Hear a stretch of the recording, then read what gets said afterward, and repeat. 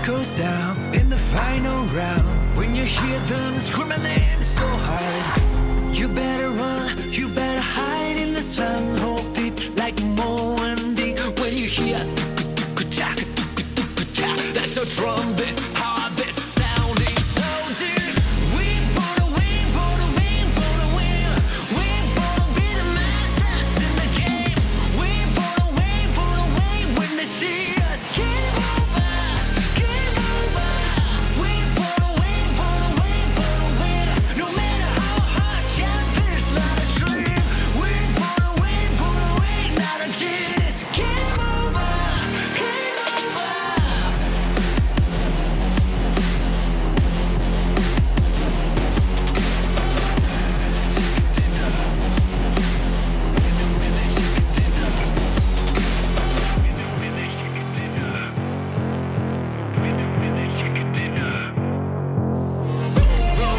Waiting for ya in the right zone. Come and snap a rifle. Don't get alone. When the circle's down in the final round, when you hear them screaming so hard, you better run, you better hide in the sun, hold it like Moandi. When you hear that's a trumpet, heartbeat sounding so deep. We wanna win, wanna win, wanna win.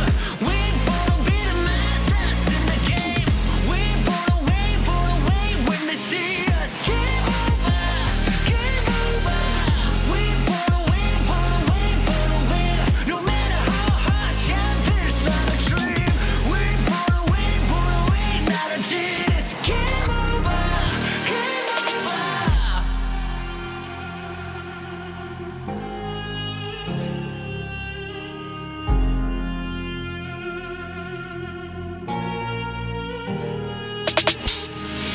All the circles from the rumble to the desert, hearts in the middle. Now when you hear that's a trumpet, heartbeat sounding so deep. We wanna win, wanna win. We wanna be the masters in the game. We wanna win when they see us. Game over, game over. We wanna win. No matter how hard, champions not a dream. We wanna win, not a chance. Game over, game over.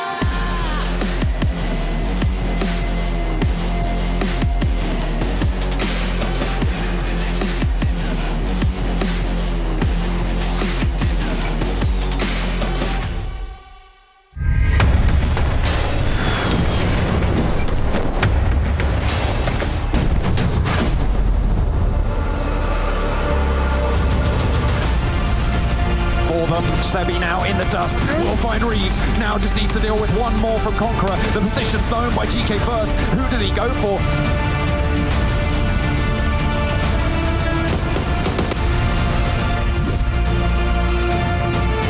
Next is Gaming.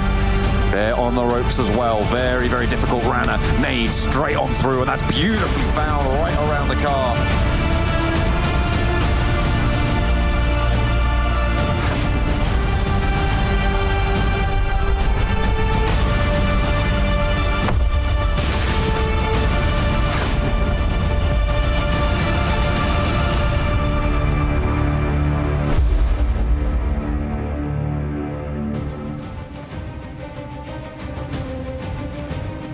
I know you guys missed us, but we're back, luckily for you and luckily for us as well, as we have some more exciting games to get underway today in our PUBG Mobile, not even Pro League anymore. It is the European Championship. We've moved on, we're past that, and we're into one of the best tournaments of the year, with also one of the best hosts of the year, myself, Jason Kaplan. But I can't do this alone. I gotta bring in the best experts to help break all this down. That's why we got Maxman and we got Blank coming in today to sub in for Span Cargo, as she has some other prior commitments. But gentlemen, we've had a first day of action, and Navi just give me vibes of Shadows of the Colossus, just being one of the giant colossus trying to be taken down by any team that can come at them, looking unstoppable so far. Yeah, I mean, nothing to be said about Navi just dominating. We had Alpha 7 dominate in NA, now we have our own Alpha 7, I guess, over here. Not 4 chicken dinners, but still getting more points despite only having 2 chicken dinners. Only, I even say that, man. But there's only one word for the yesterday, and it's Navi, and now we have to wait and see if they can keep dominating in today. Well, I do have to say, Max, we don't have an Alpha 7 here at EU. They have a Na'Vi over in NA, okay? That works too. Go ahead, Blake. Yeah, I mean, to be honest with you, like Na'Vi just blowing through the roof at the moment in time. It is kind of crazy, the numbers they're putting up at the moment. Jason, I just want to say that I'm kind of cosplaying your outfit combo today with the white and black. So at the moment, I am just t-shirt Jason and jacket Jason. But we have our overall rankings right on the screen here, and you can see just how well they've done. 123 points, a whole 53 points above Unicorns of Love at the moment, which is absolutely crazy to say the least. Yeah, honestly, it really is. If we think about it, considering the domination they had, I mean, what, 60 kills? Max, that's damn ridiculous. They have almost more points in kills than Futbolist has total. Hey, when you have twice as many kills as Futbolist, almost, it just shows how dominant of a game Na'Vi are. And we were talking about this earlier, Blank. I have the impression you can compare Na'Vi to Indiana Jones right now, where they just put their head to the wall and are looking for the hollow entry point, and they find it every time with pinpoint accuracy, get in a strong position, and get the frags off the back of that. Na'Vi play a similar playstyle to, for example, we could say Unicorns of Love, even potentially S2G Esports, but they play it to perfection. They get into the circle every time, they get into the best position and play around that so well. There's nothing that Na'Vi done yesterday where I'm like, that was bad. It was played so well. I mean, in my head, right, I've just got the envisioning of a bit of a meme coming on from Na'Vi, as opposed to the Indiana joke, right? You know, that they're having a case of knocking through the walls, just going, oh yeah, because they're in that circle no matter what in these situations. And yes, they are finding those hollow points, but when they can't find the hollow points and there is just a brick wall in front of them, they are prepared to pull out the sledgehammer. And I think that is like the key difference between them and a few other teams in this lobby that we'll be discussing a little bit later, that gives them that prowess, that ability to just crash into those circles towards the end game, because nothing will get in the way of them and a particular compound towards that zone 5, zone 6. And looking down the list here, guys, I think one thing that stands out to me is just the origins from the teams, I guess we should say. We got number 1, CIS, number 2, Western Europe, then we got Turkey, CIS, Turkey. Like, we're starting to see these two regions just be so dominant when it comes to at least this part of the world. But when it goes into PMGC, you still have the likes of Indonesia, you have China as well, who are the big standout region from last time. We're starting to see some really good teams, but unfortunately, we're not really seeing too many Western European teams here. I'm not going to lie, Jason, and for you too, Black, I think that we're not going to lie. I think we all agreed that we did expect to have a big domination of CIS and Turkish teams, which is coming to fruition now. But having Unicorns of Love so high up in second place right now with 70 points, I think that comes as a big surprise, and a happy surprise to be sure. Yeah, I think me and you kind of having this monkey moment of after casting Western Europe being like, where are you? And it's just so sad because they're not here at the moment. But I think that, you know, we can factor some of that into the case that right now the leaderboard is very volatile. I'm sure you guys know at home, if you're avid PUBG Mobile fans, that 123 points after the first day is very unlikely. And we'll go into a little bit more of just how ridiculous these points are, how skewed they are. But at the moment, there is a lot of shifting that can happen on day 2 if Na'Vi continue to have this standout performance. And if they don't, even more so, there's more points for these teams below them to grab. Yep, so just to give you guys an idea, again, it is top 7 teams going to PMGC. However, if Na'Vi or Unicorns of Love are in that top 7, then it expands to 8 or 9, depending on how many of those two teams get through into this. They're already qualifying to PMGC through PMGC points that you accumulate throughout the year. But 42 right now is our 8th place. Let's take a look at what 9th place would be, which would be the cutoff at the moment if we were to end things off right as we speak. I think it's around 39 points if I'm not mistaken. Yeah, 38 points. So all you need at the moment is just top 9, 38 points or higher. But look at, again, like there's really not that much of a difference between 9th and 16th. It's a 19-point difference, which is just one game alone. I think that for this particular leaderboard, Jason, it's almost weird in a way because if you are one of these EU teams, you're almost rooting for Na'Vi as well as Unicorns of Love to keep doing this well. Because if they stay at the top, there's more chance that you go to PMGC. If anything, they're almost doing a favor to the rest of Europe and the rest of the teams within the European Championship, because, like, you know, there's more chances for them and it's easier to get in, especially down towards that 8th, 9th place. With the cutoff being about 38, 39 points at the moment, like, you're looking at a pretty easy sailing coming into that final day. Yeah, and as you said also, right, it's very volatile. So until we get to the very end, hitting that 9th place, even if you're in last place, as the French team, they're not going to say their name until the end of the broadcast, they still have a big chance of making it up there. So it's a very short-term tournament. Even if you have just one bad day, it's not the end of the world. You can still make it back in there. And indeed, as you said, Na'Vi and Unicorns of Love are helping those teams potentially find a qualifying spot into the PMGC. So, I mean, yeah, yesterday was great, Jason, but if we can see teams such as Unicorns of Love, Futbolist, and Na'Vi remain on top, then the sponge is going to start to be very present, and that disparity in the middle is going to be even more important for these teams. I mean, we did have the question for Na'Vi yesterday. Are they playing like this because they have nothing to lose, or are they just trying to make a statement?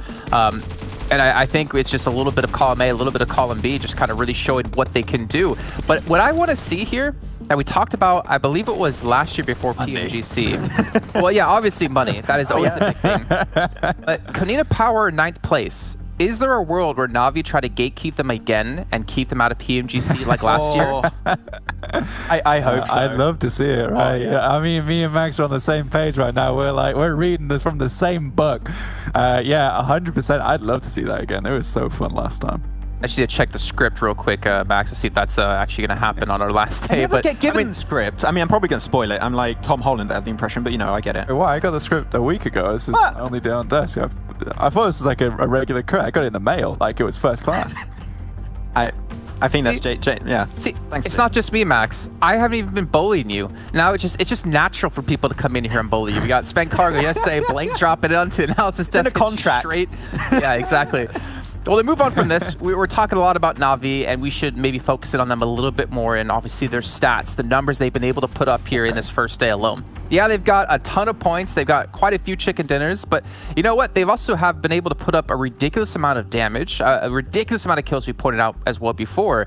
This team is looking like that Avenger level threat. I'll even use it here, Max, because that's what we're seeing out of them and how good they are. Yeah, it's fine. Every time you use it, I get paid, so you can keep using as much as you want. Like, we were looking about this before, right, Blank? And you were checking the stats, and we were like, wait, it's so weird. Like, average kills, 10. It's 10. It's just end of story. Yeah, that's just a 10 straight there.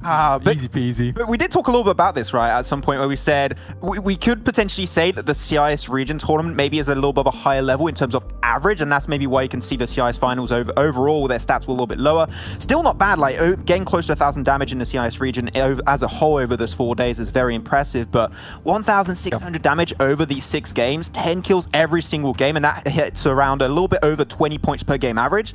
I have never seen these type of numbers in a singular day, this much of a lead being created by a singular entity in 1 day alone. If they can hold on to these numbers, even just slightly, they're just going to be doing even better things in the PMGC. I can't wait to see what they can do there.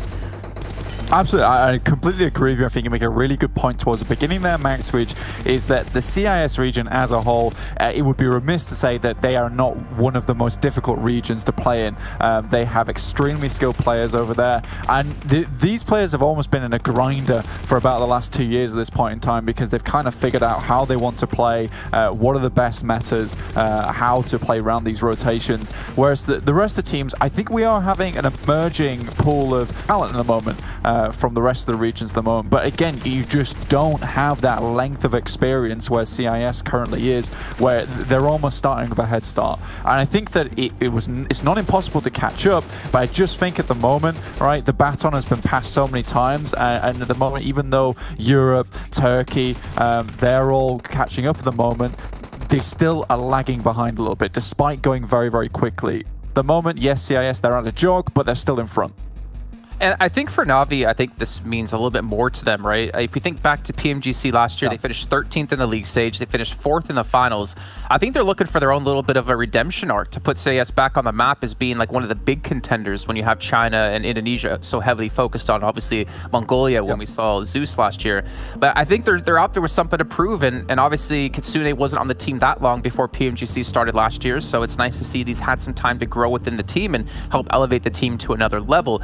But if we talk about, you know, CIS being strong, Western Europe kind of being, I guess, maybe the weaker of the 3 regions, we still at least do have one standout team. So we'll take a look at Na'Vi up against Unicorns of Love, because this team has been able to show us what they can do. In Season 1, when they're known as Panda, they dominated Western Europe, and then they went into the EMEA Regional Championship where they had a bit of a blunder, but they have their own redemption arc back here, right? They're in 2nd place. They're looking to prove that they've learned from last time, and they've been only getting better. Yeah, I've talked about this a little bit yesterday. I'm going to be bringing that point up once again. I do think that having Rolkis part of the team and having that PMGC experience he had from the Season 0 edition of PMGC is so valuable in this type of environment. You're going up against teams that are some of the best teams in the world, hands down, and having him be able to keep the team down a little bit, keep them calm, especially being in the IGL role, in my eyes, is very important. But Unicorns of Love have a very, you know, out of the ordinary playstyle because they are always rotating late. And Na'Vi too, but Na'Vi are always able to find those entry points a little bit better. Unicorns of Love, in my opinion, Blank, if they can just try and get a little bit faster into the circle later on in the game, I think they would get stronger positions a lot faster and will have a better potential to close off games. If they can do that, I think Unicorns of Love could be even out of top 2 and just be first place above Na'Vi. Yeah, for sure. It's still a difficult run ahead of them. I put out a pretty funny meme over on Instagram this morning where it was just them trying to race as fast as possible to Na'Vi, but Na'Vi, their logo is over the face of Usain Bolt. So, you know, there's respect there from this team. You like to see it. But yeah, I do think this is a very, very good team. And again, Rolkis being the IGL, like you said, has that PMGC experience playing against the separate teams from different regions. And that is really important, in fact, because you need to have a game plan coming to those situations.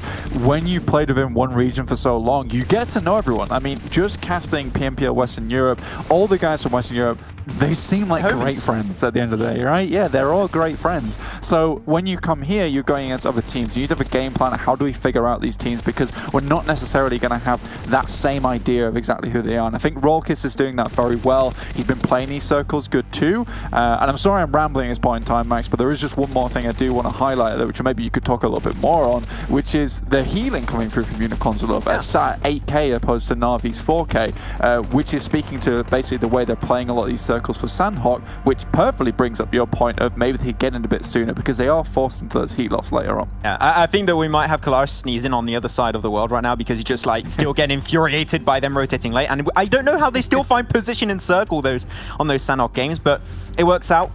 Today we only have one Sandhawk game, so we wouldn't have to look at that too much. There's going to be 2 Miramars. But at the end, I mean, it worked out. I can't really argue with it too much. But if they are, once again, a little bit faster, especially on those Sandhawk games to get into circle towards the late game, I think they can close off the games a little bit more. And if they can do so, first place could be a possibility if Na'Vi does fall off a little bit. Yeah, and again, like $40,000 for first place is pretty massive.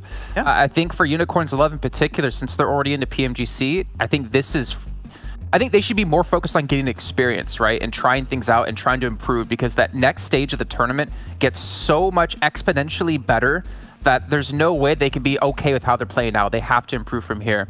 But we've been talking a lot about Western Europe. We talked a lot about CIS, but we got to give some love to Turkey as a region, and one team in particular, the best performing team so far.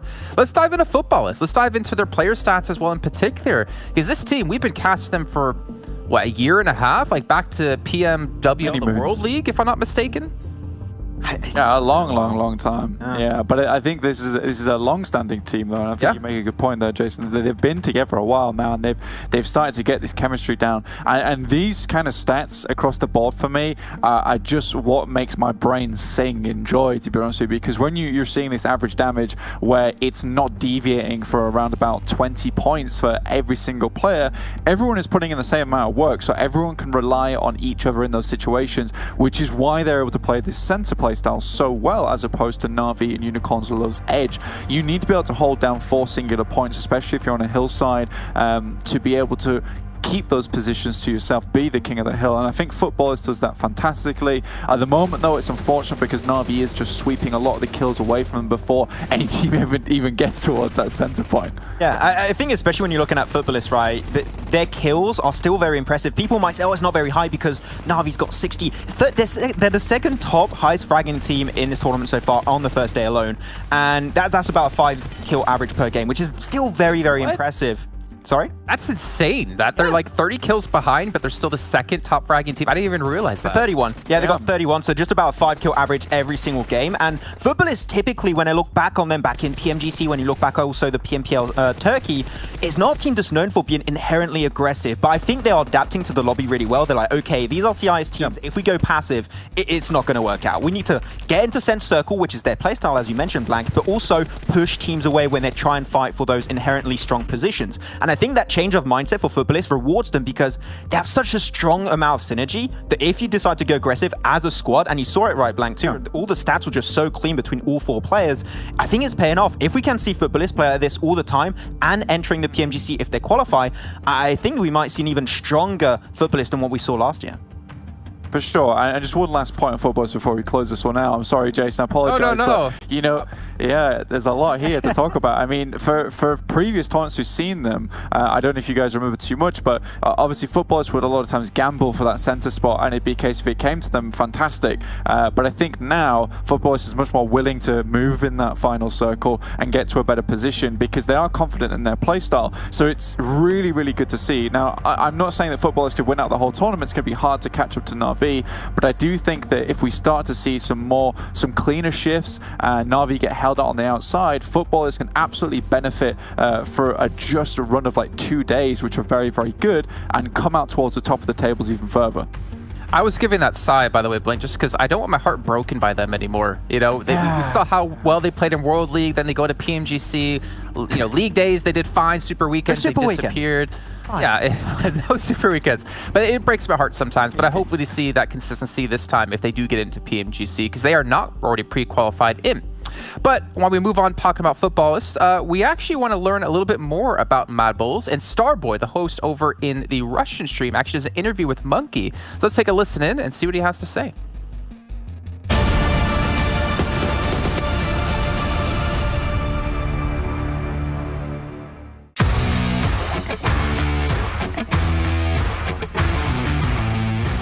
Здравствуйте, дорогие друзья! Рядом со мной находится Монки, представитель команды Mad Bulls.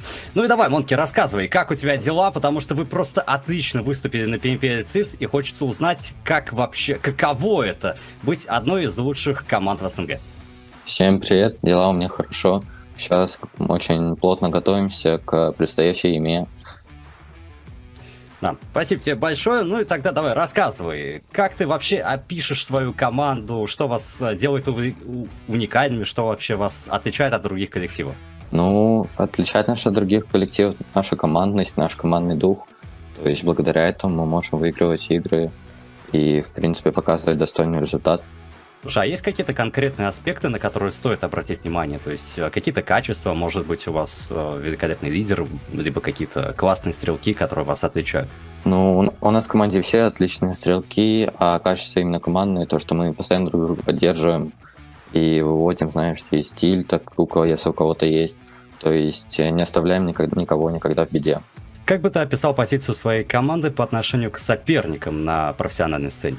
Нет, ничего необычного в нашем плейстайле, то есть делаем все, как и все команды, получается вот так играть. А как вы относитесь к своим конкурентам? Вот в игровом лобби и, соответственно, вне его, есть ли какие-то отличия? Ну, отличий нет, всегда настроены серьезно против всех наших конкурентов, то есть всегда готовы побеждать. А есть ли какая-то команда, которая по плейстайлу похожа на вашу? Может быть, вы разбирали и заметили что-то такое? Ну, по нашему геймстайлу очень похожие команды из Турции, Бешикташ, но вот они не прошли. И, то есть нам будет полегче играть, так как у нас очень на всех картах одинаковые споты.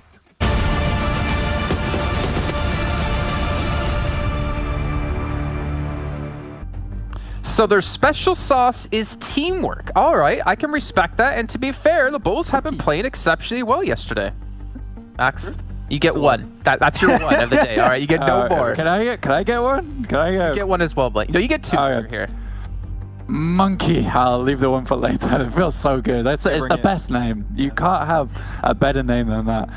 Yeah, I think my Bulls have been doing fairly well. I do think they're getting themselves into a bit of an awkward scenario at times though, Jason. I don't know if you'd agree with me for that sense, because there's a few times where I've seen them around the map where they get quite far and then you see them just out in the middle of a field behind a car like, not sure where to go now. Yeah, it's an interesting one for Mad Bulls. I'm thinking back especially at the Sanhok game where you had Futbolist on the Eastern compound and Mad Bulls were actually normally going to get gate kept, and they understood we're in a very bad spot. We have to make a hard decision making right now if we want to try and get out of that precarious situation, and they just full send it. I think Mad Bulls is a team that understands really well their situation a lot of the time and they play accordingly to try and actually get towards the late game. So yeah, I think Mad Bulls can very clearly be one of the top performing CIS teams. I mean, they already are, but we'll see if they can remain on top now.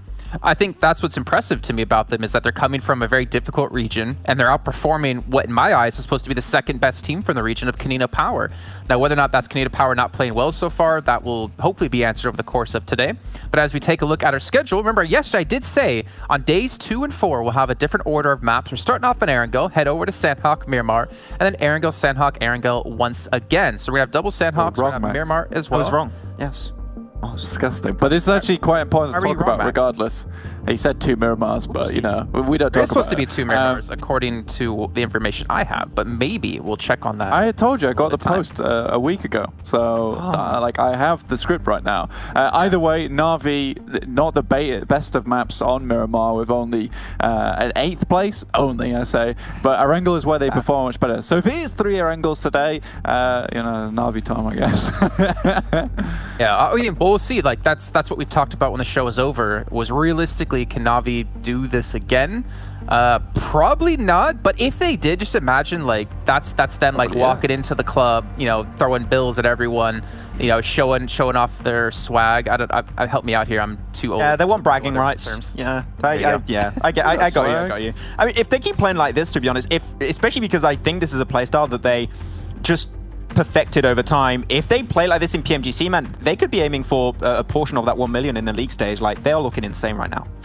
They are looking insane. You two are looking insane as well, but unfortunately, I have to get rid of you for now because it's almost time to kick off our first round of the day. So Blank and Max, thank you very much. I'll check in with you guys in just a little bit of time. We've got to remind you all at home about Xiaomi, our sponsor here, who supports your creative expression without limits. The Xiaomi 11T's Cinemagic Power. Not to mention the 120 hertz adaptive sync AMOLED LED. You can get the tracking onto players, which honestly I could desperately use because I suck really bad. But 2 people who don't suck, it's going to be Compton and Pyram, are going to be joining me now in this virtual world into this studio to help cover this first round of the day. Gentlemen, Na'Vi have been on a tear. Can they continue it today? That's up to you to answer. It's a damn good question, Jason. We are into round 1 of day number 2 of the European Championships. Indeed, Na'Vi have been on a tear. I think if any team can keep it up, it is Na'Vi. But let's be honest, right? We looked at yesterday's games. We kind of pointed out they were given far too much room to breathe, Copter. So in my eyes, if they're shut down, it'll be harder. But if they're not shut down, it's going to continue to be easy for them. Yeah, I mean, Na'Vi, they had a lot of space yesterday, so it's all about how much space they will have today. And also, I think Unicorns of Flop, they definitely have a chance to, like, catch them up. But it's all about the late game, phase 5, phase 4. What will they do? Will they stay on the edge? Exactly. Or will they just, you know, separate a little bit away from the edge, make sure that there's nobody behind, and start hunting for the points more eagerly on the middle point of the game? Playing path a little bit on the western side, but it's not too bad diagonally going down from just above Primorsk to Severny. Great for 12-18. Eastern Stars are going to go to their secondary drop spot on towards that stall bar area. And I love the fact that there's this unwritten joy between Eastern Stars and Futbolist where if one person goes to their normal drop spot, the other team goes to their secondary drop spot, and they have yet to clash around that Stalbar Kameshki area. It's kind of a joy to see. Yeah, I think the teams they don't want to be involved in the early engagements, to be honest. I mean, No. they have to be, of course, getting on the later phases, and we have seen sometimes when teams lose 2-3 guys at the start, it's very hard to collect any points from that game, and especially when you have Na'Vi leading with such a big gap. I mean, none of the teams they can afford like to lose any players at the start. So I think they want to be careful with it, unless they, of course, feel like very confident about going for the kills and trying to get those points, which they miss. But there's always a risk involved because at the start game, when you land, okay, you might see that they are there. You don't know what they have looted. You don't know how they maybe have split it because they might be quite scattered. Somebody might be coming from an unexpected angle and just surprise the guys completely.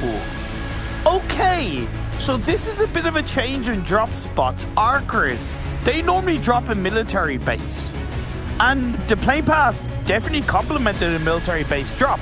But maybe they looked back on yesterday's games, Copter, and saw that nobody had really occupied Rozhok, so they'd gone there. However, a couple of teams have obviously dropped a little bit around them. Supermassive Blaze, Kanina Power, although Kanina Power will probably then rotate to Muerte. But it's definitely interesting to see a different drop spot coming out from ARCRED. I would be surprised if the teams wouldn't have been looking at the VODs from yesterday, because there were so many things that teams can, do better, learn from it, see how the lobby actually looks on the map. Of course, they probably have somebody watching it, during the games as well, like how does it look, making notes and stuff like that. But still, you can always learn a lot of things from the VODs, and I really love the dynamics of the game, that you can actually, when it's a multi-day tournament, just like we have spoken on the past, that you can improve like between the days. You check the wards, you make your plan, you change something, not too much, slightly, and then you can surprise the guys in the first game of the next day, which is exactly this match. And that's why I really believe and I hope it's going to be a little bit harder for Navi today. Because if the teams have done that element of VOD review, they have looked back in the games and gone, wait, Navi were given so much space here in every single game, time and time again. The only game they were really given little space was the one Sanhok game that they had to heal strat, and then the Miramar game where they did end up going out somewhat earlier. Every other game they were given so much room. So if the teams have looked back, they'll be able to evolve their strategies, find a bit more confidence, and it's going to be tougher for not only Navi, of course, but every other team. Yeah, I mean, well, yes, teams definitely saw how their Navi played yesterday. So it's all about, like, when will they identify Navi before they will get those kills and the knocks? Will they know that that's Navi? Now we know how they play, and this is how we need to, like, counterfeit the whole situation towards them, that they cannot keep getting those points away from us. So it's definitely teams they need to learn. But I mean, the Navi gameplay which they had yesterday, there wasn't any, like, weak spots, to be honest. So it's very hard to actually play against that game style. If they just keep clearing out the backside, nobody will be surprising them. It's a very difficult to actually, take them down from the distance where they like to play. I have to say, Copter, you're looking very dapper today. You brought out the bow tie and the shirt in the pre-show, and I felt a little bit of pressure to match up to your stylings. I hope I did that with my orange tie, but you're looking very nice today. It was very nice. I was just watching you. That's one very damn handsome guy with me on the studio. Thank you. Oh, what can I say? We don't screw up too badly for two old guys, indeed. But the phase on circle, Copter, we haven't really talked about it too much. Absolutely spot on for all these teams, right? It's very central. It incorporates a tiny bit of the island, a tiny bit of north of the river. But there's so many locations that these teams can rotate to and start to control. Yeah, true. I mean, Navi, of course, they're coming from the northern George Bowl, as we can see that they're still loading it. But yesterday, when they approached the circle from here, they went somewhere on the northern side of Roshok, when the circle actually was a little bit more towards the eastern side. So we'll see if they want to decide to cross the river immediately. Kind of like would make sense. But if they want to do the phase 2, phase 3, like play from the edge, they just might chill on the northern side. And 12-18, which landed on Severny just like yesterday, they actually came on the northern side of Navi, but they just made sure that they will not come there. So, I mean, if Navi's going to play that northern side, then the interesting thing is how they will play with the 12-18, because they might just stay on the northern side as well. But that's something that we just have to wait and see. We cannot know it, at least not for now. There are some similarities in the positioning compared to a couple of the Erangel games today in the Pachinki area, at least. Vodafone Giants going to church, S2G going to the compound, to the outside of Pachinki area across from the fields. You have Muerte going for a deep rotation near just underneath the South Pachinki Hill. The one team that's definitely out of place naturally because they dropped the military bases, ARCRED. They have a 2-2 split in the compounds outside the school, and Fenerbahçe, they're in Potato Hill. Yeah, teams are taking very carefully. I mean, we haven't seen any engagement, nothing happening for now, and we are 7.5 minutes on the clock. So that is, I think it's a pretty long time, to be honest. Usually we see something happening on the first minutes, something minor, finding one player here, finding a second one there, but now there's nothing happening, basically. So I would say that definitely people, they understand that the gap is big towards Navi, and they cannot mess around at all. So they have to make sure that they will get very safe start of the game. I'm really looking out to see what the Western Europe teams can do, Copter, right? Eastern Stars, Exquisite Décode, Game Lord. They're all down in 14th, 15th, and 16th. On paper, that looks bad. It sounds bad. However, Exquisite Décode and Game Lord, both at 19 points, are only 19 points away from the current last PMGC spot holder, which is Kanina Power in 9th. So by no means is it out of the woods for all three of those teams in capturing that golden PMGC spot. That's the first damage, by the way, coming to S2G. They will find the Muerte Unicorn hiding behind that rock, healing there. We can see ANONIM just right next to him. They should be able to get away from that situation, but that's the first damage finally coming as the teams will find themselves pretty much on the middle of the map as well. So they're just, exchanging a couple of the shots, nothing that dangerous, but still, it's the first engagement, and that is, what is it, like 8.5, 9 minutes on the clock already? So that's a lot of time. It is. We're getting to the very tail end of this phase 1. Copter, you can see Futbolist have 3 players pushing into the west of Pachinki area, with Solkay still holding on to the Everest terrain. It's a shift down to southwest. It's putting a lot more pressure on the likes of World of Wonder, Game Lord, and the edge of the circle, while it does open that space by the Ferry Pier area for the likes of Unicorns of Love. Yeah, talking about Unicorns of Love, I really want to see how they are playing today, because yesterday we kind of like analyzed the games a little bit. Then the guys talking on the studio that Unicorns of Love and Navi, they kind of like have a similar kind of playing style. And now when Mad Bulls are actually maybe moving away from that side, they might just have the complete southwest side for themselves and they can do the edge play. But then how fast that they will get away from that position, I think that's the question. But meanwhile, they're Muerte. We have some flipping buggies, and it's going to be INGUSH who's going to spot down the players. It's going to be almost not happening. It's going to be happening the other way around though, and Celsi is going to fall down. Meanwhile, also going to be finding INGUSH as well, and Rome will get RIP 7. Yeah, and I kind of get it when you're English and you're thinking, oh, whoa, that's a free knock. But you're extremely out in the open, right? Don't get tunnel visioned like that. A counter knock comes out. Futbolist with a cheeky third party. By the way, now they're going to push onto Timber of S2G. This is the beautiful building that we saw multiple fights happen in one of the games yesterday. Timber gets a knock into Solkay, and Ney goes upstairs, and that's going to connect onto Timber from behind the hands of Lavaz. Yeah, definitely in trouble as we can see. They will just clear out the building and we'll go on the second floor. And S2G, they have lost 3 members, so they only have 1 player that's going to be hiding on the southern side. But now Futbolist is going to be challenging the Muerte or the other way around, as these teams they had the S2G between them, so they took the most of the damage. But now when the players are out of the way, they can actually start battling with each others. And that's an interesting one. Futbolist, they're trying to leave from the sea. We can see DREY trying to find that spray from the longer distance, but the guys will get, onto the buildings and we'll get some hard cover, so they can just chill there. But maybe if they're going to peek from that window, I mean, we have seen crazier things to happen as well.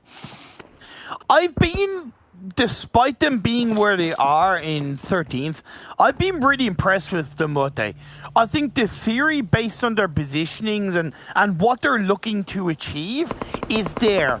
Just sometimes the execution is missed right on how they really play out the kind of later phases of a game.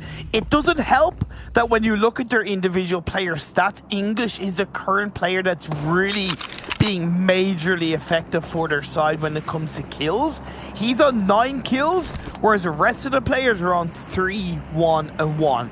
So maybe as a team, they could look to improve a level of team-wide aggression, but I do appreciate the theory they're trying to pull out when it comes to positionings of these games. Meanwhile, Conan Apollo is going to be crashing on Blaze, and here they will understand that maybe the combo's going to be busy. He's going to be trying to hunt that kill so heavily, going to be jumping down from that rooftop with the SMG blazing. But yeah, let's see, Conan Power, they might be just able to get away. No, there's going to be a knock happening. Meanwhile, there's going to be a nade coming from Round towards Timber at the same time. We can see Gonzo be knocked down, and that flush will happen also from Xavian. So at least 1 player will fall down. Xavian tries to connect on the second one, but he will be getting away with that buggy. But maybe the late spray from behind are going to be connecting at least a little bit, but doesn't fall down. Like, I kind of don't,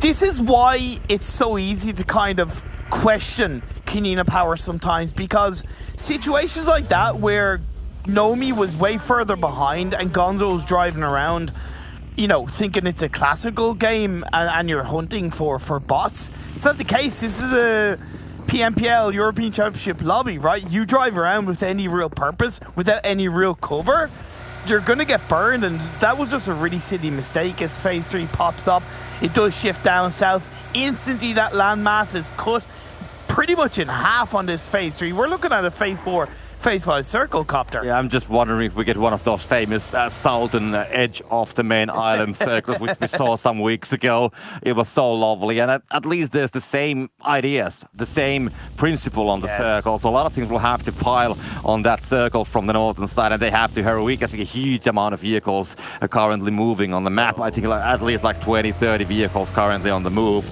and everybody's going to be trying to find that place. Copter, do you notice Canada Power? They're actually going into the island. They've gone across the eastern bridge into blue onto the island. That could be a big brain play. I mean, definitely it can be. I mean, there's a very slight chances that the circle will shift there. But if it's going to be, I mean, at least they will get some placements, because there's going to be, I think there's going to be some teams falling down on these movements. So at least they're getting some placements, and maybe they can be swimming there. We can see at the same time Spice is kind of falling down. So Game Lord, they will get some casualties. Fenerbahçe is going to be getting casualties as well. So they will get at least one player falling down. So a lot of things are happening at the same time here on the eastern side. It's kind of like a north and eastern side, but it's actually the south side of the island. This is a beautiful compound that I personally saw a hell of a lot of action when I was casting an event last week, and it's a haven for damage and bullets and sprays when it's this kind of circle. The vehicles are flying high across the nades as World of Wonder is trying to deal with the onslaught of super massive Blaze, a team that looked pretty impressive, grabbed a chicken dinner for themselves in one of the yesterday Miramar game, should I say. So the confidence is definitely there for the side of super massive Blaze as they look for the execution onto their Turkish brethren. Yeah, World of Wonders. Well, they will, of course, Blaze is going to be trying to connect everything they have towards them. Every time when you are building something around the shack, that's a good place to put some nades, and they were in a perfect position to put those nades as well. There was a one knock happening, but no flushes, at least not for now. Meanwhile, from the Vodafone Giants, because he Nano falling down, because he Blaze trying to find a better place. World of Wonders, they're still holding the same place, so they're not really withdrawing from there and kind of trying to hold down place. But meanwhile, Navi, they're going to be losing some members. Hold down. It's going to be lots for Futbolist who's going to get that flush, and they only have one player standing currently. But he's going to go for it. No, Kitsune, he's going to be flushed down, and Ulysse is going to be taken down by BAZZI at the same time. But let's see how Navi is going to be getting away. Meku, the last player, Futbolist is going to be trying to hunt him down, and can they find him as well? Yes, they can. This is what I was talking about, right? You close Navi down early on, you don't give them space to enter the circle, and they will get put under pressure. No better team to put them under pressure than the might of Turkey. Futbolist, they get taken down. The phase 4 shifts over to the east. We're not looking at a military island finish, Copter, but once again, we've got 20-30% of water in play as Eastern Stars right in. 12-18 are going to be their next challenge. Also, I mean, Fenerbahçe, they have a nice place, very much on the southern tip of the place, and that might be one of those like top 5 places currently. You can get a very good result if the circle is going to be shifting towards the southern side. Meanwhile, Eastern Stars, they're going to be challenging 12-8. Beautiful! 8 nades coming from them. ATHIS, can he get the second nade to flush down the knock, or maybe to even get the knock towards the guy who's going to be doing the revival? The nade is going to go there, does the damage. There you doesn't go. get the knock, but it's going to be dealing a lot of damage to Lika playing from the backside, and ATHIS, a second nade is going to be sent. It just might be a little bit more on the side, but the guy's going to be so straight close. moving towards him. This is the Eastern Stars that we did not see yesterday. The aggressively natured Eastern Stars. The one that's ready for a fight. And it seems like they looked back yesterday and went, oh wait, we need to step up. We need to step out. We need to take the fight to these teams. And it seems like 12-18 has only Tilika left standing. ATHIS sprays on up. He's going to be connected. Eastern Stars pick up their 5th kill. Benny Ba, day 2 is theirs to kick off. Yeah, 12-18, they will fall down. A lot of teams are partying up here on the Ukrainian blue buildings as well, but they will have to move a little bit at some point because that's the the western edge of the circle, so they are, playing very much on the edges currently, but that's going to provide some cover. But that, we have multiple teams. We have Mad Bulls, we have, of course, Unicorns of Love, and I think it's now when we are pretty much on that point when Unicorns of Love, it's the hammer time for them. Now it's time to do something about it, and Futbolist, they are coming on the backside, so this might be bad for them because then they have teams on the both sides. Exactly, maybe they just took a little bit too long to engage onto Mad Bulls, and indeed there's that backstab from Futbolist. Futbolist are in a position where they can kind of get third, fourth party themselves. You can see Silas taking a couple of pop information with that scope, but he's on his own as the last player of S2G, so I can't imagine him engaging unless the opportunity is there to maybe steal a kill at the hands of Unicorns of Law. But that's a lovely nade by Fresh. Excellent. Absolutely fantastic. Excellent. And second nade is going to come. Might get a flush with that one already. No, it's not going to deal any of the damage. So more nades are going to be sent. So Futbolist are wondering, can they do something about it? But as long as they have nades, nobody can go for the revival. They're going to be so scared about the damage. And both teams, by the way, they're outside of the zone. And then when they're going to finish this fight, they have to face Mad Bulls, who are controlling the next group of the buildings. And meanwhile, Silas is waiting for the opportunity to actually get that kill. Solkay is going to be, by the way, moving towards his direction, but he's not going to be opening fire for now. Wants to stay hidden. And let's see, Mad Bulls now, they will jump on Unicorns of Love. Yeah, and this is where Unicorns of Love should have... I understand what they're trying to do, but you know that Mad Bulls are there.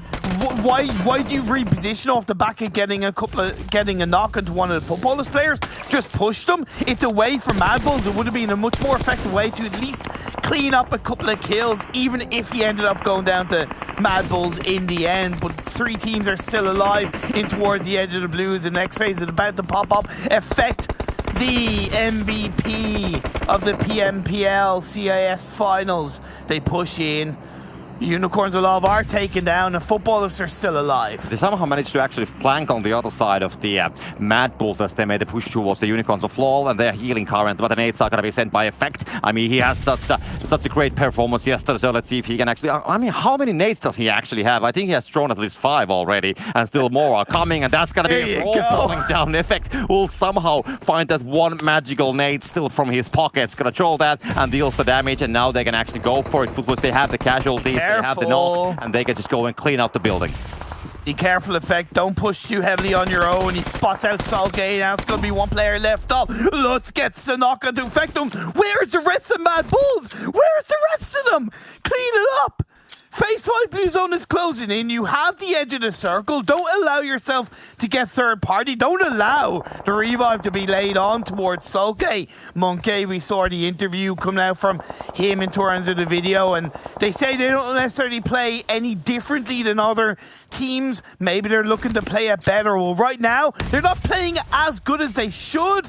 And Solkay is still alive, trying to heal up and towards a smoke as the revive is being laid out onto Effect. This is just taking too long for Mad Bulls. Yeah, I'm just wondering, like, when Effect actually went there, the other guys, they were probably looting or something like that. But there we go fighting. Solkay's going to be getting one at least. So Solkay finds Yin Yang, and now the nade's going to be thrown by Monkey, and that's going to go straight towards the players on the side. We're going to be changing the picture, so we have World of Wonders and Game Lord and all the teams on the eastern side. So there's a huge pack actually happening here as well. Yeah, Game Lord doing a good job of playing in the edge of this circle. We have to say that there's still being water encapsulated up until this phase 5, so the landmass available is extremely low as Will from Exquisite Décode gets put down to his knees, and Reznov is the last player standing. World of Wonders, the team that drops in Yasnaya, holding on to the coastal line in towards this mainland. They have a full squad up, the vehicle is smoking up, but they find a bit of cover. I mean, the split is interesting. They have 2 guys inside, so if they can actually keep that place, Recent and Son of HP, they just need to get inside, but HP is already crawling, so we'll see how that's going to play down. Meanwhile, Game Lord, they're going to be trying to, of course, finish up the job, get those kills home. They need the points. We saw what happened yesterday. We're not going to be talking about that anymore, by the way. Today, that's yesterday, and today is today, exactly. But they will definitely start from the clean slate. And I mean, they have done so well. I mean, they are here. Do they have the full stack as well? I think they do. Yeah, they have the form and stack, so Game Lord definitely. I mean, they have been surviving. They have been getting some kills as well, so they have a very good chance to actually get another great game after the last one yesterday.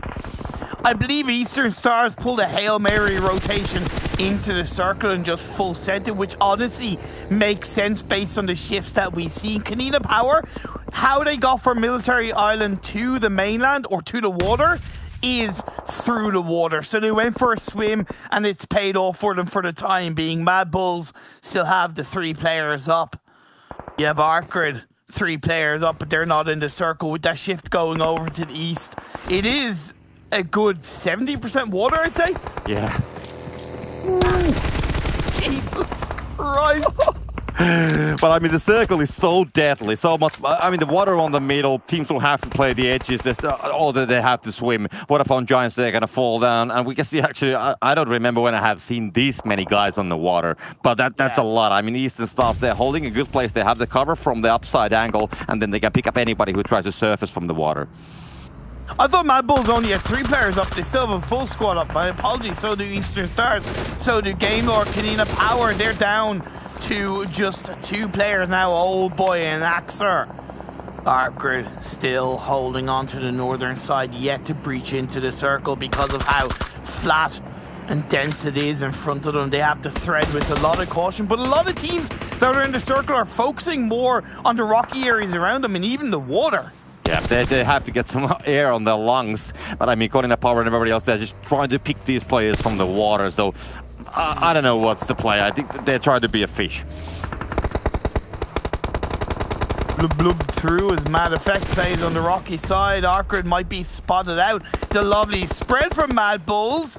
They're looking good so far. Being very impressed. They were formerly known as Triple V Cash in the PMPL CIS Season 2. They got picked up by the side of Mad Bulls coming into this European Championships, and they're looking to be like Raging Bulls in this game 1 of the lobby, playing on the western edge. ARCRED have another player knocked down. Yeah, Mad Bulls, they're looking very good, like you said. I mean, they have a great angle. They have the higher ground also from top of that rock. Then it's going to be sent towards ARCRED, but they're going to be too short, unfortunately, and will not deal the damage, at least not for now. They'll have to worry about the Muerte, and Muerte actually has a better spraying angle towards ARCRED, so ARCRED, they're definitely struggling to get away from that location. Now there's going to be a connecting shot coming as well. We can see the nades coming from Game Lord. We can see Korka be flushed down as well, so they will just take damage from all the different teams, and they will be flushed down completely. They had 2 options. They could either full send or they could try to play on the edge with the vehicles. They tried to play on the edge with the vehicles and end up going against them because you had not only Mad Bulls but Game Lord looking in their direction. The next shift goes down south into the water. This is absolutely crazy. Is there actually any land available inside this phase 7? I don't. What are we seeing? I don't know. It seems that the middle place is in the water. There might be some rock or something. Then Molly's gonna catch him. Meanwhile, Korka Power, they'll have the Azure running away. And Mad Bulls, they still have it. I mean, they're quite far away from the circle, but everybody else, they should be trying to get on the zone. If they can hold these plays, I mean, it's gonna be definitely a leap of faith from the teams who will try to get on that zone. And Eastern Stars are still in the water. It's a full squad. And the circle has gone towards it. So, hey, look, they may be running out of air. They may be running out of heals, but they're certainly not running out of players for the time being. Game Lord, the Muerte, Mad Bulls trying to play on the coastline. A bit of a backstab by Eastern Stars. They pick apart one of the Game Lord players. Yeah, Nate's going to be sent by the Muerte. They will try to find the Mad Bulls players. There's a couple of the knocks, but they can actually do the revival still, unless the Nate's going to be connected. They have the cover otherwise. But Mad Bulls, they will still have to move. They cannot stay there. They're the farthest team from the circle. So, I mean, as long as the other teams have the angles, hold them down, even if their form is strong, they should be taken down. Mad Bulls had 2 players knocked, and they've been able to get up as a full squad. Effect is pushing forward. No, get your gun out! Get your gun out! There you go! DREY gets knocked. Absolutely ballsy moves from Mad Bulls Effect. He does end up getting knocked, but the revive should be played out now. Game Lord coming in from behind. The Muerte down to just 1. ANONIM gets taken down, and the Muerte are out of here. Game Lord, they're actually getting more kills, 12 kills already. We can see that they're just getting more from the Muertes, and that's the whole team they get down. Now the Mad Bulls, they will try to connect on the Game Lord. Beautiful. Beautiful by Game Lord. Look at this. Taking it to the max. The French side had a poor start to yesterday's game. 0 points in the first 3 games, but we saw the evolution. We saw the improvement, and they ended on 13 points in the final round of yesterday's games. And coming into this one, they're currently on 9 kills with a full squad up. 4 out of the 9 teams left, 4 of the 9 players left up. It should be their chicken dinner. And the guys are just hiding on the water, and Game Lord, they will have to make the decision. Oh, wow. They will have to make the jump to the water at some point because they cannot stay. Their circle's going to be shifting more towards the eastern side. There's a drop, there's a body. We can see Mad Bulls down below. Game Lord, it's just a matter of seconds when they have to get down, and we can see Mad Bulls, they are waiting for it. Yeah, the circle shifting into the water. The tiny crevice of land or rocks that's to the edge of Eastern Stars is the only land that's in play. I don't know if it's even habitable. Mad Bulls have to move themselves, let's be fair. Gory gets knocked though as Spicy should be looking to push down. Now's your time to strike. They're the only 2 players that are really putting you under pressure. Why not take that body advantage, push down with you and Victor? But he finds a shot, and now he gets it. A second knock by Spicy. Just wondering how much he would pay from the nade. He's gonna jump down, he's gonna get the spray on the air, and he's gonna get that kill. He's gonna get both of them down. Spicy with amazing shots from the air. Yeah, absolutely spot on from Game Lord. Victor and Spicy reigning supreme. We're into our final 3 teams. Enjoy 7, a world of wonders. Just hiding behind a crate. Eastern Stars, their 2 players up are still alive. And Kapahala, the Warlord, steps apart, uses the rocky area, takes it down. Game Lord are out of here, and we're left with Eastern Stars going up against World of Wonders. They know exactly where he is. It should be a free win for Eastern Stars, baby. I think they were actually swimming together earlier. Now they will try to nade him down. The dropbox is going to be giving the cover. The nade is going to be sent, and that's going to go right next to the old location. Honestly, I said I wanted more from the Western European teams in today's games. And in this round 1 of the day, we've seen Game Lord get 21 points with, I think, 11 kills.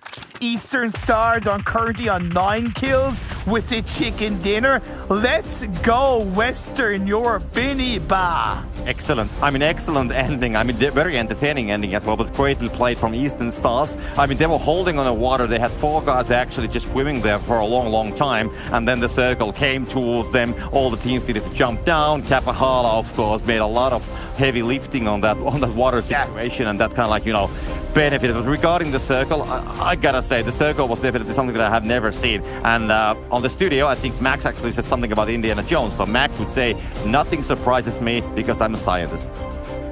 Like, I reckon, looking back, Navi will be happy that they got taken out early on, that they didn't have to deal with the madness of those circle shifts, because they were somewhat rare, right? And we saw the tease of the military island, and then it did shift up towards that mainland. But having a good, like, I don't think the circle, bar phase 1 or phase 2, had less than like 40-50% in these zones. It was, and it only increased right until the end, where you had that tiny little edge of the rock, which I wasn't sure if Kapahala was able to get onto. He was. That was the golden spot that got them the win. And regarding the circle in general, I mean, it's we saw how the game started. It was very slow. Yeah, we had nothing happening on the first 10 minutes. And then we had, of course, circle shifting on the southern side, pushing all the teams together. And then suddenly we just had 16 teams in a one pack. And that's, of course, that created all the chaos. And that's how, of course, Navi dropped down. Unicorns of Love, they didn't get like a huge amount of points, so they didn't like close the gap that much. So Navi didn't lose that much. But I think Mad Bulls, they were actually not that far away on the scoreboard from the second place. So I think they got to be catching the gap towards Unicorns of Love, if something else.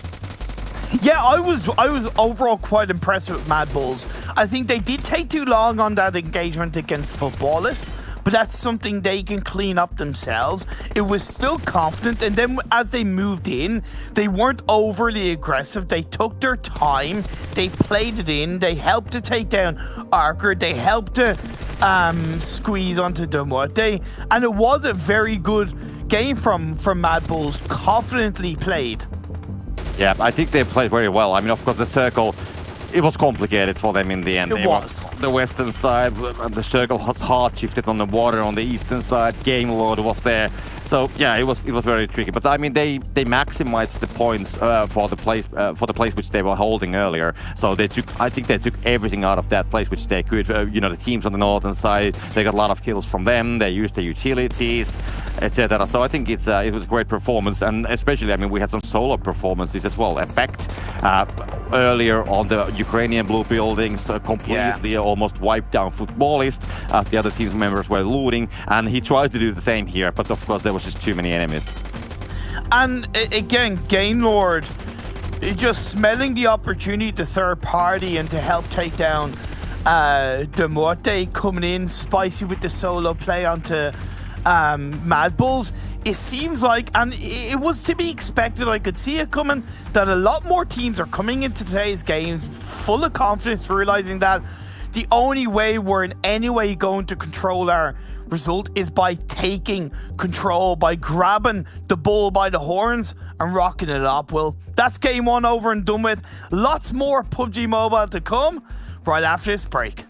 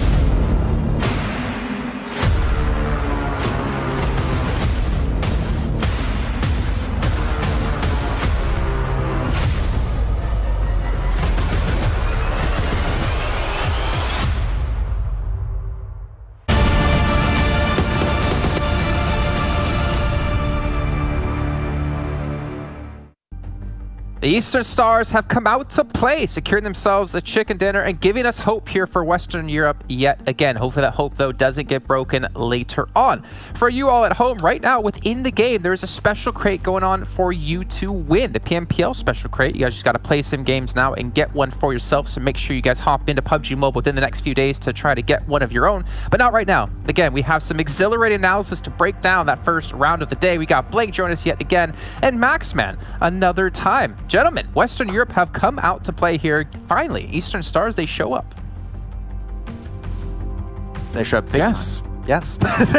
Big time show up. Was that handed to you, Max, or me? What happened there? I don't know. I'll go with it. I was ready for you to take that one. I was just like, you know, the man, that is for you. Just like that game was absolutely for Eastern Stars. That was handed up on a plate to them, and there's absolutely no reason why they shouldn't have won there. I think Kapahala certainly stepped up towards the end there. There were some iffy situations where, as a solo player on that back edge of the wall, like if he didn't do what he did was getting those couple of kills over towards Mad Bulls, up towards the top side, and then finally onto the last remaining players from Game Lord. That game isn't there, so very well done to Eastern Stars to finish that out. Also, Mad Bulls having a hell of a run, and the fourth place, World of Wonders. We're not going to talk about top 3 team, but Mad Bulls especially, I'm really happy you brought up Mad Bulls during the pre-show, Jason, because they were a team that were very good at making those decisions right to get into a strong position and just full send it. They cleared out most of what was happening onto the western side. It got a little bit sloppy at one point when they were taking that fight versus Futbolist. I think they could have closed it in a way more quicker manner, but at the end of the day, they cleared out some of the top teams in the lobby on that western side, creating some very easy entry point, but then the circle got a little bit icky towards the end, and the team that's currently in third were able to get the kills on top of them. So yeah, Mad Bulls, despite not getting himself the win and getting himself a top 3, I think they're definitely stepping up as one of the top CIS teams next to Na'Vi. You know, I will say it. I will say their name because, you know what, Game Lord deserve massive props. After yesterday, they had 3 games in a row, round 1, 2, and 3 with 0 points. And they finally got their first point in round 4. Like, this team to come back off of such a terrible performance yesterday and step up today, I think really shows like the grit of the team and that mentality to perform and to improve, and they deserve like a massive shout out for that, in my opinion. But as we look at the next teams, we do have, unfortunately, Na'Vi not able to replicate that strong performance yesterday as they go out 16th with 0 points. Unicorns of Love, only 1 point for themselves. But anything else besides this blank that you're seeing? I mean, Kunita Power, they're kind of, I mean, they're 9th overall and they're 9th place here.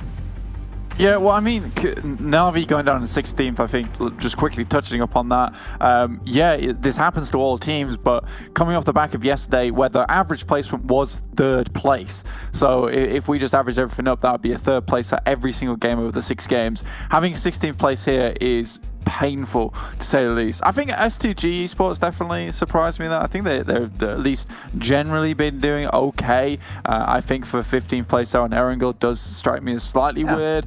Seen them do a little bit better towards Miramar though, so we'll wait and see. But as a team that I like, I've had my eyes on. It's a team that I've not had too much information about, but I do like the way they play, and it's just a bit odd for me to see them in 15th. Yeah, I actually have a few numbers to talk about S2G. When you look at yesterday's games, not this one because this was a little bit of a fail for them.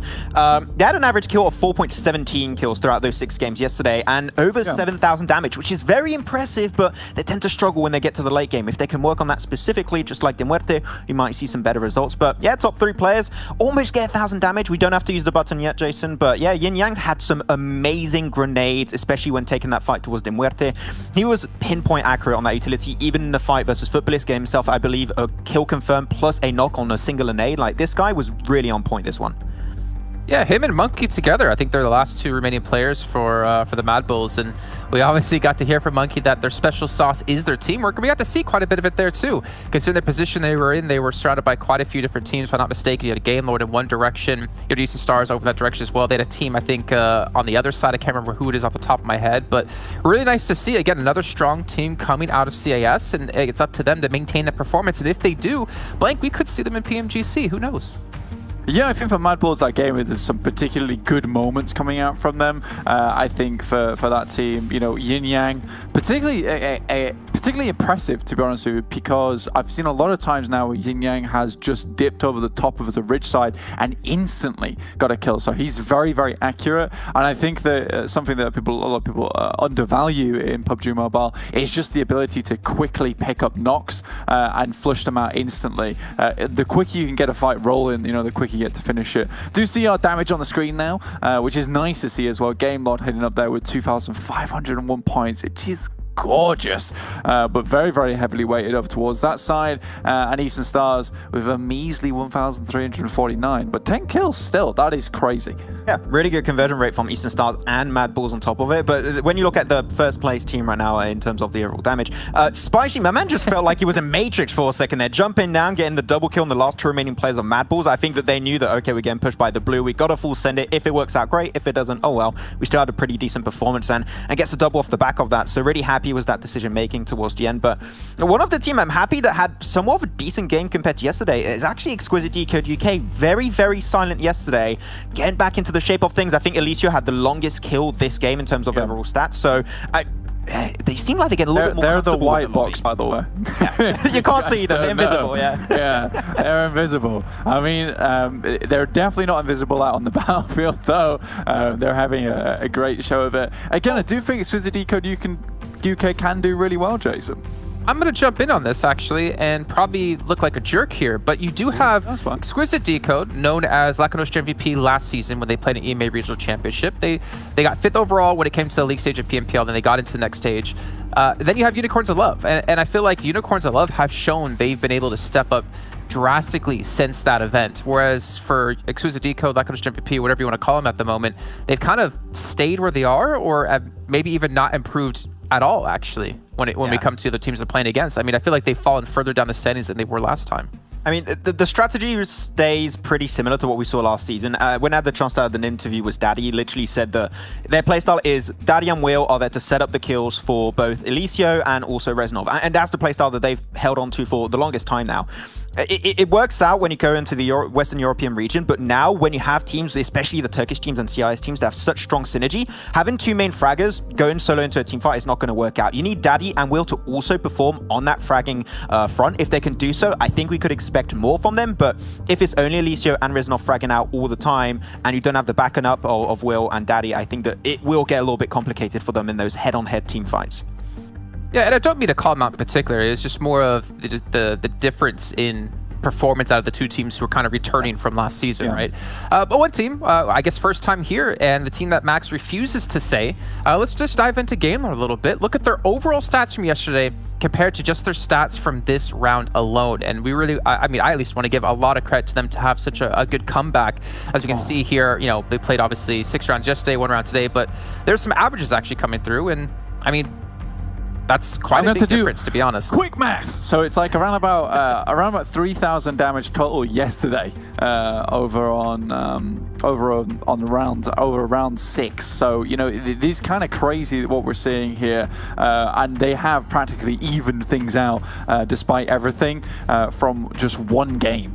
So if they can do this over the next 5 rounds, Max, it's going to look good for the unnamed team right now.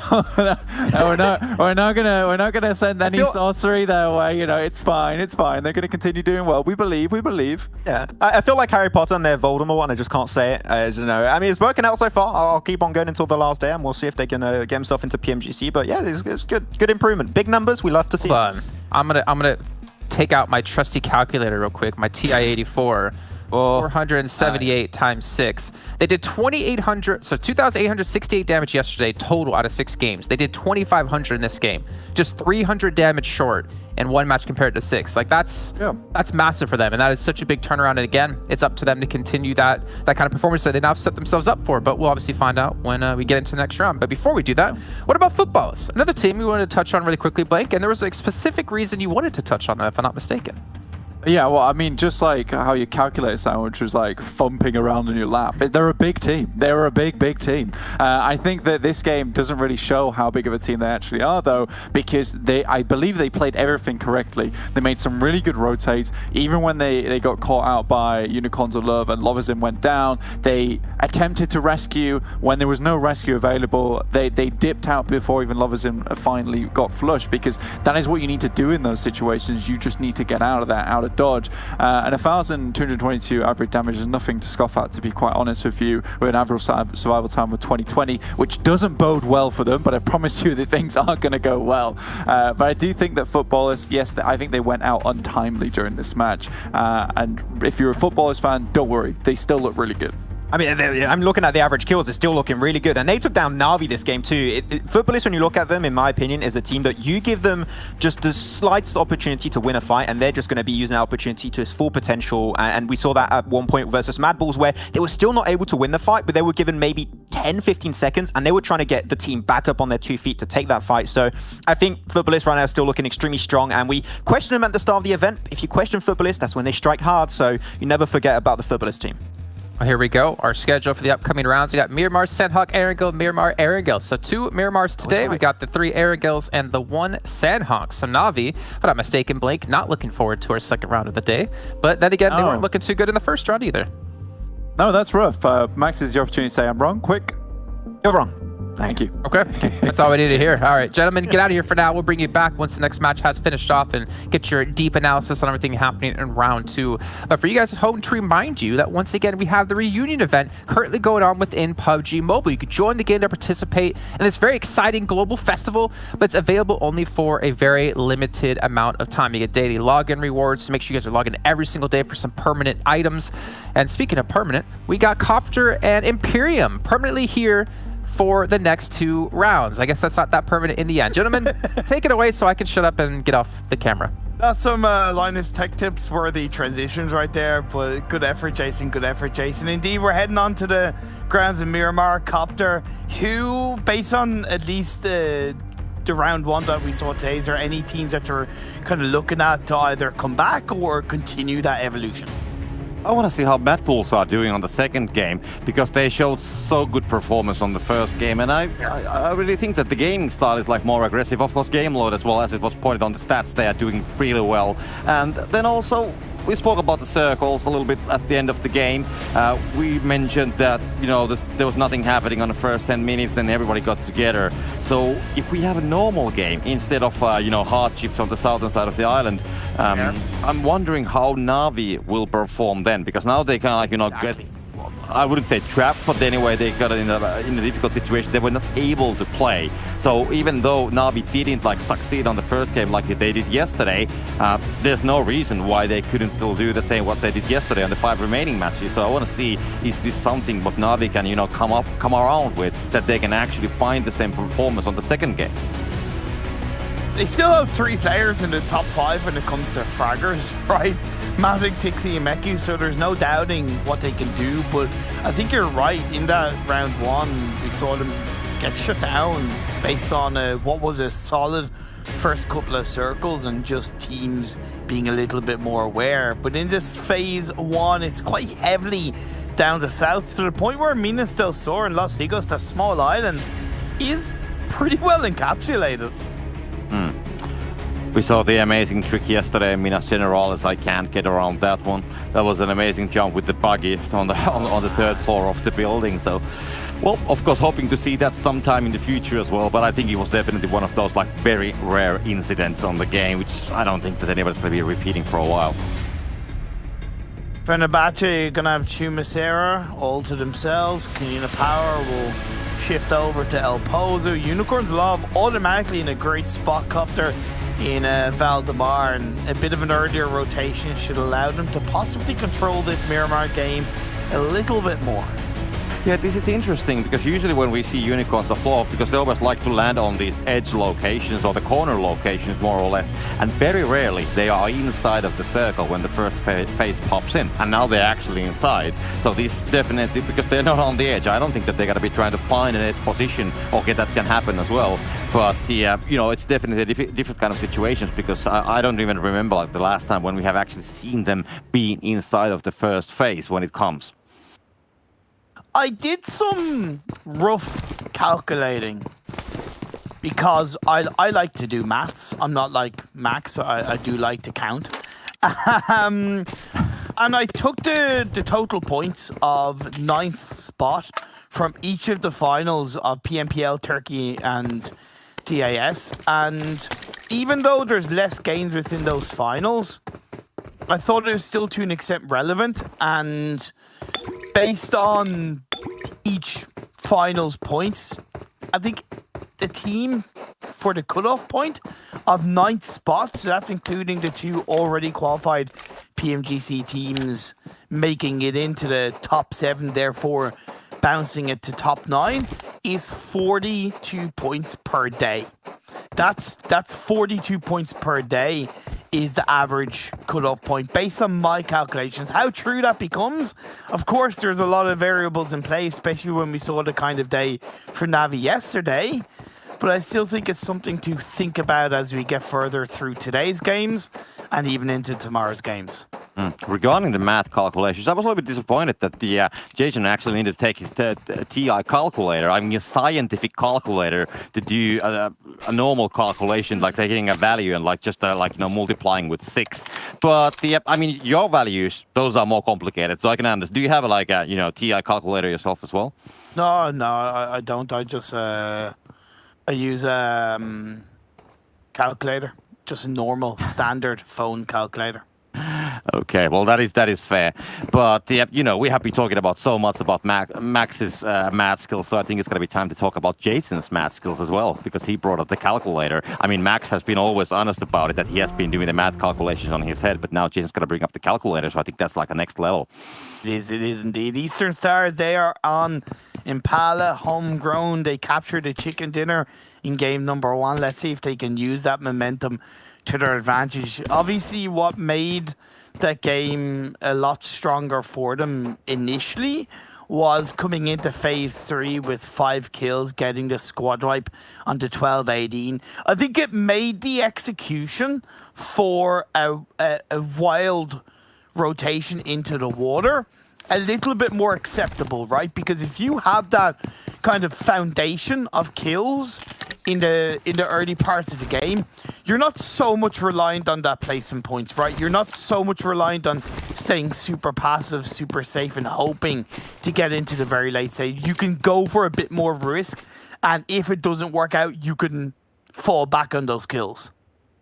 True.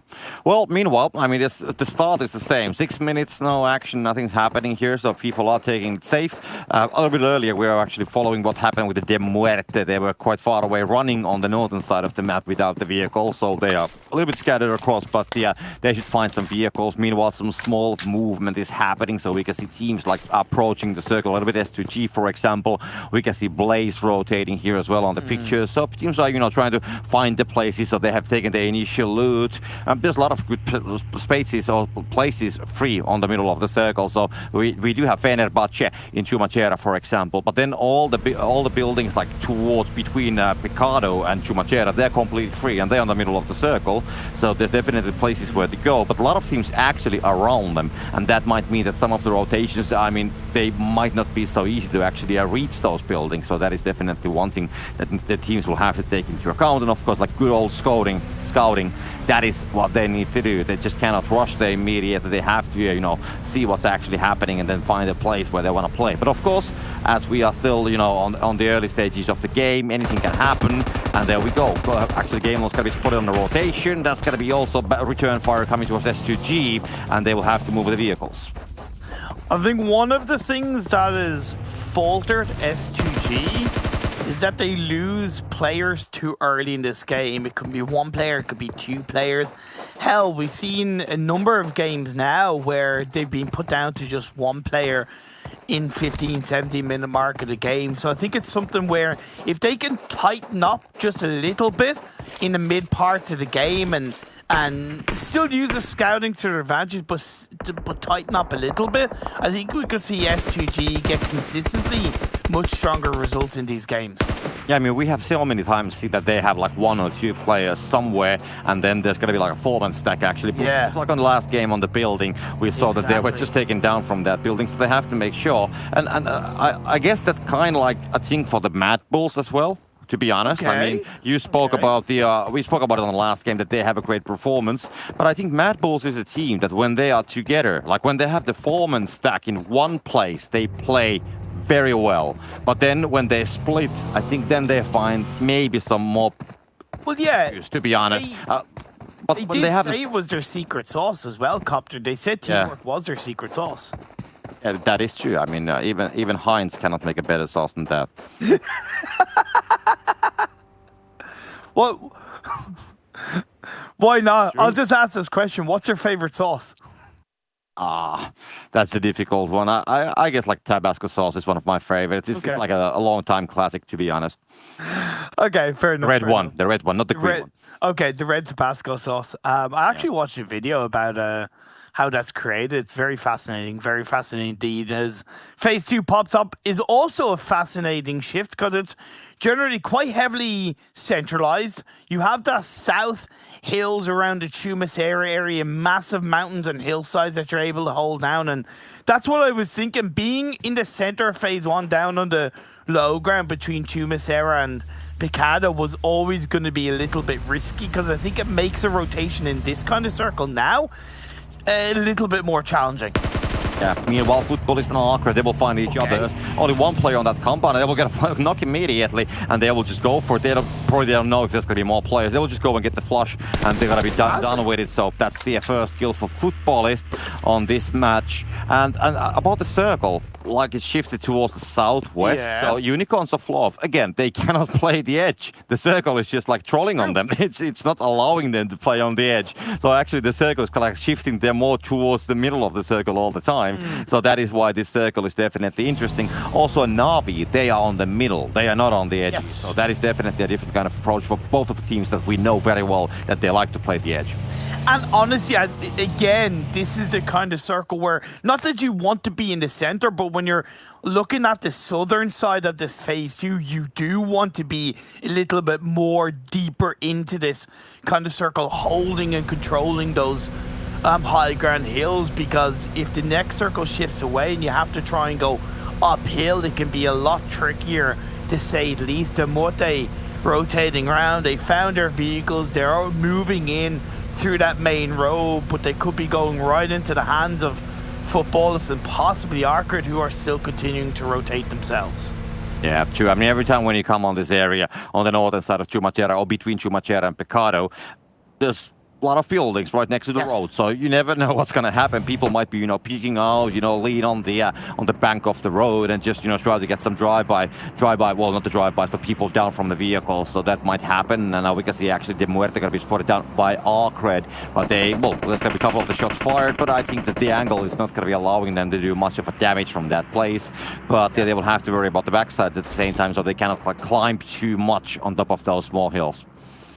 Eastern Star is kind of rotated somewhat through Los Leones, which I think is a little bit weird. Mad Bulls dropped there. They've kind of stayed there, which makes sense in this kind of phase too. The west of Los Leones has a lot of high ground, and Eastern Stars have been caught off guard, and I think that was some poor rotating from Eastern Stars. Yeah, true. It's a complicated one, and they will actually find the the other team as well. But anyway, ARCRED is going to be still trying to engage the situation with the football. It's going to spot Raum. A couple of the long distance shots from the mid got to be fired, but they will not deal the damage. We can see Unicorn actually getting a noctuous blaze meanwhile, so there's going to be something going on the side of the circle as well. But yeah, we got to follow this one. The Muerte just holding it. I mean, we have 3 teams close by, so it's a I wouldn't say a pressure cooker, but definitely teams are close to each other, so anything can happen when some team is going to expose the angle. I think you're dead right. It is a pressure cooker. It's building up, it's building up, it's building up. As Eastern Stars trying to build a bit of resilience against Mad Bulls. Both of these teams looked very good in round 1 of the day. We've highlighted what Warlord Kapahala can do. When he's given an inch, he can certainly take a mile. BAZZI's knocked down, most likely will be confirmed, playing on the dilapidated areas, the scaffolding of this building. And Gory gets another knock onto Eastern Stars. ATHIS now getting caught out along with Kapahala. This is some great engagements from Mad Bulls. Great proactivity. One by one, they've picked apart Eastern Stars.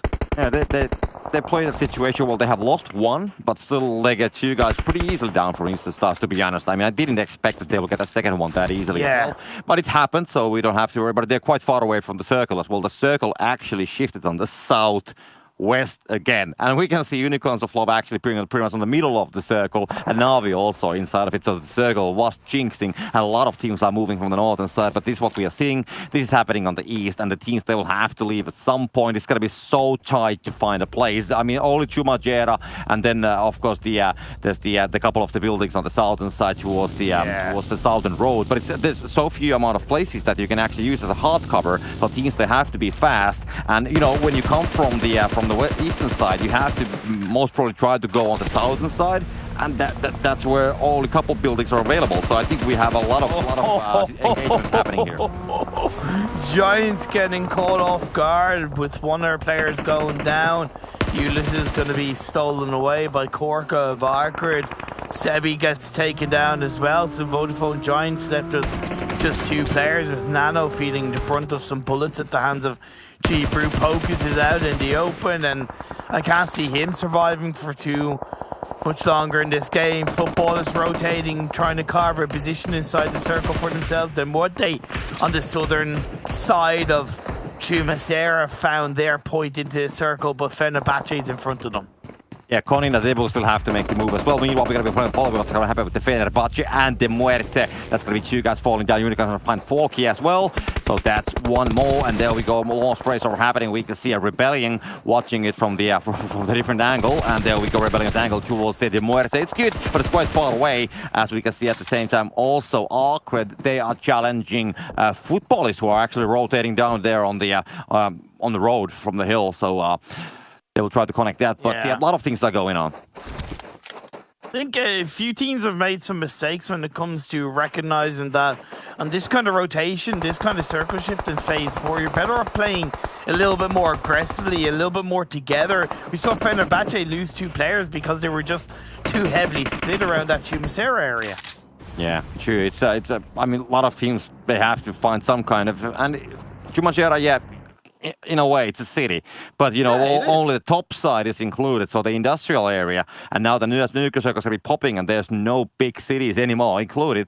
So the amount of small buildings, the Unicorns of Love, they have the warehouse building. They can finally play the edge, by the way, as well, which is lovely. The same applies for Navi on the eastern side as well. They can play the edge, and we can see 12-18 immediately taking the vehicles, try to go for the long building on the southern side. Mad Bulls, they will have to be fat as well, but the 12-8 is going to take that place, so they will have to find something else, maybe stay on the top of the hill on the southern side. And then we have Konina Power, Vodafone Giants battling, as we can see S2G nading towards Game Lord, and that's going to go too far away. But yeah, there's a 1 knock. Can they get a second one? Because if they can get a second one, then most probably they will get 2 flosses as well. Victor cooks up and throws a nade in the direction of Silas. Definitely more of a, hey, I want to throw this near you so you don't push too far forward. But that's a beautiful double knock coming out from Silas. Spot on, right on the ball, and that opens the door for the rest of Silas to play in. You have 3 on the high ground, and Game Lord left with his 2 players, Spicy and Nervello. Yeah, it's very difficult for the Game Lord to actually save the situation because 2 guys are completely separate. They have a split. 2 guys are knocked down. The 2 guys are going to be pinched down because also S2G, they have the higher ground. So they will just have to somehow try to escape from the situation, but that's not easy either. But Game Lord, they are in the zone, so they can kind of like try to hold down. That's what they're trying to do. But it's very complicated with the current situation. The Muerte is going to be taken down as the first team from the whole game. Reznov's going to find them. So Exquisite Décode, they will destroy the Muerte. Yeah, Reznov, I was keeping an eye on the map feed, and Reznov had actually pushed forward, but when they realized that they were getting a little bit of a control in that fight against the Muerte, but they needed him, he turned around and he played it in and he took the team fight. Exquisite Décode coming out on top. It is going a little bit wrong though for S2G. Fenerbahçe coming in for a cheeky third party. They are stopping S2G from entering this circle. That was the only advantage that Game Lord had against S2G, is that Game Lord were in the circle. Yeah, luckily Fenerbahçe is kind of like, you know, keeping S2G a little bit busy, so they cannot focus on the game loss location for now. Of course, they're going to lose those 2 players, or they lost them already. But yeah, for now they can actually, you know, at least like regroup a little bit. Nice shots coming. Knoxmas in, almost gets the guy down. There's a lot of damage with that mini, but will not find the knock. And now the team are going to be trying to nade towards the game loss location. That's going to be 2 nades, and that's going to be, by the way, 1 player falling down already. And then we have the second nade coming. Will that do the damage they are hoping for? It will do the damage, but the players will still keep themselves alive, but the other player's going to be flushed down with that nade, so only one. That's going to be Narvelov. Supermassive Blaze in the center of the circle, by the way. They were in a 2-2 split, I believe, 2 circles ago, phase 2, and they joined back up together. They've reacted to these circles. This is the team, Supermassive Blaze, that won the Miramar game yesterday. So I'm hoping for a bit of a repeat performance from that Turkish side as S2G continue to try and deal with the final player of Game Lord. It's like Narvello just won't give up, right? S2G are like, can't we just get rid of him? Come on, man. Come on, just go down. Die already, man. Die. Yeah, Navi's going to go on the backside. Meku's going to try to find the backside angle towards him, so they want to get that kill. He's going to find Will. So meanwhile, we can see Unicorns on floor. They're going to trigger the situation. FX going to find Solkay for Futbolist, and FX going to be flushed down as well. Fresh is going to find Mad Effect as well. So I don't know what's going on with the kill feed, but anyway, he's down. He's dead definitely. As Meku now with that straight towards S2G finds not just Narvelo, but also the S2G, and he's going to try to keep these guys completely on his own. He has no backup, nobody else. He's going to be the one solo man Rambo who tried to deal all the damage he can. And that leaves the rest of the Navi team to push in as Meku gets 1, gets 2. It is a reason why he's in the top 2 of the total kill leaders in this game 1 so far. S2G are taken out at the hands of Meku. Absolutely fantastic. Narvelov is still alive. He's still here. He hasn't died. I mean, Meku definitely knows that he's going to be there, and now he's going to be trying to use the utilities. The nade is going to be incoming, but that's going to be too short, unfortunately. No damage will be dealt. Does he have the secondary nade as well? What's going to be the decision of Narvelov, because the blue zone is going to be coming, and he needs to do something about it. He's going to be staying and hiding as the smokes are clearing out. Doesn't want to give out the location. Meku wants to detect that vehicle, just leave from the scene, and Narvelov can still, at least for now, keep his life. Exquisite Décode have a 4-man spread on the northwestern edge of the circle. They've had a very good game so far. They've been more aggressive as they've entered in phase 3, phase 4, both games so far. Kanina Power, they made a wild rotation down into the south side 2 circles ago. Navi pushing pressure on towards the members of 1218. Evo Station is taken out. You have Vic and Zakonifor in the center, while Tulika is trying to provide that level of support, but we see the beautiful shots come out. The nade from Enjoy 7, World of Wonders, third party, 1218, they're out of here. I just love the kill feed currently. I mean, we have Unicorns of Love on the western side, Navi on the eastern side, and the only thing we see is Navi and Unicorns of Love more or less just getting knocks and kills all the time. So they are now starting to do that, execute that edge play, as we can see Matic finding Old Boy as well. So Connie, that's going to be utilities thrown by Kitsune at the same time as well. Will he find the flush? That's the question that we are looking to get an answer, but no, it's not going to happen for now. Matt's going to put that molly on that location, but I mean, Navi, they have been definitely clearing the whole side. Old Boy's going to be Navi now take it down with an ATHIS also. Konina Power gonna lose one completely, and Tixi at the same time finds Enjoy with an 8 as well. Yeah, World of Wonders are taken out of here. 9 kills for Navi. They got taken down early in the first round, but you just don't doubt what this team is capable of, right? How quick they are to bounce back, and Konina Power are going to be their next victims. They slayed in and towards a rotation on the south, but they are in 0 kills as the next circle pops up and it shifts down south.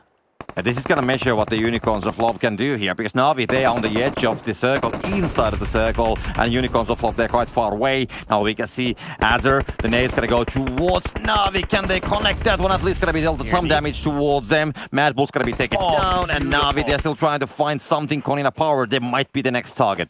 Beautiful angle by Tixi. Great position by him as Navi hold on to the spread, and maybe a little bit of a heavy split from Konina Power is the reason why they went down, but I kind of understand that ARCRED could really do nothing. He's not going to get revived up. Unicorns of Love are going to be pushing in on the west. They got rid of the last Mad Bulls players, and they still have their full squad up as Reznov is knocked down, going up against Supermassive Blade. They're getting picked apart one by one. It's a lovely shot by Xavian. Yeah, game lot's gonna be taken down, so now we can see Fenerbahçe still having one player at least there on the eastern side, not so far away from Navi. We can see Navi just trying to shoot everything they can see. Blaze on the northern side, Exquisite Décode's gonna be rotating on the backside of them, so they will be definitely pinched down on that small hole. They just need to hide or they need to fight. That's the decision which they have to do. But Navi, they can just hold this area. They have the cover, they have the spraying angles, and they are dealing the damage. And that's what I don't get about Exquisite Décode, right? Supermassive Blaze pushing together. Exquisite Décode pushing is 2-2, and they lost 2 players and there's no real response. Yes, Eliseo Daddy is still alive, but it's like, come on, you're phase 6. You gotta push in as a team or you don't push at all, right? Stick one for all for one as Kasune gets picked apart. Navi losing player after player. Another one! Konina Power is still in with the shout. Yeah, and Fresh is going to be finding Daddy at the same time as well. That's going to be Matic, but we knocked down Roll is going to find Gonzo, so definitely Konina Power there having those losses. Only one player, Nomi, remaining. Both teams, Navi and Unicorns of Love, they have taken them as a target from the sides, and they're just trying to shoot. So the teams on the northern side now, they're going to be finally starting the engagement. The Dix is going to find finally Unicorns of Love. Rock is going to be spotted down, and also I think it was Shaky first, and Fresh was spotted down as well, so now they're focusing their fire towards them.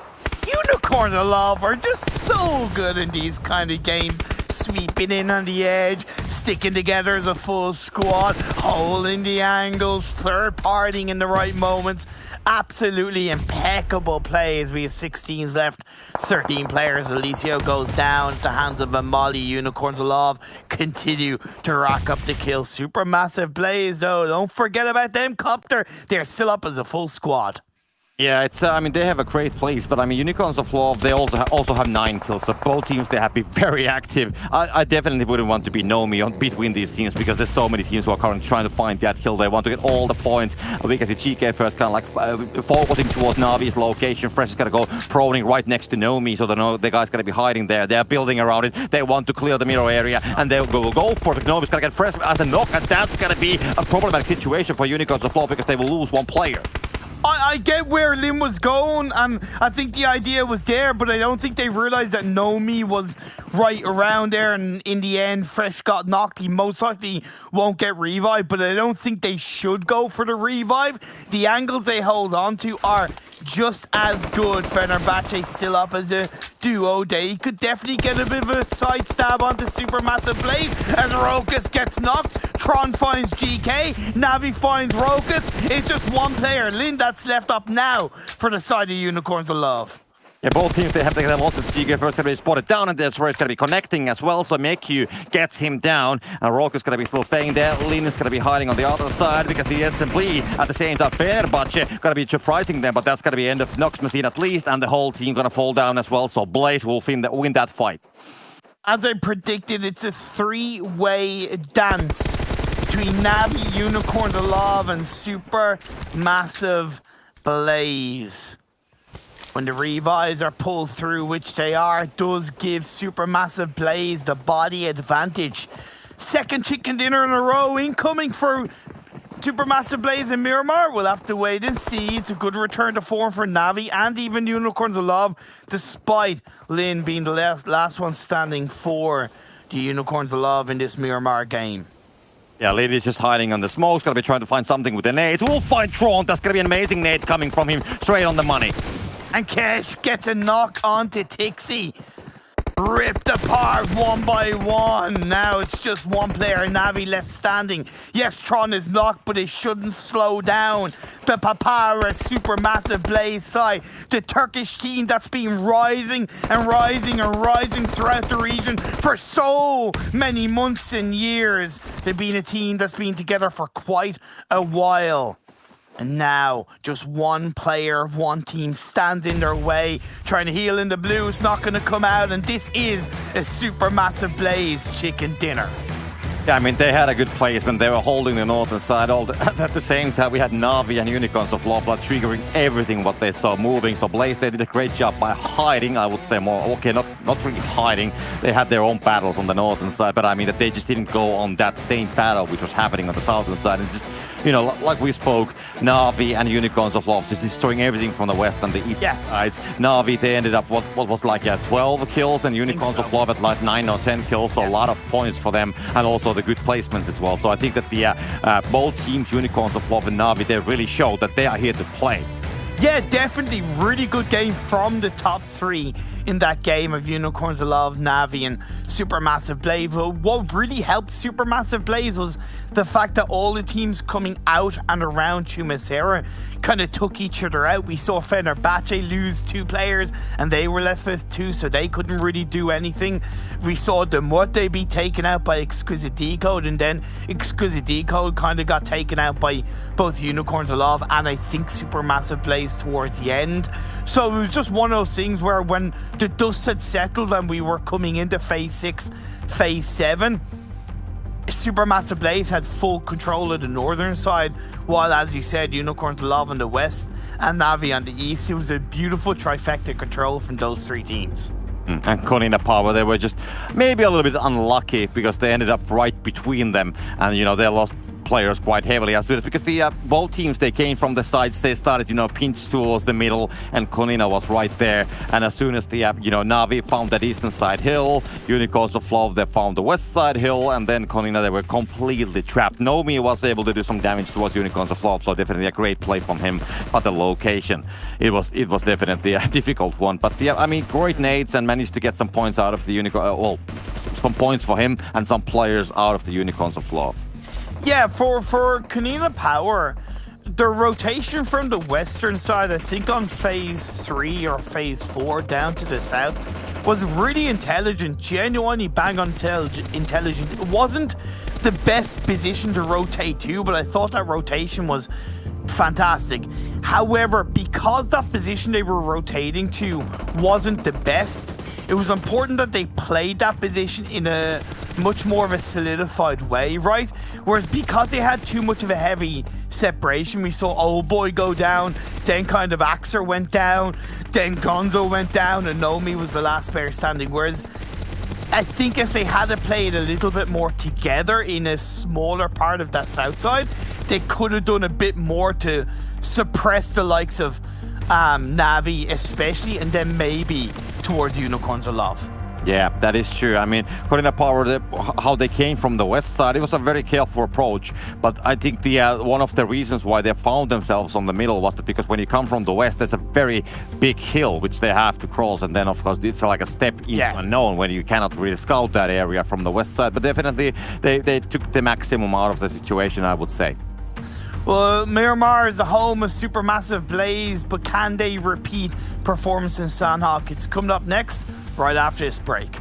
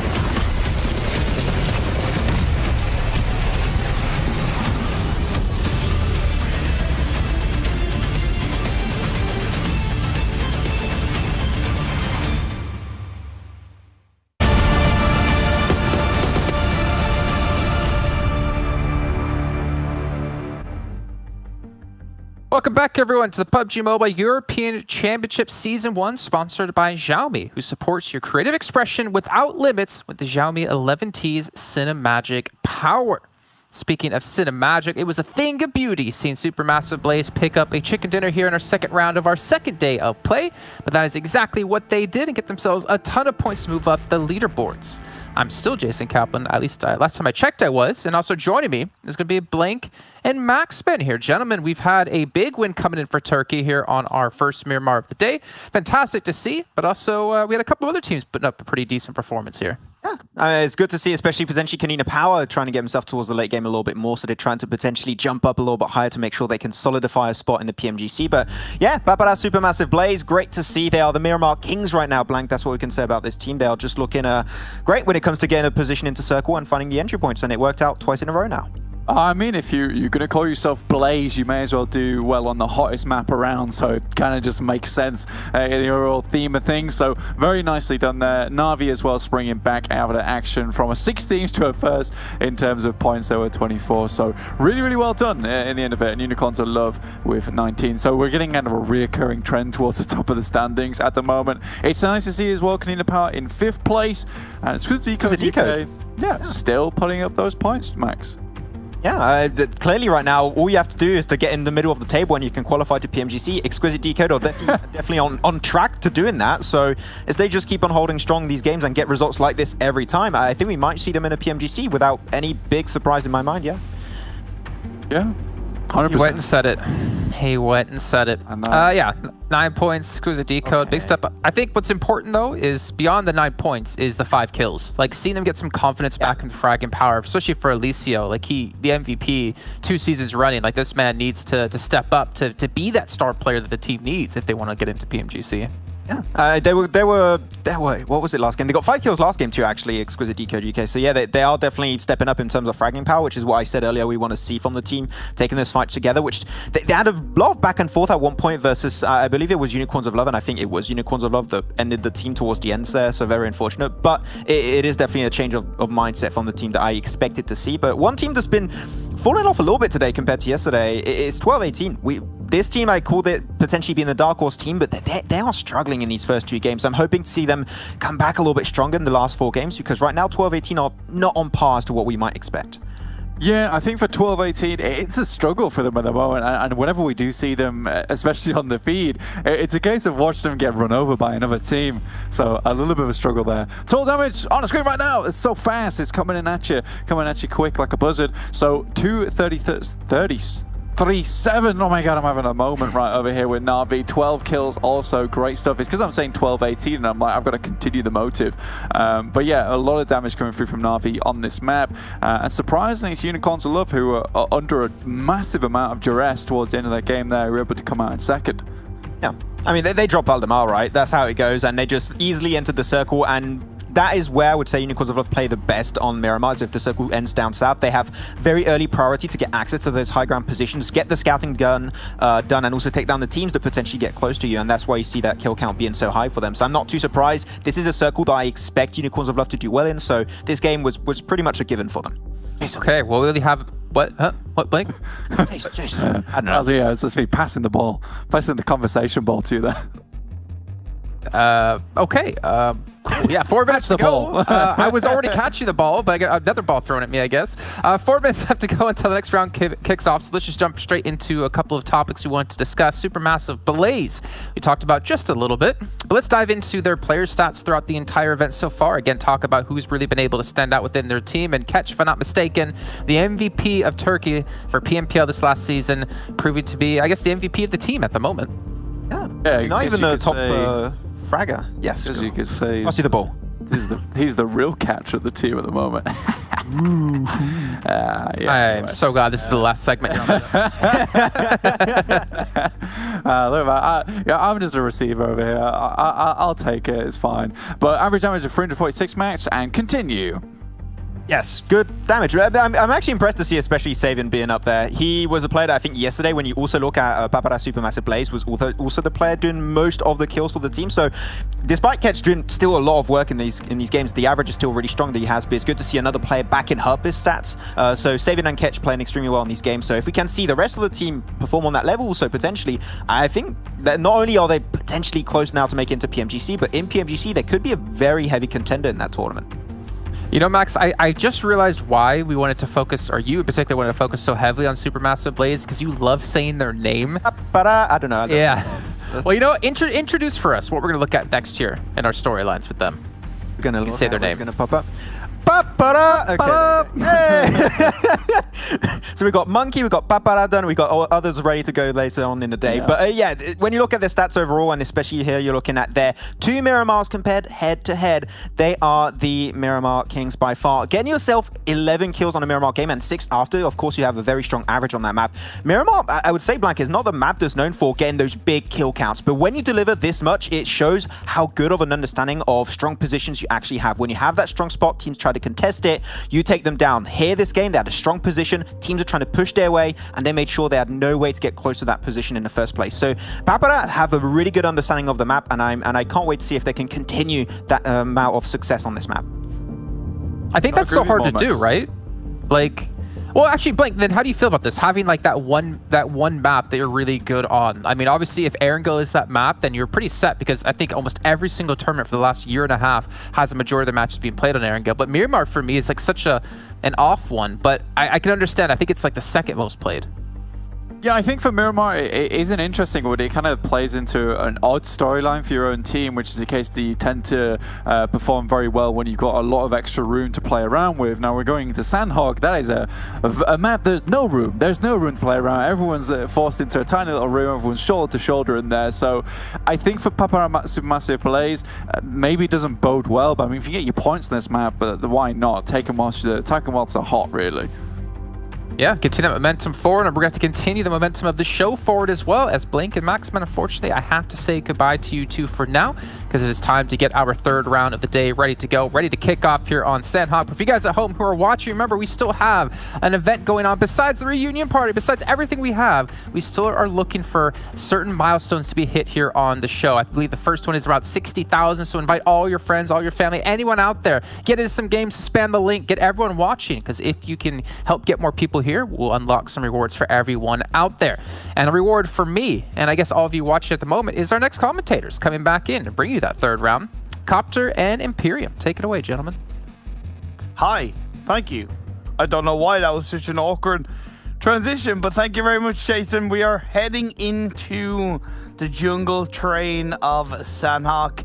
Navi had an average of like 22 points per game across his 2 Sandhog games. It looked good in the previous game. Like, I don't want to like be super duper presumptuous, and I always say that it's not over till it's over. But honestly, Navi have won this. They've won this tournament. Give them a check for 40 grand now. It's theirs. I can't see them losing it. Hi, Imperium. Yes, I agree with you. They are definitely showing they're showing the dominance, I would say. So I wouldn't call it that they have won it yet, but at least they are currently showing that unless something unexpected happens, they're definitely on the course of doing it. But there's still chances. Unicorns of Love, they can spice up the speed a little bit. We have seen some great days from them on the past, so it's not completely out of the picture that somebody else will step up and, you know, Navi has a bad day. Like later today, tomorrow, Unicorns of Love have a good day. They can definitely catch up. And the other teams, of course, they have a little bit more work to be done. But still, it's yeah. Yeah, I suppose, like, it would just be, would require the biggest of throws. Probably the biggest throw in esports history, I would feel, if they were to lose first place at this stage based on how they've been performing. But the playing path is down. It is good. It tends not to really matter in Sonic, but being centralized, it is a safer opening of a door for these teams to go exactly where they want to. Yeah, but never say never. I'm not gonna go for it, but definitely, I mean, they have a great play. 57 points before in front of Unicorns of Love. Mad Bulls, they have came actually quite close to Unicorns of Love, so we'll see how that's gonna go. Unicorns of Love, they had a great game on the previous one, but we'll just have to wait and see how it goes, because Mad Bulls, like we have mentioned multiple times, they are looking strong. So I think they could catch up Unicorns of Love if the Unicorns of Love, for example, have the same performance as they've had on the first game. But once again, they will go on the southern side of the Charlie Island. Circle's going to be popping on the Bravo Island, more on the northern side of it, so they can definitely play the edge. The same applies for Na'Vi as well, but they will have to make the decision at some point how they want to cross, where they want to cross, so that of course brings the extra spiciness to the rotation. But meanwhile, here in Hainan, we have the same teams as we had yesterday, Fenerbahçe and the Muerte, and they will choose actually the same side of the city this time. Yeah, it seems like the Muerte want to be a little bit more aggressive towards the Fenerbahçe team. And I don't hold it against them. I appreciate it even more, to be perfectly honest. Rebellion, the current highest kill player for the Fenerbahçe side, is very heavily isolated on his own. It's not outside the realms of possibility for Fenerbahçe to, of course, do something with this. What I would actually recommend Fenerbahçe do, and there's a bit of risk involved, is they actually send one player across the water onto the other side of the island and go for a bit of a wraparound. I don't think the Muerte would be expecting it. Yeah, I mean, Rebellion is right between the players. He's in the building and they are coming, but I guess that's like a calculated move. No, he has taken the damage, so he's been spotted down, so he's not like as a scout, so he needs to leave, do something about it, kind of trying to use the wall as a cover. Rebel's gonna be taken down though, so it's not gonna be working out, so the Muerte, they will get the initial knock, and he's quite far away from the other players, so the revival is not really a feasible thing to do right now, so they will have to try to get those guys down if they jump away from the building, because they cannot get the flush. He's behind the wall without the utilities, they cannot do it. So we'll see how they approach it. And like, to me, I think it's going to be much harder now for the Muerte to push on towards the rest of the Fenerbahçe side, because there's clearly a lot bigger of an opening between where they got the initial kill and where the rest of the team are. But we turn our attentions over to this fight between World of Wonders and ARCRED. We saw them battle in the Sanhok game yesterday, in which ARCRED came out massively on top. This time around, it's a little bit more even, but clearly still in the control of ARCRED. Yeah, it's the same bootcamp location, and then we saw a lot of teams coming from the southern part, the third party, that whole situation as well. I kind of like it that the teams are using Sanhok, you know, kind of like as a, not really a hot drop, but you know, it's like, okay, let's get it done, let's get the damage done, let's be more aggressive. And you know, Sanhok, because there's so many surprises, so they just want to be that party that's actually doing the surprise instead. World of Wonders, they have 2 players leaving from the scene, at least for now. We can see Reason and Enjoy, they're just running away. We can see another team on the southern side of it. That's gonna be, is that actually, no, it's not Blaze. It is a player of Blaze. So 2 guys from Blaze are right next to World of Wonders, and 2 guys are right next to ARCRED as well. So they are kind of doing the same as we saw yesterday coming, that they are coming from the south, and maybe, you know, Exquisite Décode, maybe that will be the 4th party then, as like yesterday. Game Lord in a bit of a heavy 2-2 split right now by the coastline of the mainland, where they do normally drop. I worry about that a little bit. Yes, it's not directly Na'Vi that's going to be shooting in front of them, because Eastern Stars are there as well in Hating. But I'm still a little bit concerned with Game Lord's 2-2 split for the time being.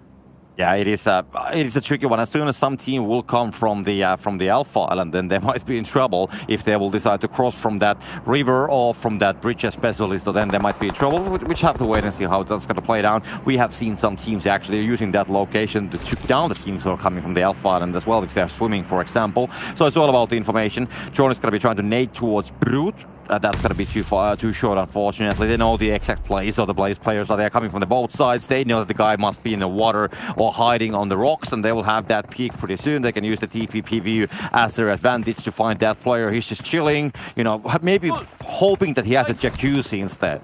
Well, why aren't the rest of ARCRED like looking to support Gbrute, or at least try and get a bit of a backstab, right? Because right now, Supermassive Blaze are like super focused on that one player in the water. They're not really looking at bootcamp where the rest of the ARCRED team are. I think that's a missed opportunity from ARCRED. Maybe they're looting. Nah, they have a second player on the buildings right next to it, but maybe they just, see that there's going to be 4 guys trying to hunt him down, so it's next to the Mission Impossible. So I'm kind of like hoping that they cut the losses and get away from that situation for now. I mean, of course, that's not maybe what the viewers want to see, but if they want to get some points, if they want to catch the top 5 teams, they need those points. And if they lose, let's say, instead of 1, 2 players, maybe even 3, then it's like next to the impossible. Talk about like what you want. Everybody wants free items in game. Well, you hit the peak viewership in this European Championships, and you'll get yourself some free items. Sort of graphic out there, and hey, look, I'll take that. Plus, by supporting the stream, you're supporting the teams, you're supporting PUBG Mobile Esports, and it's always great to see that come on through. We still see this fight between the Muerte and. It's actually, no, it's not Fenerbahçe. It's now 12-18. Wow. Yeah, I mean, Fenerbahçe, they left. They went towards the middle of the Bravo Island. They're not right next to the quarry already, as we can see. But yeah, then 12-18, they came there to see what's actually going on. So they want to try to, I don't know, third party or how they actually came there. But yeah, they're definitely holding the rooftops on the other side. As we can see, the Muerte, they have moved on the northern side of Painan and now are looting those buildings. So interesting setup. And I'm not completely sure like how much they have the information. I mean, the Muerte, can 12-18 maybe surprised them as they are trying to gather the loot from the northern side, because they definitely saw that Fenerbahçe left from that scene. So there's definitely an element of surprise in the play for them. Unicorns Love still yet to really move from that Sami area to continue to loot up and take their time in the blue zone of this phase 1. Your Futbolist in a little bit of a similar situation by the Camp Charlie area and the docks region where Rom is for the time being. I like the rotation from Vodafone Giants. Based on this phase 1, massively sticking to the eastern side of the mainland. It's a good shout to me. Yeah, I mean, it's a good one. I mean, they have a place there on the eastern side. There's no pressure. Now we can see the Painan action is going to be starting out. INGUSH can spot them down. Turika's going to be trying to go between the buildings. Going to be trying to move there in a better angle per position. But I mean, 12-18, they're pushing straight towards the Muerte player. So they're not definitely being the passive party. They will go for it. They want to get some building done. They want to get a location, hard location on the other side. There's going to be vehicles involved as well. And Unicorn, he's going to be the target now. Yeah, you have the other player of the Muerte up on the roof, which is not a bad place to hold on to, but it's very exposed, and he pays the price. Leaves Unicorn left on his own. The 2-man team are going to be pushing up, and Vic is going to finish and seal the deal. The Muerte go down. Some nice aggression, some nice proactivity from 12-18. Yeah, they just counted the players. They saw that there's only 2 guys remaining, and they just thought that, yeah, let's push these guys. Even if they get a knock towards us, we can still most probably trade and revive them and that. But they just didn't get those knocks towards them at all. So it was a good play from them. Definitely, I wouldn't say flawless. It took us a little bit of time when they were trying to like plan the attack. But still, getting 2 kills, no losses, they gotta be happy with it. So definitely a good move. I mean, and usually in Painan, all these situations, sometimes we see like a big fight, and then somebody's leaving from there, or then the teams will just like disengage in the both different directions. But finally, we actually get a fight in Painan. Phase 2 pops up.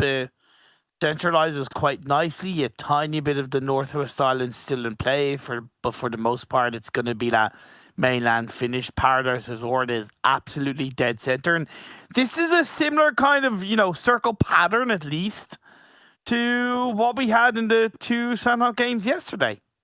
It's a pretty fair one. Yeah, it's a similar one as well. Yesterday we had a quite fair as well, and one thing that I'm still looking is that, both Unicorns of Na'Vi, they can play the edge. They can definitely play the edge, and that they are approaching, well, not from the completely different directions. They might have some gap, but it seems that depending how the Unicorns of Law will do their rotation from the southern side, they might find themselves like closer towards each other than normal, because quite often we see them like on the opposite sides of the circle. But if they will go on the same side of the circle, then I don't know, like anybody else, do they have any chances to stay alive? Nox Machine a little bit further away from the rest of his team. Fenerbahçe moved away from Painan off the back of losing Rebellion, and it was a good move overall, but now they have a new challenge in front of them at the hands of ARCRED, who are rotating really beautifully around this part of the circle, playing the kind of black hole area of boot camp to their advantage. They're still going to be able to get a level of information on a more centralized part of the circle while moving around. Fenerbahçe really, you know, not giving them any full information on where the players of ARCRED are, and that's going to mean that for the most part they'll still be able to control this engagement should it happen. Yeah, the southern side is actually a pretty good place if the circle somehow decides to hard shift on the southern side. This is pretty much on the middle. Not completely, but anyway, close to the middle. So that is definitely one thing. Yesterday we saw the next circle kind of like centering again. So then, of course, the middle place would be more towards the northern side if the history is going to be repeating itself. But we don't know that yet. So it might be on this circle, I think, any place which is, let's say, like 1 kilometer from the middle, that's a good place. They've avoided it. They moved down the hill.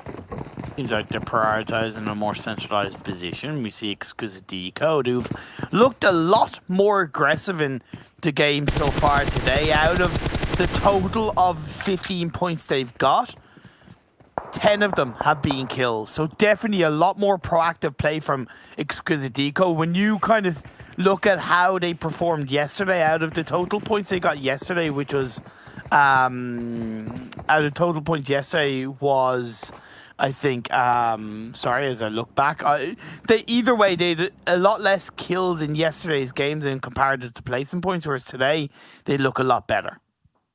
True. Well, I mean, Navi, they're going to still hang on the Alpha Island, to be honest. They're just waiting, still on the edge. And Unicorns of Love, they're now on the move. Will they actually go on the Alpha Island? Because that could be a play as well if they want to rotate on the northern side. They want to wait for the next circle. So most probably they are waiting for the next circle. If it's going to be a northern one, they will most probably rotate through the Alpha Island. But if it's going to be a southern one, then they'll just go through the Pine and Bridge most probably. So all the other teams there are inside except for Unicorns of Love, and the circle's going to be shifting just in a couple of seconds, and then we'll see. 12-18, they are waiting on the southern side as well. They're not waiting for Unicorns of Love. They're just, you know, moving slowly as well. The circle is actually hitting the west side, and Navi, they will decide to make the cross immediately. And now the big question is what Unicorns of Love will do. Very tough for these teams. Very, very tough indeed with this phase 3 shift. It eliminates a good chunk of the landmass available.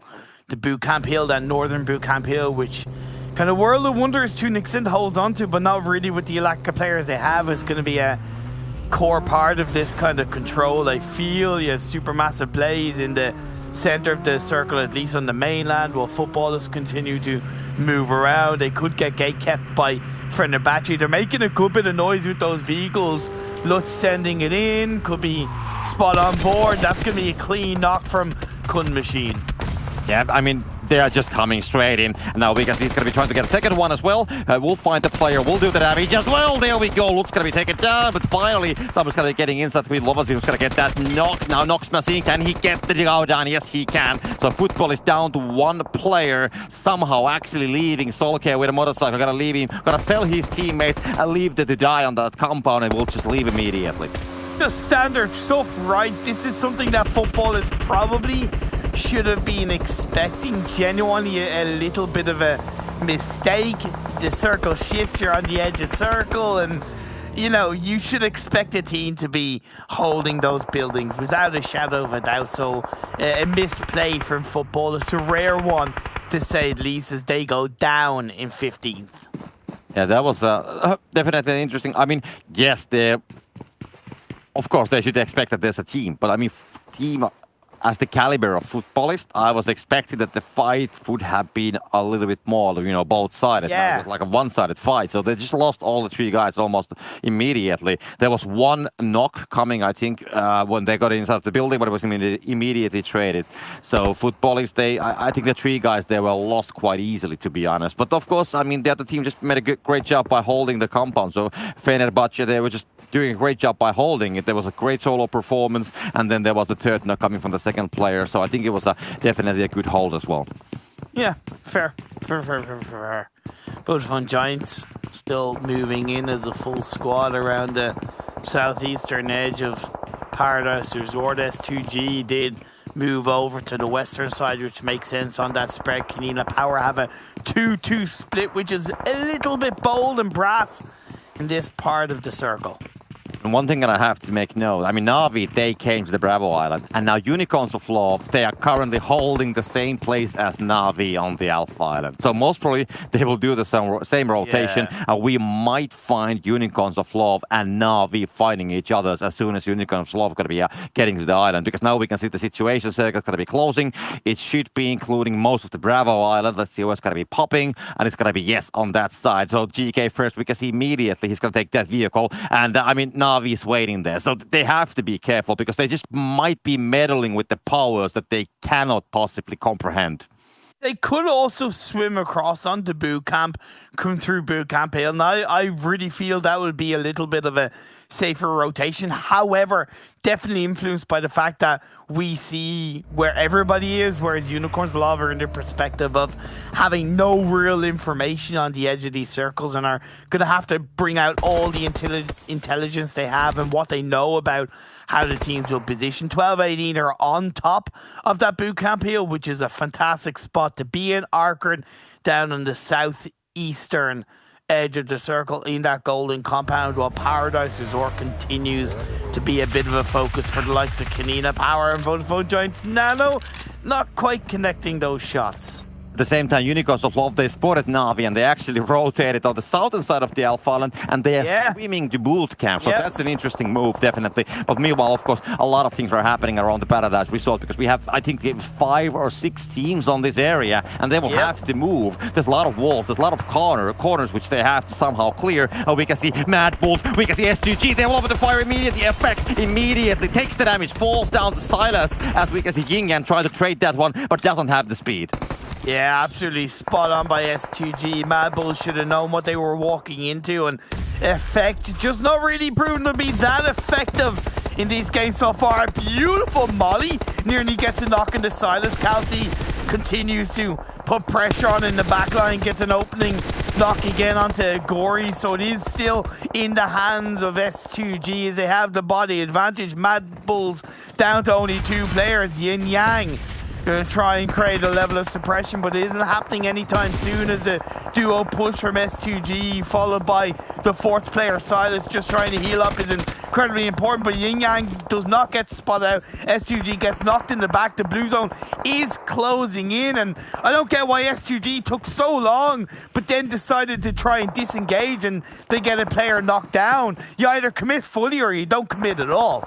Yeah, it's complicated situation, but I mean, in the end, still the molly was spot on, the second one, so there's still 1 player from the Mad Bulls remaining. Also S2G, they have 1 player knocked down because of Konina Power also hiding behind that rock, healing the player. Vodafone Giants right nearby. Ulysses goes for it. This is going to take it. At least 1 player down. Will he spot the second one? Not for now, but now he has the angle, and there we go. That's the second one, and there's the third as well. There we go. Ulysses gets the job done, and Konina Power, they're going to be running wild on some other fields. I was wondering, where are Vodafone Giants today? The rest of Western Europe were stepping up to the plate, but Giants weren't, and now they find their voice. They find their phone. They found a signal inside the Sanhok game. The jungle train is allowing them to play through outside of Paradise Resort, but their next stopgap is World of Wonders, and Recent gets found very, very quickly. Supermassive Blazer in front of the next circle has popped up. It continues over to the west. We have water in play on this circle, Copter. We have about 20% water.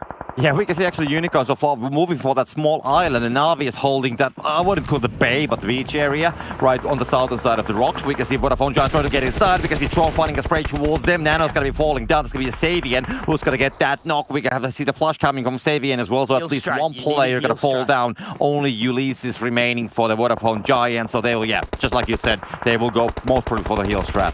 Yeah, it won't last too long at S2G. They moved away from Mad Bulls and they're having to focus on the Supermassive Blaze. 2 of their players are knocked. That's some incredible spray from Timber. Fantastic from S2G, but Eastern Star, they haven't been spotted. They're waiting in the wings. They're moving around. They have 2 players knocked themselves. I believe it's just Kapahala, the Warlord, that's left alive.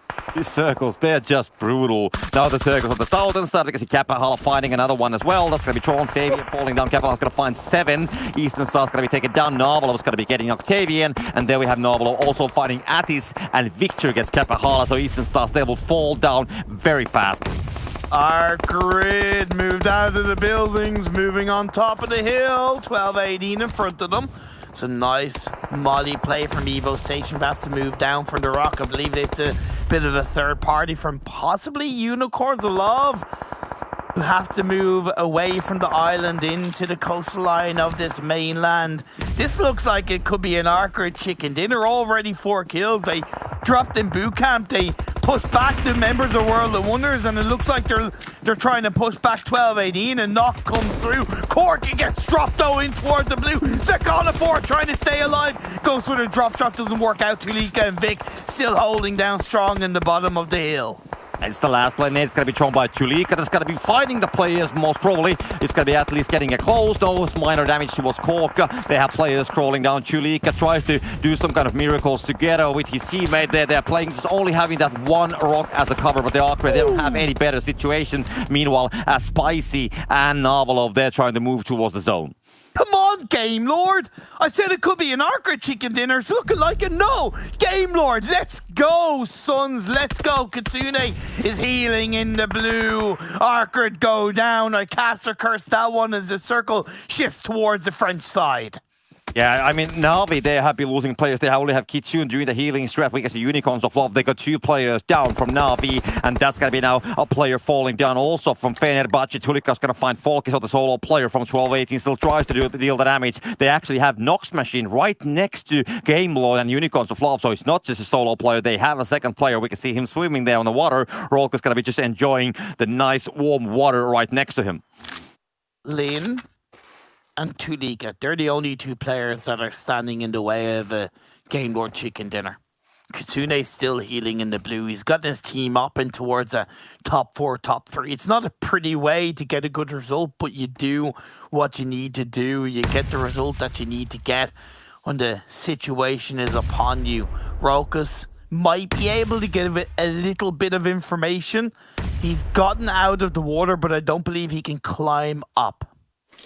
10 kills for Game Lord, by the way, so they're definitely here to play, and let's see how they will play at the end. They have 2 guys remaining, same as Unicorns of Love, and the 12-18 with 1. The straight from Tulika will try to find something from Unicorns of Love. Yeah, Lin isn't getting spotted out. Down goes Tulika. 12-18, a good result. A good result. 15 points captured in this Sandhawk round. Now Narvello chucks up an nade. You have one on the other side with Spicy trying to find another angle. A lovely nade by Lin will connect onto Narvello, pushes him down, and Lin finds that knock. If he can get the heal off, that could be the push for Lin, the wild child of a Unicorns of Love side. Rokas is climbing his way up. Absolutely crazy. There we go. Come on, we can see you can do Rokas it. swimming on the water. We'll see where it's going to be going. We can see Rokas climbing up somehow. And we can see Narvello putting that nade. And there we go. Let's see how that's going to fly down. Game Lord, we can see Unicorns of Love going for it. Game Lord, they're in a very tight position. Let's see what they can do. They're pins in the corner, but Unicorns of Love, they should know where the guy's going to be hiding. So that's going to be just 2 versus 2 situation. They will try to take maximum out of the situation, and they will see how this is going to be played down in the end. Spicy and Narvelov, they are hiding behind that rock. They are playing the time, and they have still the second player on the water. So Rolkis, he's not on the zone. He's actually healing right next to the water, and we can see Game Lord that they are just holding this place. I thought he could make it up. I really did, but he couldn't. Now it's going to be a 1v2. Lin finds one. He finds the second. He clutches up. Unicorns of Love get the chicken dinner. There we go. I mean, great performance from Unicorns of Love. Ealing getting 4 kills. They had 6 kills in total, but I mean, just proving that they have the capability of finally getting the chicken dinner on the board today as well. That is great, and they are actually getting more points than Na'Vi, and that's what actually matters, because they can now at least kind of like start closing the gap. Oh my god, like, Game Lord, come on, you're having such a good day today, and I'm trying not to let that 1v2 against you be a dampener on what has been a much more aggressive day so far for you guys, but you really shouldn't have lost that 2v1. Really shouldn't have at all. But still, I mean, Game Lord, even though they got a second place, but they still got some kills, and they are definitely showing this game and the game before. They are really showing that they are back. They're definitely back. I mean, they were not here yesterday, but today they are definitely, I mean, one of the alphas on the lobby. Yeah, 110%. It was a really well played game from Game Lord, and they control that northeastern side towards the end. I wasn't super confident of their position when they maybe allowed Navi to cross that bridge into the position where Game Lord dropped. That did worry me for sure, but they did get a knock into one of the Navi players. It seems like they had done their relevant VOD review. They'd kind of taken into account that, hey, if we give this spot over, we should also be looking at it to make sure that if someone does enter there, we are suppressing and we're controlling that so we don't get backstabbed or we don't get shut down in some way, shape or form. So it was a very well controlled and very well played game from Game Lord. Only thing what I'm wondering about that ending, maybe you can explain it to me, Imperial, because we saw Unicorns of Love, they put one player to jump on the two guys, then they put one player to do the healing strat at the same time. But they know that there's gonna be only one team. So can you like explain me why that happened? I think it was just a decision they made because there wasn't really too many other options that they had, right? So maybe they didn't think that they would get as far as having Lin up, right? When you're coming in through the water, you don't really expect it. Maybe they didn't think that they could even enter onto the mainland in that way, but Lin found a way in, he found a way up, and he found a way to clutch it foresight. It's a great question, Copter, but that's the only answer I can really give you. Yeah, but I mean, you usually know everything, so that you're the first guy that I'm going to be asking. I mean, it was something that I was thinking about it for a while. Yeah. Like, are they thinking that there's like 2 solos remaining? Because then it would kind of like make sense, but it was a 2-man stack, and I think that they have identified it. But anyways, I mean, great ending still. I mean, Sanhok, every time there's surprises, and definitely, I mean, the biggest surprise of Sanhok to me was that Navi actually didn't like dominate. Yeah, Navi didn't dominate, but that's okay because in one of the games yesterday in Sanhok, they pulled out a heal strat which got them in that kind of like top 5 position, top 3 position. So again, it's not pretty, but Navi proved that they are so adaptable on how they play these games and what they need to do to continue to stay on top of the standings. Well, on top we are, as we're halfway through the day. We're gonna go to a break and then we'll be back over to Wrangle.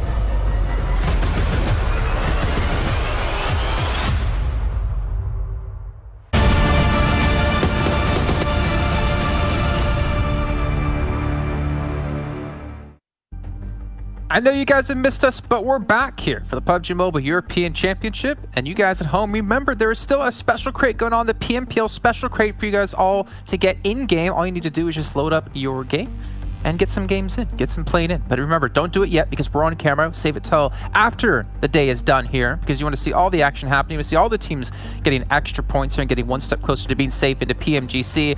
Now I'm Jason Kaplan. We have Maxman, and Blank has changed appearance into Imperium, who has also lost his tie. I don't know what happened, but things are getting a little bit crazy. If Imperium keeps stripping off clothes as the day goes on, who knows what's going to happen.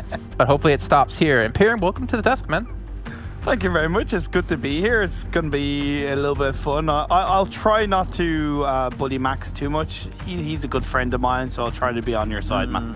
Oh yeah, I mean, yeah, I was gonna bully you back if you still had the everything on your side. I was gonna call you a waiter, but you know what? We're not there, so it's fine. You took it off. Thank you. I appreciate it. Like that, we look the same. We went off the same. Imperium is cool. I don't know where I'm going with this actually, but the French team doing good. Still haven't said their name, so I'm gonna keep on going like that. It seems like it's working for them. I can say their name. I can say their name. I'm okay. It's the Imperium buff, so that's okay. Game Lord.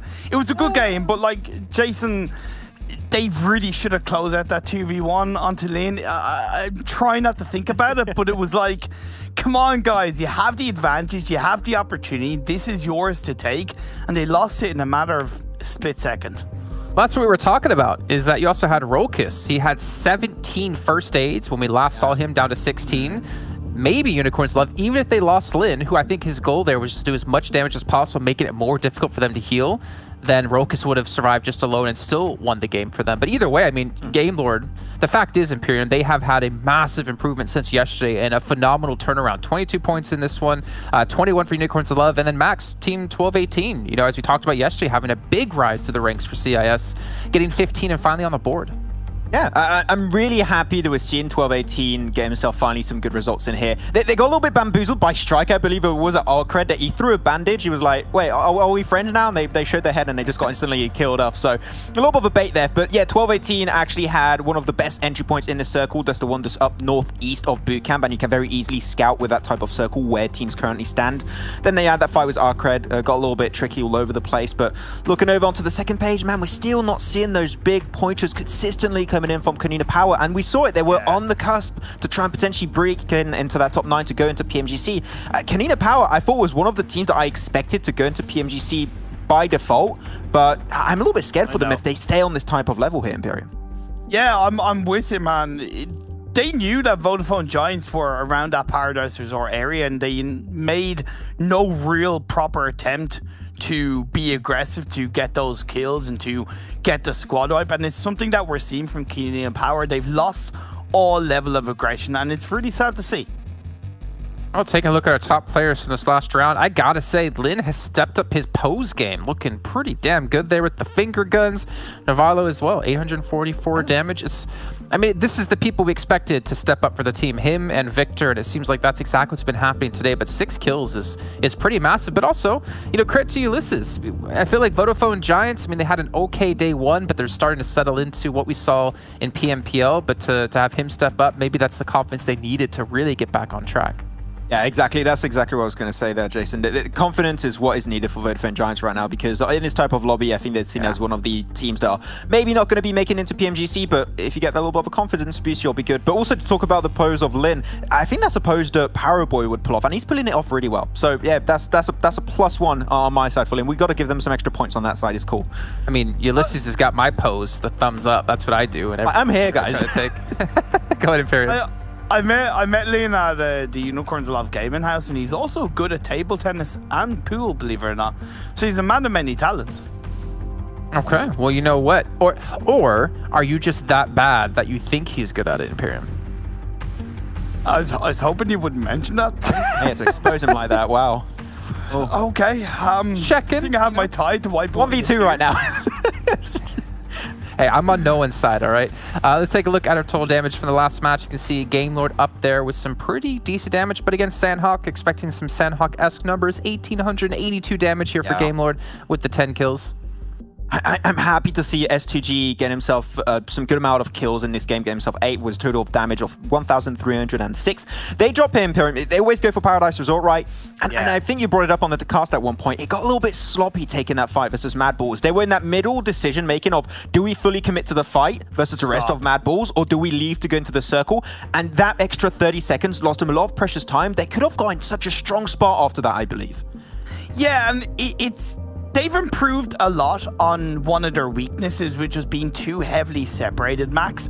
They've tightened up a lot more, but they need to recognize that when you get to a certain part in the game, especially on Sanhok, if you're going to take a fight, you need to commit to it. Make sure you have all the players down that you are absolutely certain are around you, and then you can focus on what's in front of them. But they moved away too early. Silas got knocked, and the opportunity was there for them to get a lot more points in that game, but they ended up feeling the brunt of, I think, Supermassive Blaze towards the end. Okay, well, you know what?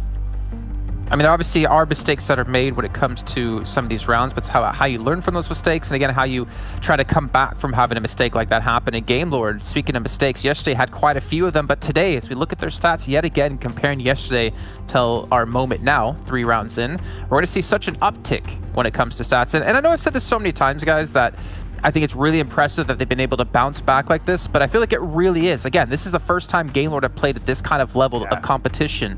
To go from being just absolutely dominant day one, getting 0 points in 3 rounds in a row, to now stepping up like this is just fantastic to see. And I think that's like truly like a championship caliber team is someone that can bounce back and have this kind of turnaround of performance. Yeah, if I want to say something about this team, it would be that yesterday they did look very hesitant from time to time to actually take fight, aim for potentially a central position like we see from, for example, Futbolist. They're very hesitant to do that yesterday. And today they turned a new leaf where they're just like, okay, we look back on yesterday's games, it didn't work out, what can we change? And I think that them going for a more aggressive approach. I mean, you saw those average kills for today, right? 7.33, I think it was. That's very impressive average kills. If they can remain that, I think they could make up for their very weak day one and actually potentially catch up to get in the top 9. So, I mean, good from the French team. Keep on going, boys. Okay, well, I mean, yeah, all it takes is to, I mean, you can have one bad day, we've discussed, right? But you can't really afford to have 2, as luckily they've been able to step up here in Imperium.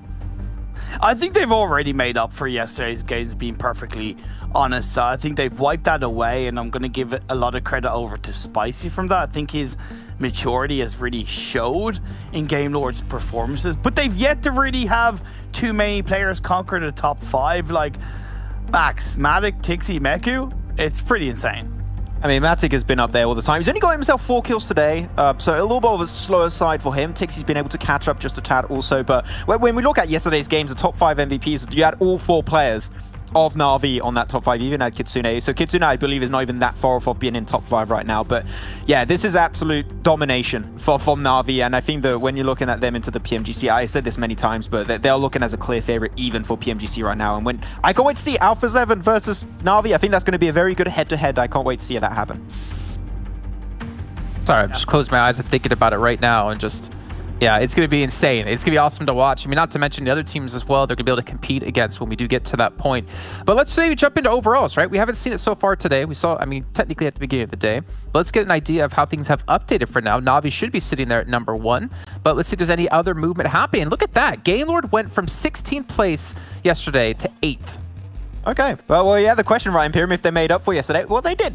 So you see on that one, Imperium, for sure. But, man, Fenerbahçe has been very aggressive in these recent games. I think they didn't get a lot of kills yesterday, but today the teams like they're taking very good positions to take fights, even though they have to push a lot of the time and be the one to actually be on the offensive side. I'm actually impressed with Fenerbahçe being able to remain in the top page right now. To me, it's the fact that they've made some pretty intelligent decisions, especially in the early parts of the game. Typical example being in that previous round when they moved away from the Muerte, recognizing that, hey, we have to cut our losses. We've lost Rebellion, but we know that they have a bigger task to push forward, so we'll move away, and they got a lot more points because of that. So yeah, intelligent play from Fenerbahçe has kept them up there with the best. Yeah, and with Na'Vi and Unicorns Love being in 1st and 2nd place, that means its top 9 gets into PMGC. And you can see 56 points is the cutoff at the moment. Exquisite Décode in last place at 34, so 22-point difference. Again, it's really anyone's game right now of who's going to be into that top 9 and who can maintain it. Yeah, it's very unfortunate actually for Exquisite Décode because especially the first 2 games on Miramar and Erangel, we were seeing some steady improvements from this team. They got himself, I believe, 10 kills over those 2 games together combined. So it was good to see, but now looking at the overall, we're seeing some Western European teams, ramp up a little bit. Still needs a little bit more time to make it into the top 9, but you might be able to see Eastern Stars make it back because I believe they're currently in 10th. So just one more good game and Eastern Stars are back in a pretty comfortable position. Well, hey, the engine is heating up. We can see Erangel going to be the next round coming up here in just a few moments' time. Before we do get rid of both of you, I want to get some predictions. I didn't get to do it with Blank, but we got Imperium here, so Imperium, hit me up. Round 4, really fast, really quick. Game Lord. No thinking. Game Lord. All right, Max. It's 2G. There you go. They're done. Okay. All right, well, thank you so much. We'll check in with your predictions when the round is finished off. But for you all at home, remind you once again that Xiaomi are a lovely sponsor here of the PUBG Mobile European Championship. They support your creative expression without limits with Xiaomi 11T's Cinemagic Power. So make sure to check out that delicious phone to my left, to your right on the screen, and also our delicious commentators who are coming in. We got John Allen and Blake. Blake, I'm missing you on the desk, but I'm happy to see you're here commentating. John, we haven't had to catch it or had the chance to catch him with you yet. How's the day been in your eyes so far? It's been great. I've been sat in my comfy clothes. I finally got my shirt on now after game 3. You know, I had to get ready for the camera, but no, it's been great watching the game so far. Obviously, Na'Vi not having as strong of a start to the day as they did yesterday, but that still means that's still like they've had a really great day so far. So I'm excited to see what more they have, and plenty up for grabs at the lower end of the tables as well, Blank. Yeah, I mean, to be fair, it allows a lot of people to be jumping up towards the top of the leaderboard at the moment. I think for Na'Vi, you're completely dead right there, John. You know, having a 16th place beginning, being able to quickly turn that into a first place, I don't think there's much more of a flip-flop that you can have in that situation, so that's always nice to see. I think they're on Sandhawk coming 7th with 8 points. It's not the worst thing in the world. I think that less worse than that is the fact they got 8 kills there on Sandhawk, despite going out with 0 points. So I think that, you know, there's still a beast to be feared. That's to be sure. But we're having a few more teams making their way to the top of the leaderboard. I think we can talk a little bit more about Unicorns of Love now and the kind of things they're able to bring out. Really having those massive clutch moments. Absolutely, they have been starting to step up in the scheme of the tournament. I mean, they were, to be fair, at the tops of the tables before at the end of yesterday, but it feels like they've sort of started to come alive and be a little more impactful. You can see Rolk is creeping up the tables there for the top 5 fraggers. Still, got the majority of Na'Vi standing in the way, but potentially getting a little bit better in those standings as time goes on. Still, plenty of games left to play. There's still plenty of opportunities to rack up those kill counts. And to be fair, over the course of these games played, as 9 games now that they've been sat in, 24 kills. It's pretty impactful there for Matic, but it's certainly achievable for Orcus to be able to jump up there as well. Yeah, I definitely think so. I think you're looking at the top of that leaderboard at the moment. You've got Unicorns of Love sat with 111 points. Yes, you're 100% right. Yesterday, sure, they were in 2nd place, but it was almost as if they were ice climbing up a sheer glacier at the moment with Na'Vi, who's all geared up. They're ready to go. They've got their spiky boots clipped in, whereas Unicorns of Love, they're hanging off just by the ice pick. Today, you know, they're much more situated in there, and they've got a much better foothold and handlehold on the top of that leaderboard with about 111 point, almost a 30-point lead towards the top of the leaderboard. So great stuff. Mad Bulls, unfortunately, haven't done too much since that game 1. Sat back in 83 points, which hasn't really moved, to be honest with you, John. And this is a Sosnova ending. Ooh, I mean, that's what I was oohing and ahhing at the start just then. And I mean, ARCRED looking pretty good right now, obviously in that military base position. The question is speed of rotation and direction as well. Where do you want to go? Do you want to go and hold out? Do you want to just sit right in the middle in that base? What sort of options are you going to have available to you? And everyone as well going to be looking for that prime real estate around those bridge entrances as well. I wouldn't be too surprised. I mean, I think Fenerbahçe as well, looking maybe to move to Novo. There's a lot of choices that teams have to make now, and they have to make them fast. Yeah, I think football is dropping down towards the west side of Novo. It's not a bad idea, and get yourself there almost instantly. This is the type of circle, though, where, you know, you can get to the beginning of the game and be like, okay, we're going to Sosnovka. So a lot of these teams are already making quick decisions. Canada Powers have really altered the rotate there from Fenerbahçe, obviously getting there far sooner. Getting 2 players across, you might think, you know, that's overzealous, but getting 2 players across is actually huge, giving you that anchoring point from the other side. There's been a fair few kills here. Narvalo also going down from game lore, but this is what's going to happen where everyone's making the mad dash in, with Na'Vi, you know, casually running a player down on their way over. I mean, that's fair enough. Even when Na'Vi's rotating, they're also murdering. So here's the thing, right? There's a southern plane and a southern circle. Normally, you get a plane path that people drop out towards, and then they spread out over the whole map. In this scenario, in order to spread out, they need to go a lot further north. To do that, you need vehicles, which means that there's a lot more contestation around those spots. And not only that, it's less likely that you want to go as far north. So you're going to be a lot closer to a lot more teams very early on. Look at the movements we've seen now over towards this military island. Everybody piles on in. I think we now have 1, 2, 3, 4, 5, 6, let's see, 7 teams on Sosnovka military base, despite only 2 teams dropping there. Yeah, because most of the time, let's take another perspective of that, is if you have like a general plane path that just goes through the middle, you're pretty comfortable to think to yourself, yes, the teams that drop in Sosnovka, they're already going to be there, but the rest of the teams, we can at least loot for 45 seconds to a minute before hitting vehicles and heading over towards Sosnovka Island. This has accelerated the game so much, it has put its foot on the pedal here, purely because so many more teams can quickly get over to Sosnovka, so you're almost playing catch-up in this situation. Trying to keep up to date. Yeah, you see Na'Vi just continuing to slaughter on that path. The central position and ARCRED, who obviously had that impetus to maybe look to move around a little bit, they're going to have to choose. Oh, this is on the military base island as well already, and Futbolist taking it to the Muerte, but they've taken a heavy beating in return as well. Now they're just down to Solkay, looking for the flushes as well. INGUSH looks to go for the 1 versus 1 around the corner for the final player of Futbolist, and they go down. It's 4 players alive for the Muerte, and they take a crucial compound on the military island. Yeah, it's really bad news. Just to put this in perspective, you know, you still got DREY on the Northern Island, so they did that 3v4. Futbolers had already found themselves a fairly decent position on this western side. To lose it so easily just feels like a little bit of a misplay in this situation. DREY's going to start to reunite with De Muerte. And more importantly, especially with all these early rotations, being able to take down a 4-man squad and grab their loot as well and compound on top of your own, that is going to be a massive boon throughout the rest of the game, because a lot of these teams, they aren't stacked. Check out Old Boy right here running with full level 2s across the board. Not many of those first aid kits, and here we have ourselves a little bit of flight available, which should come in handy for later on, which Eastern Stars, I imagine, they're going to put into practice later. Get out of it, BAZZI. Don't want to take to the skies just yet. Eastern Stars have yet to move, as you say. Exquisite Décode UK, though, further out to the east coast there, outside of Lipovka. 2 of them are getting in there. They are spinning it up. Let's go. They're going to take flight. I wonder. Come on. How many times have you ridden this ATHIS? That's the real problem. No, why would we switch? Oh, no.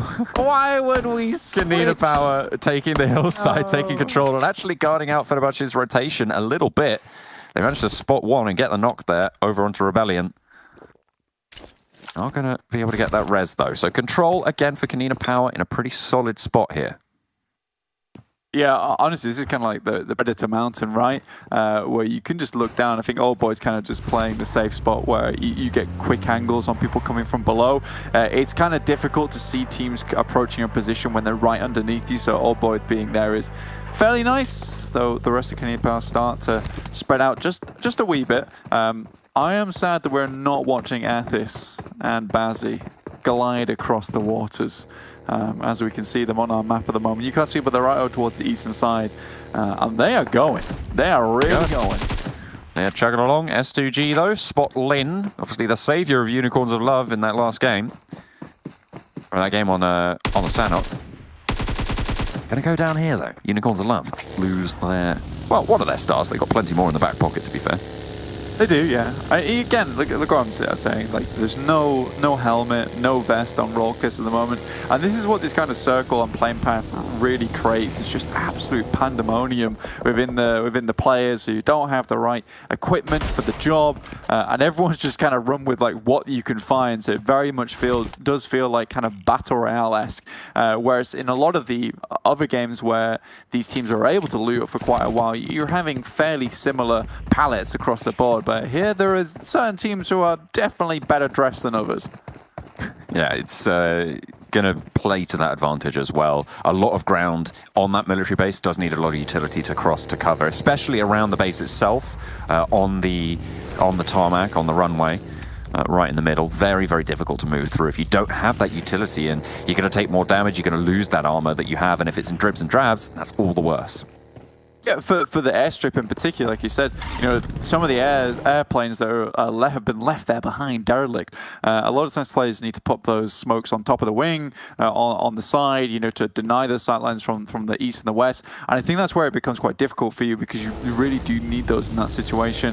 CS2G here priming themselves. This actual fence is very, very nice, giving you cover as you lay on one side, and with the third person perspective, you can actually watch over the top towards the hills off in the distance. So very, very nice position to play. One we've seen a lot of the top teams in history play. Bigatron, one of their favoured spots as well. Yeah, I was just looking at the northeastern side of this set of teams. You can see Exquisite Décode UK and Gamelord very close to one another near Lipovka there.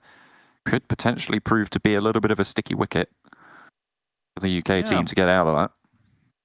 Also, Na'Vi all the way up towards the northwest side, they have just remained in North George. And to be honest with you, with what I'm looking at, you know, looting up for a long, long time might even play into your own hands, because people are so desperately scrapping for little bits of, you know, loot here and there, little bits of spots which I just feel slightly comfortable enough to lay a blanket down and set up camp. Na'Vi's coming in with the full tent available to them, so they're going to be just fine. And I think looking at the West Bridge, on Sosnovka, very free. Most people are just made across and then trying to find their position, but it's Muerte coming against S2G. So this is a 3v4 at the moment, so slightly rough, and without 100%, and the first knock coming through, this is looking good for S2G. Good pressure, good nades to follow them up as well. INGUSH goes down to another one. Really nice momentum being found. They're not really getting too much trouble, too much jip from the back as well, as ARCRED finally start to take those shots. 1, 2, and DREY looks for more as well. Lots of knocks coming through, and S2G's momentum cut short with the introduction of that third-party volley. But now there's only one player left, and in comes Timber to try and cut them down. Anonim around the side of the vehicle, looks to hold the UAZ, but the howitzer starts to boom. And there's the volley around the side. Anonim finds the ankle, finds the shin, does a lot of damage there. Anonim not healing up, pulls out the Molotov, tries to stop the push, but Timber will not burn down, will not go, and it's S2G to stay alive with 2. Yeah, to stay alive as well, because that was a very, very good fight for S2G, and particularly Timber, pretty much saving that fight on its last legs towards the end there, especially with the quick push out. I think he realized the situation they were in. He just needed to go and push onto him. No meds made that very difficult. Papara, massive blaze. They're taking knocks as well and damage. Kanina Power finding themselves a very nice spot over towards Noya. But the problem we're really seeing for them is that it has moved very, very far away from their perch spot on the eastern side. They're going to have to move up towards the west. Have to take that little bit of a shift in stride, hopefully. Papara Supermassive Blaze at the moment, after coming off that win earlier, looking to try and get a couple more points on the board, but they are, again, on that eastern side looking for that shift. Kanina Power waiting around, and everybody starts to move. S2G, oh, they're getting pushed on, and they flee the scene almost immediately. And I think they couldn't have done it sooner. They needed to heal up just a little bit more, and nicely found as well to be able to get away from this push from ARCRED.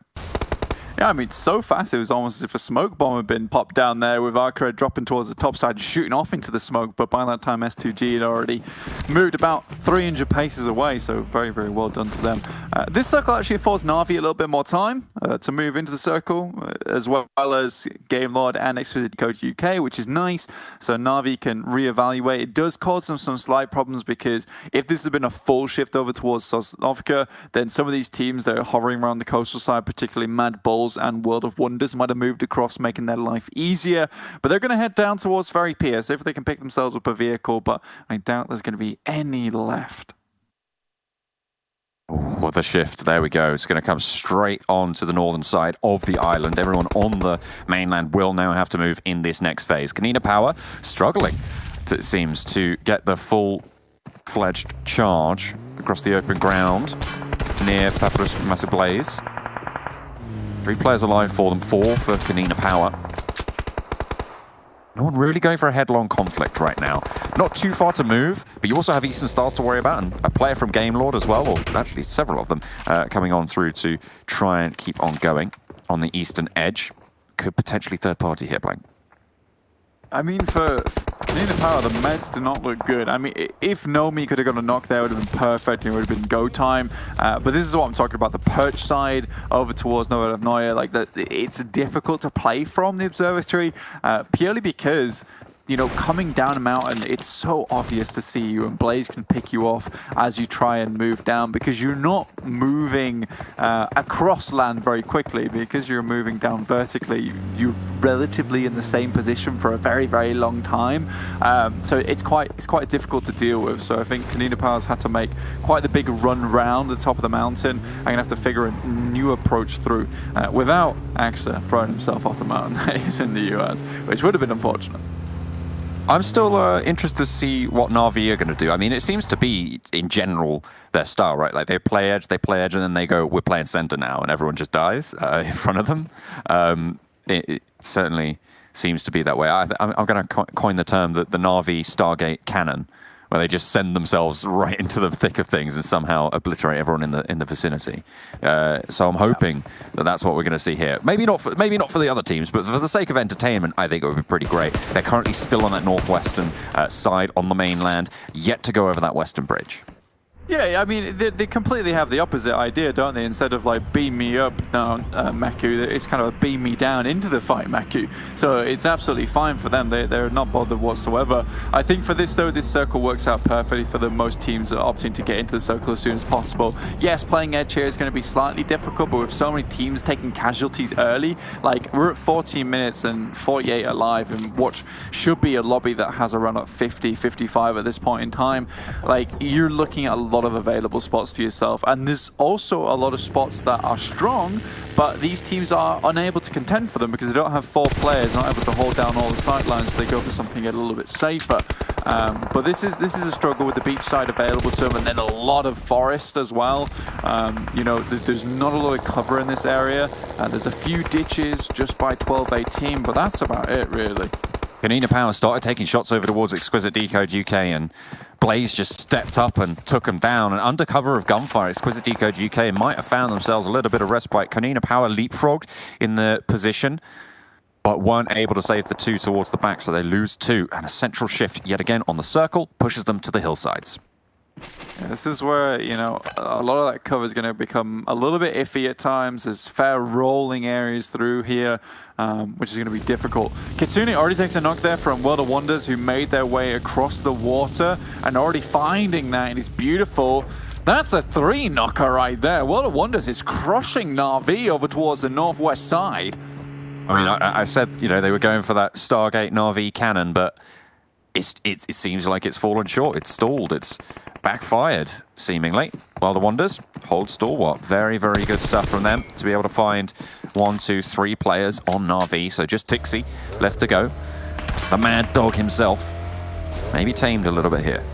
Yeah, this is pretty unfortunate for the team. Yes, they were looted up, but again, this is the problem, is as you're coming in, finding a spot on that edge is a little bit difficult at times, and World of Wonders actually being able to make their way across the bridge and not being spotted out by Na'Vi, I would say is a mistake on their part. It's over for Tixi there. Yeah. I mean, that's a Vodafone Giants. Yeah, I think we moved off that camera because what we were about to see was a slaughter, and no one wants to see that. He did in fact go down there as well, but also in this southeastern side of the compound, Eastern Stars, Game Lord's remaining players, and Exquisite Décode UK now going at it. One player down for Exquisite Décode UK, just Daddy on Nate. Game Lord, they've suffered pretty heavily. Just Rob's still standing. You can see the forward player there getting eliminated. Finally, are going all to fall. So Exquisite Décode UK and Eastern Stars now, the last on the southeastern side. But hang on a minute, what's this? Mad Bulls moving out to potentially guard out the fight. Yeah, you've got Effect coming in. Effect obviously being very effective so far in this tournament. A little bit closer comfort though, and Mad Bulls might want to rein this Mad Bull in particular in. Exquisite Décode UK once again using this moment to move into position. Nicely done. Smokes behind as well to keep things clear. Clean Power off in the distance as well, but that's just Gonzo, I believe. And he is gone off in the distance. Monkey tries to take some pot shots, but Will's on the floor, snaking around, drops the smokes. The wheel's already gone. Mad Bulls look to cross with the smoke cover as well. Eastern Stars have a couple of blooms right next to them to give them some protection, as soft as it may be. And the shot's coming from across the way as well, from Daddy, who's managed to reposition. I think you're right. I think this move from Exquisite Décode UK was very, very timely. And they've done very well because of it. Eastern Stars take their chance as well. And the sprays are good, but not going to be able to get these knocks just yet. Kapahala on the back foot, not going to be able to beat up with the rest of the team anymore. It's some great smokes as they've come through as well, because they were setting up the terrain for themselves as they were rotating. So really, really smart plays coming out from Exquisite Décode UK to basically open this one up for themselves on this southeast edge. And they know if they can get two teams kind of injured and crippled and limping away, that is more than enough for themselves on the southeast edge. They'll buy themselves so much time and space that playing from here will be really, really easy. I don't know where Reznov's getting shot from, but that's Gonzo. He's still in the fight. Fair enough. Still going for Kanina Power. Eastern Stars look to crest this ridge line. A competed move. The duo of Mad Bulls did leapfrog them. A shift goes northwest on the circle. World Wonders, very nicely placed there. Fenerbahçe as well on the western end of it. Very, very nicely done for them as well as the Vodafone Giants, who crashed into the compound that Tixi was in and now have themselves a northern stronghold. I think with this particular place on the map as well, you know, terrain's a little bit weird here for yourself. You've got hills, you've got a small valley, so a lot of this edge around the circle is quite playable, but towards the center there, it's not really a place you want to be unless you have absolutely nowhere else to go in that situation. Eastern Stars, a little bit of a rough beginning here to their entry into the circle. It's got a long way to go, and I think with Mad Bulls also seeing them in position, it's with the Décode UK, they're going to be happy just to pull up those kills. Reznov and Eliseo going to roll on forwards, but both of them just get rebuffed immediately. BAZZI steps up to the plate, knocks it out the park. Will now, last player for Exquisite Décode UK, looking to try and hold it down in the vicinity. They do have that off angle, but Will has to strike out, and strike out he does. Finds one, but is answered in kind. Low HP though for the Eastern Stars, and Daddy might play spoiler here. And their way, and everybody else on the outside goes down. Daddy left solo. I mean, Eastern Stars there, at least they pick up 3 points. And Octavian, you know, you had your boy BAZZI in front, but as per usual, it's Octavian doing most of the work in that situation, getting all the kills. I think for that situation, you know, Eastern Star, with this shift, it's so rough for you in that situation. Exquisite Décode UK, pull the trigger maybe a little bit too early, might just want to go into the circle, especially with them being shot by a fair few other people in that situation. Order Wonders on the sidelines.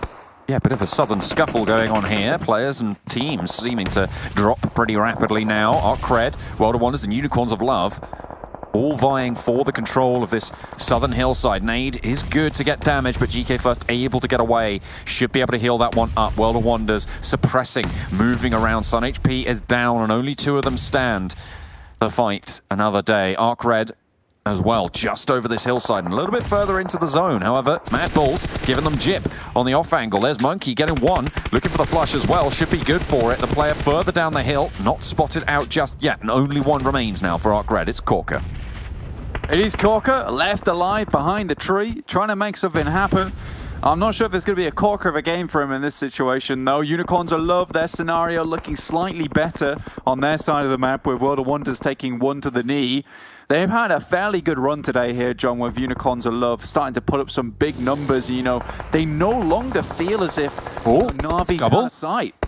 Double nade there coming through from Unicorns of Love, and Enjoy falls. They manage to crest the ridge, get the kills, and Rolkis can get rezzed as well. 3 players on the south side for the Unicorns of Love as they still hold strong. 4 kills found. That is beautiful news there for Unicorns of Love. They've got a lot of area to contend with now, a lot of area to start moving out. You know, you have lost 1 player though, so down to 3 is a bit of a rough place to be in. But it's okay, they can still move forward. A lot of these other teams will have taken many casualties on their pursuit towards the center of this circle of Sosnovka. Fenerbahçe had a nice spot over towards the west side of the map on top of the hill, but that's going to have to be basically given up in this point in time. A long slog. And that Rebellion slingshots right into the middle of the circle there.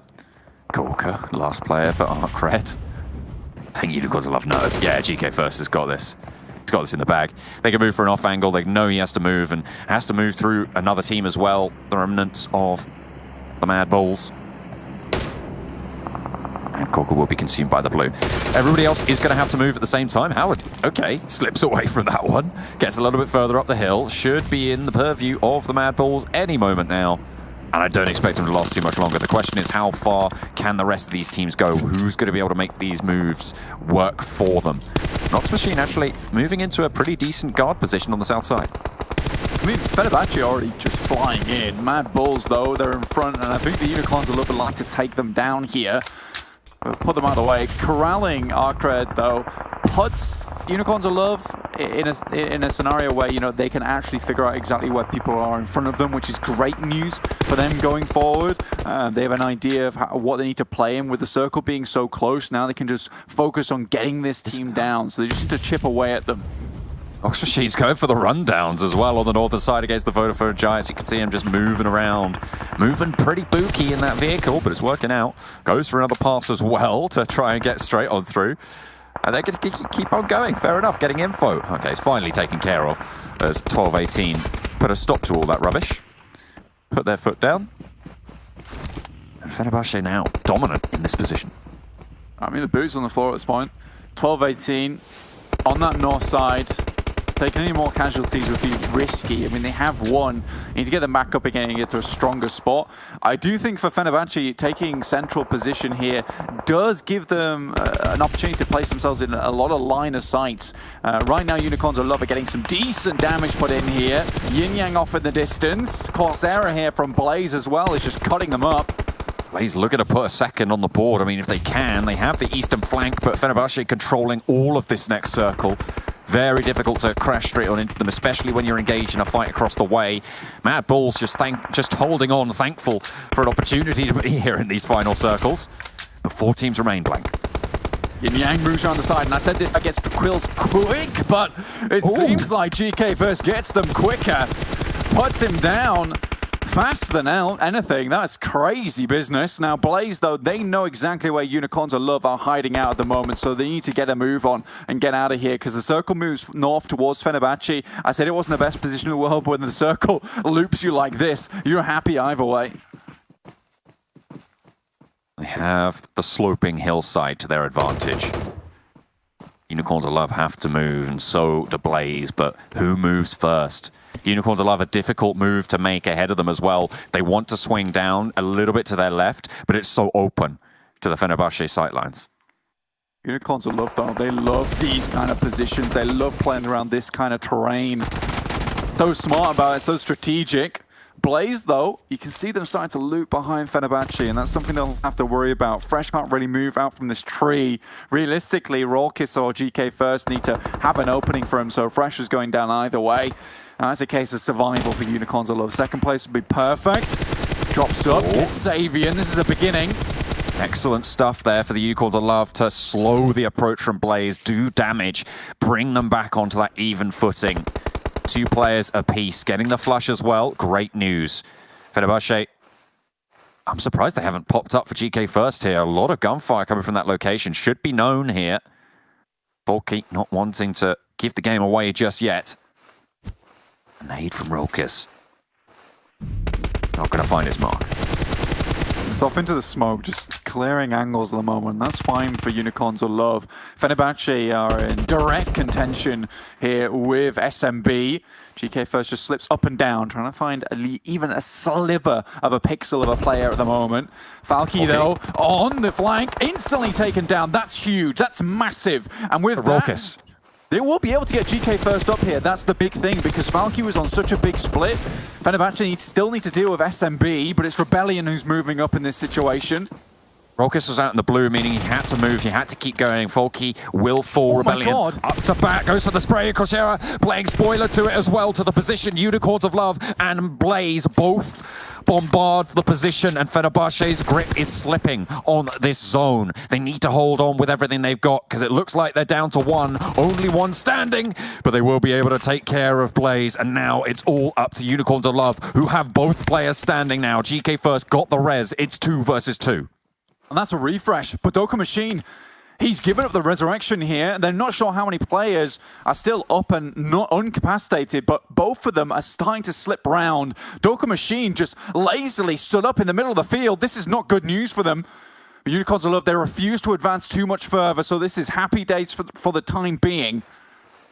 No one has dominant control right now, and it's all about control. The nade over the top and gets the re-knock. Excellent news. Unicorns of Love know they have the numbers advantage now, and Rolkis swings out wide. GK First, soon to follow in the footsteps as well. Dokunma, 1 versus 2 in the grass. They don't know location. Needs to get the drop, but Unicorns of Love just roll down the hillside. Excellent approach, excellent conversion, and another for Unicorns of Love to put themselves closer towards the top of the table. You can never count the horse out in those final runnings, because yes, it might be 5th place, but you never know when it's going to get a gallop on and slam through that finish line. What an incredible game there from Unicorns of Love. Patience was key. They left Fresh to die off in the distance. They could do nothing for him, but just worked that hillside so beautifully. Pitting the boys from Fenerbahçe versus SMB was the best thing they could have done in that situation. And I think that nade from Rolkis kind of sealed the deal, because that spray wasn't perfect on the player from Fenerbahçe in those final moments from Blaze, but that nade from Rolkis actually made the kill so much easier, and from there it was just easy pickings for the rest of the guys from Unicorns of Love. That was an incredible game, and this is the clutch factor. This is the clutch factor coming out from Unicorns of Love, which you will continue to see from them, and it's what might put them in first place at the end of this tournament. It is really that. And they'll be able to close that gap, right, towards that first place, because Na'Vi went down a little bit earlier. They won't have had a massive point-scoring game there. Unicorns of Love, I think they had not the most amount of kills we've seen, certainly, but still a reasonable number, a pretty decent score on the board here. Being in second place with a gap, I think, of about 40 points towards the start of the game, 40, 45, something like that. They should be able to close that gap pretty effectively. Yeah, but these are the games that you need to be able to win. And if you can win these games where it feels like a slog, where it feels like you've gone up at 4 AM and you've had to go to the gym, put in the work, put in the time, and then have to work again, like it is those games where it is difficult and it is not enjoyable, but you make it through the gravel and the dirt to the end game and come away with a chicken dinner. Yes, it might be dirty, yes, it might be a bit crunchy by the end of it, but that's fine as long as you're getting them, because these 5-point, 7-point margins between first and 5th place, these are the kind of points that put you in first place towards that last day. And if Unicorns of Love can do it here, they can certainly do it in that 4th day, and I am so impressed by this game. But then you have to also contend with Na'Vi's point scoring potential. We know they can put up more points than anybody else in this lobby. They've done it. They've shown us that. And we know that they can rebound from going down early. But Unicorns of Love, they're not going to make the money earning potential easy. They had a great game here on Erangel. We'll see if they can continue the charge after the break.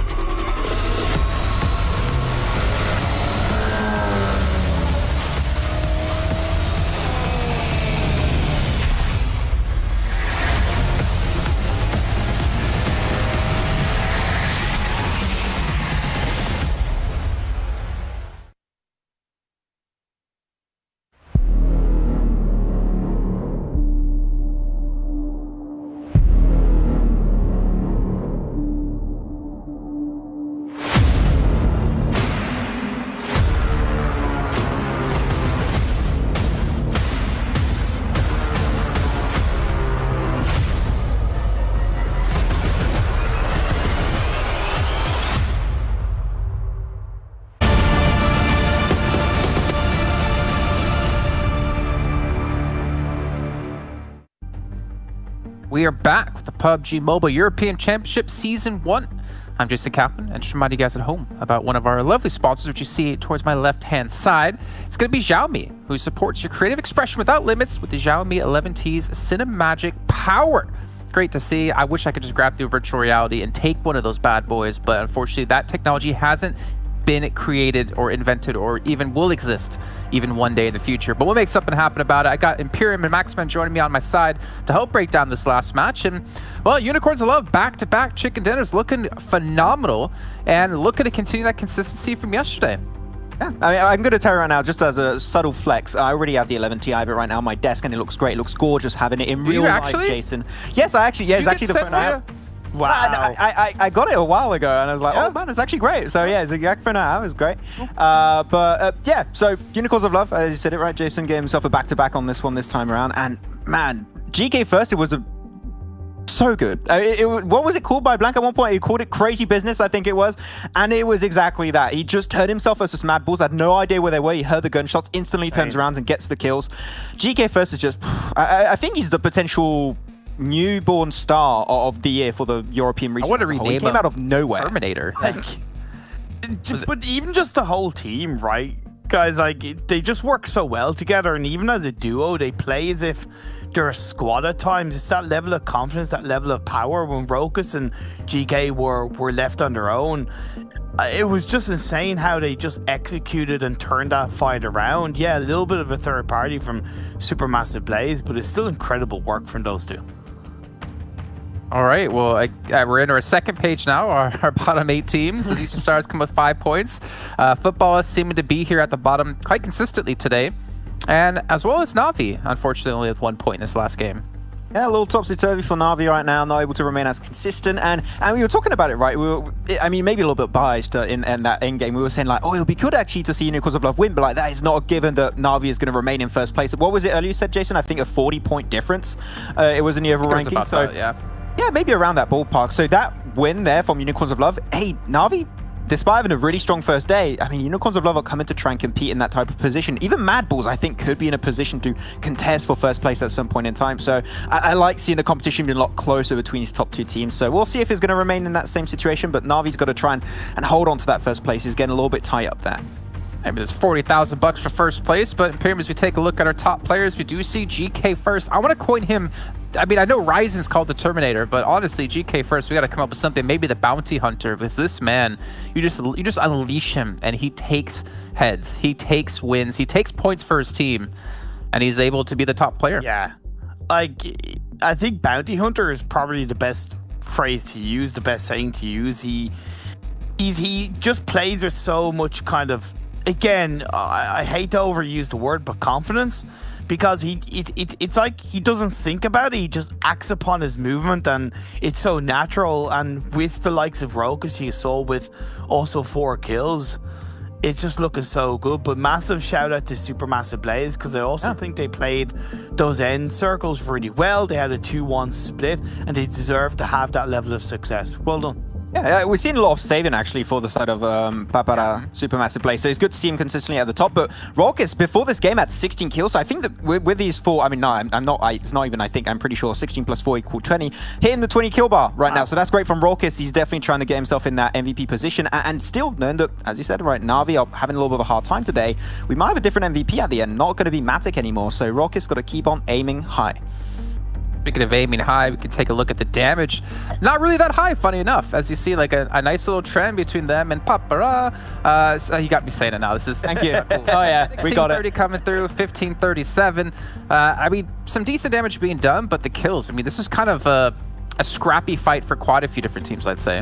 Yeah, like, it was a Sanhok-esque damage because we had so many teams committing to the military island so early in the game, right from the 3-minute mark up to 5 minutes. We had, I think, 6 or 7 teams in the military island, and obviously when you go there, you're kind of going to stay there. So we had a lot of scrappy little fights early on with the Muerte, with kind of ARCRED, with S2G, with Futbolist going out as well. So definitely Sanhok-esque numbers because of it. And honestly, I love the fact that so many teams committed to the military island circle early. It's something that I've wanted to see, and it was my favorite Erangel game because of it. I think especially when you look at this type of lobby, you know that this is a lobby against which you don't want to have to cross a bridge when you're being gate-kept. So you want to avoid that as much as possible. Drop down. If you have to loot up quickly, then move early on North Island. That's the best play. But being gate-kept by, I don't know, a Na'Vi, a Unicorns of Love, a Futbolist, I mean, I don't think anyone wants to be in that kind of situation. So move there early. You'll be safe, and that's what teams tend to do. So good to see.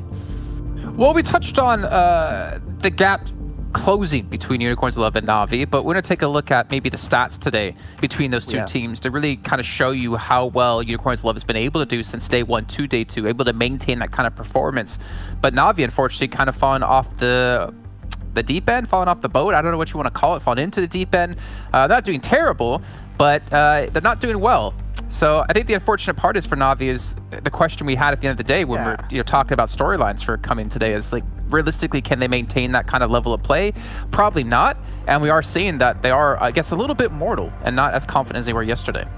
I think it comes down to the fact of teams are aware so much more and they're adapting to how they play and they're being a little bit more aggressive. So certain teams are maybe picking a couple of the Na'Vi members, a couple of other teams are, and that opens the door for the likes of Unicorns of Love, who rotate extremely intelligently to play a lot more aggressive in the late game and pick up back-to-back chicken dinners like we just saw. That damage today, 4,600, is pretty spot on. Yeah, and still was 2 games to play, but can we just say about how good the turntable situation is between these two teams? When you look back on day one, the only stat that was positive for Unicorns of Love was the healing, and now is Na'Vi. So I just find it very interesting, very good karma happening in this one. But yeah, I mean, average survival time of Na'Vi, not able to make it to the late game that much right now. They tend to die in that transition from mid to late game when you have to actually fight for those transitions, and that's what we praised them for in that first day. But now it's just, teams seem like have adapted a lot better, are fighting for those positions. We saw especially the French team try and centralize a little bit more, and I think other teams have been trying to do the same. So Na'Vi a lot more now have to actually fight for positions, and that's why you see them die early, because they tend to rotate pretty late, and that's where it hurts them the most. Well, we haven't really mentioned the next team that we're actually going to be talking about here, I think, over the course of yesterday and today, other than trying to say the name correctly because it's sometimes so difficult. Fenerbahçe, you're going to take a look at their player stats, actually. Give you guys an idea at home if you're unfamiliar with the team, just see who's really been the stand-up player so far within this event, who's been, the fragger for the team, who's been doing the damage, and obviously just to kind of see if things will potentially change or continue to improve as the days go on. And we're going to take a look at the list here. I'm a big fan of the jerseys, just want to say, but Nox, 301 damage on average per round, which is actually pretty damn good. If we look back at Futbolist, who were 3rd overall, he actually has more average damage so far overall than the players, I think a good amount of players on Futbolist had. Yeah, it's been looking really good on their side, actually. But I would compare it exactly to Futbolist, right, where you have all the players doing actually really well on their side. You don't have one player that's like big standout for the rest of the team, so it's really fun to see. But talking about their jersey, I mean, Fenerbahçe is also a football club, so I have the impression Falky is the goalkeeper right now for the rest of the career. That's how that's going to be going on their side. But yeah, I think that Fenerbahçe has been an impressive team. I think that, especially when you're looking at this second day in Pyram, right, that they've improved. Yeah. Nox improves a lot of his driving skills, it seems. Too much.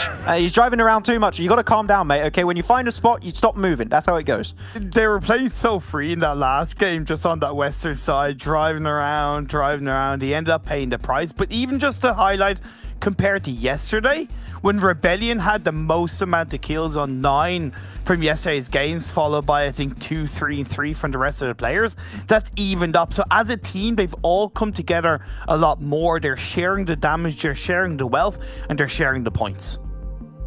Yeah, and that's obviously like really important when we do go forward, is that you can't really depend on that one person, because if they have a bad day, then your team's not really going to be successful. But speaking of success, Miramar coming up next. We're going to take a look at our map chance when it comes to this one in particular. And I'm curious to see who generally has been playing the best when we get over onto Miramar. We talked a little bit about Na'Vi before. We'll see if that kind of holds true, and we're going to see actually they're going to be able to maintain it. So Supermassive Blaze, not going to say the first part of the name, Max, don't get frustrated. Having, I believe it was, what, 2 wins now on Miramar? Yeah, yep. I mean, yeah, they had the 2 only wins on the 2 only Miramar games played, so that's how good it is. And I talked about it earlier, right, when we had Blank here, about normally Miramar is not the map in which you're going to consistently get big kill count gains. Sure, every once in a while you might be able to get it, but over those 2 games, able to retain an 8.5 average kills per game on Miramar is very impressive. If they can just even remain close to a stat like that, it would be still very impressive in its own regard. So yeah, Babara, we'll see how it's going to go in this next game here. And just like real quick, one of the vital parts about Miramar that a team really needs to understand is the terrain, knowing every single dip, knowing every single hill, and Supermassive Blaze dropping in Picado allows them to, over the course of however long they've been playing this game as a team, is to understand the dips, to understand the positions in any circle. So it doesn't matter where it goes, they're most likely going to get the best of it, and it's really nice to see. Yeah, fantastic to see. And gentlemen, I think it's almost time for me to kick you two out of here, because it is time to get into our fifth round of the day. It's a penultimate match until we do get into the exact halfway point of this entire event. So Imperium, Maxman, I'll check with you a little bit of time. Hopefully, Imperium, you can teach Maxman how to tie a tie, because I'm pretty sure that's why he was being mean to you before, is because he was never taught how to do it properly. But don't worry, I know how to do the very basic knots. Maybe Imperium can teach me as well. But before we do head into our next round, we got to remind you guys that the reunion event is currently going on within PUBG Mobile. We just have to join the game, participate in this festival. And it's only available for a very limited time, so make sure you get your daily rewards, get your login event as well to get your free permanent items. And there's a lot of collaborations happening as well. For instance, the Arcane collaboration event, which is sick. If you guys haven't seen any of the episodes over on a streaming platform, a certain one of those, or if you guys haven't seen it yet in game, make sure you check it all out when it does come in, because it lasts for about a month and a half time. And hopefully, for the sake of our commentators coming back in, they last for more than a month and a half's time. We got John, Alan, and Blank to tell us about the situation going on here in round 5. I hope we last for more than a month and a half. Goodness me. Well, to be fair, that would get us to... Oh, that wouldn't get us to Christmas, would it? I'm not entirely sure. I have to do the maths. I think it would make us all the way there, I reckon.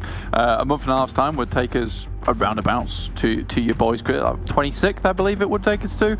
I'm not sure. You know, I'm just doing off the cuff of my head at the moment, and that's fine. Sometimes that's what you got to do, and that's particularly what a lot of these teams have been able to do during these matches. Like very awkward scenarios and come up with interesting stratagems during the game, and I think it's a very important thing to be able to do. And you know, this is where we are at the moment. It's the European Championship. We're now with a lot of these teams who are able to think on the fly, and if something comes up, it's not something that, you know, is to be seen as a hurdle, but rather as just a challenge that they're happy to accept and happy to actually overcome. So very, very well done to a lot of the guys so far. Anyone during this tournament, anyone who's made it here, it deserves a massive congratulations. No, not to speak, you know, if we still have this Na'Vi Unicorns of Love first, second place fight, most of these guys are going to PMGC. Yeah, I mean, we're looking at 9 teams coming from this tournament. I mean, no matter what, 9 teams do get to go. It's a question of where down the table is that bubble, right? And at the moment, with the 2 teams at the top sat there, it's all the way down in 9th place, which is really quite achievable for everybody still in this tournament. I mean, you look at Exquisite Décode UK, sat at the bottom, 38 points. They need to make up like less than a 30-point difference over two days worth of games, and 2 more today as well, right? Yeah. That's not a lot. I mean, that's doable. It's definitely doable over the course of 14 games to make up that difference. The question is, when do they strike out? When do they start that run? If they can, if they are able to be able to get up towards that 9th place bubble. Yeah, I mean, for a lot of these players, it is difficult. Okay. That's right. That is quite a circle, to say the least. Turned you into a dog. Turned you into Barky the dog. It did. It turned me into Barky the dog. I was a wolf in there at the Pac-Man circle that we've currently got on our screen. That is very interesting. I'd like to see Island finish. My pray right now. I've never seen it before. It's almost like it's one of those rare map things, you know. And I feel like I've collected a lot of circles in my time, but I've never had the island circle, and I need to add it to my belt at some point, because I've been doing PUBG Mobile for so long. Absolutely, we've never seen that. You're right. I mean, we've had Dino Park circles as well. I mean, that's always been cool. We had castle circles. A big fan of those. What else are your favourite circles? What have we had? I really like the cave circles on Sandhawk. For some reason. Cave circle, cool. Yeah. Bridge circle on Sosnovka. That was a big one. That was a big one. Very fun indeed. No, that was in George, wasn't it? That was North George. That was George, the George Bridge. That was even worse then, in that case. That's even worse. That's a small bridge to be dealing with. I believe Pocus just went down there from Vodafone Giants. Not a great start for that. I don't think, but for Vodafone Giants, I don't want to call it right now, but I feel like they're hitting their limits of what this team can do. I think they did exceptionally well during Western Europe to show that they are a team to contend with, and they do have the chops on them. But coming into European Champions now, you're seeing a lot of teams here who are very, very good, who are all giants in their own rights.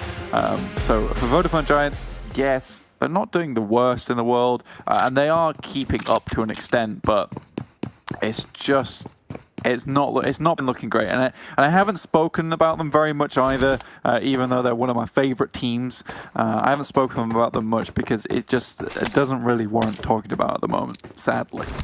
Yeah, so it's a little bit unfortunate. We expected maybe a little bit, I mean, you touched on it when you were on the desk, right? We maybe expected a little bit more from the Western European teams, but right now, I mean, there really is the story of the battle for the top spot between Unicorns of Love and Na'Vi, which is quite interesting, you know, when you consider that there were a few teams who were very close to challenging Unicorns of Love for that top spot in terms of points, but then they come into this lobby and they're just head and shoulders above everybody else from their region right now. I do think from Western European PL, Unicorns of Love learned so much. They learned so much. And I think that's the great thing about having such a large amount of games in PMPL is that not only do you get a very good average and you're also determining exactly who should be in those finals, but you're also giving a lot of time for those teams to prepare, to play together, to play in a very professional environment. That buggy's made out of bouncy castle material, but I think that for Unicorns of Love, that they've come a long way, and you were really mishmashing two separate teams together and hoping that they would fit, and although they didn't fit very well at first, that they've made it fit now, so that's good. That is good to see, and they're holding the torch for Western Europe right at the top of the lobby, and it would forgive all of Western Europe if they took that first place. Do you think? I think so, yeah. You think that's true? You know, one out of the bunch. I'm not entirely sure if that makes a good pie. You know, it does. It would forgive the whole thing. I'm telling you now. You okay, have to believe. I believe you. I believe you. I believe you for sure. Yeah.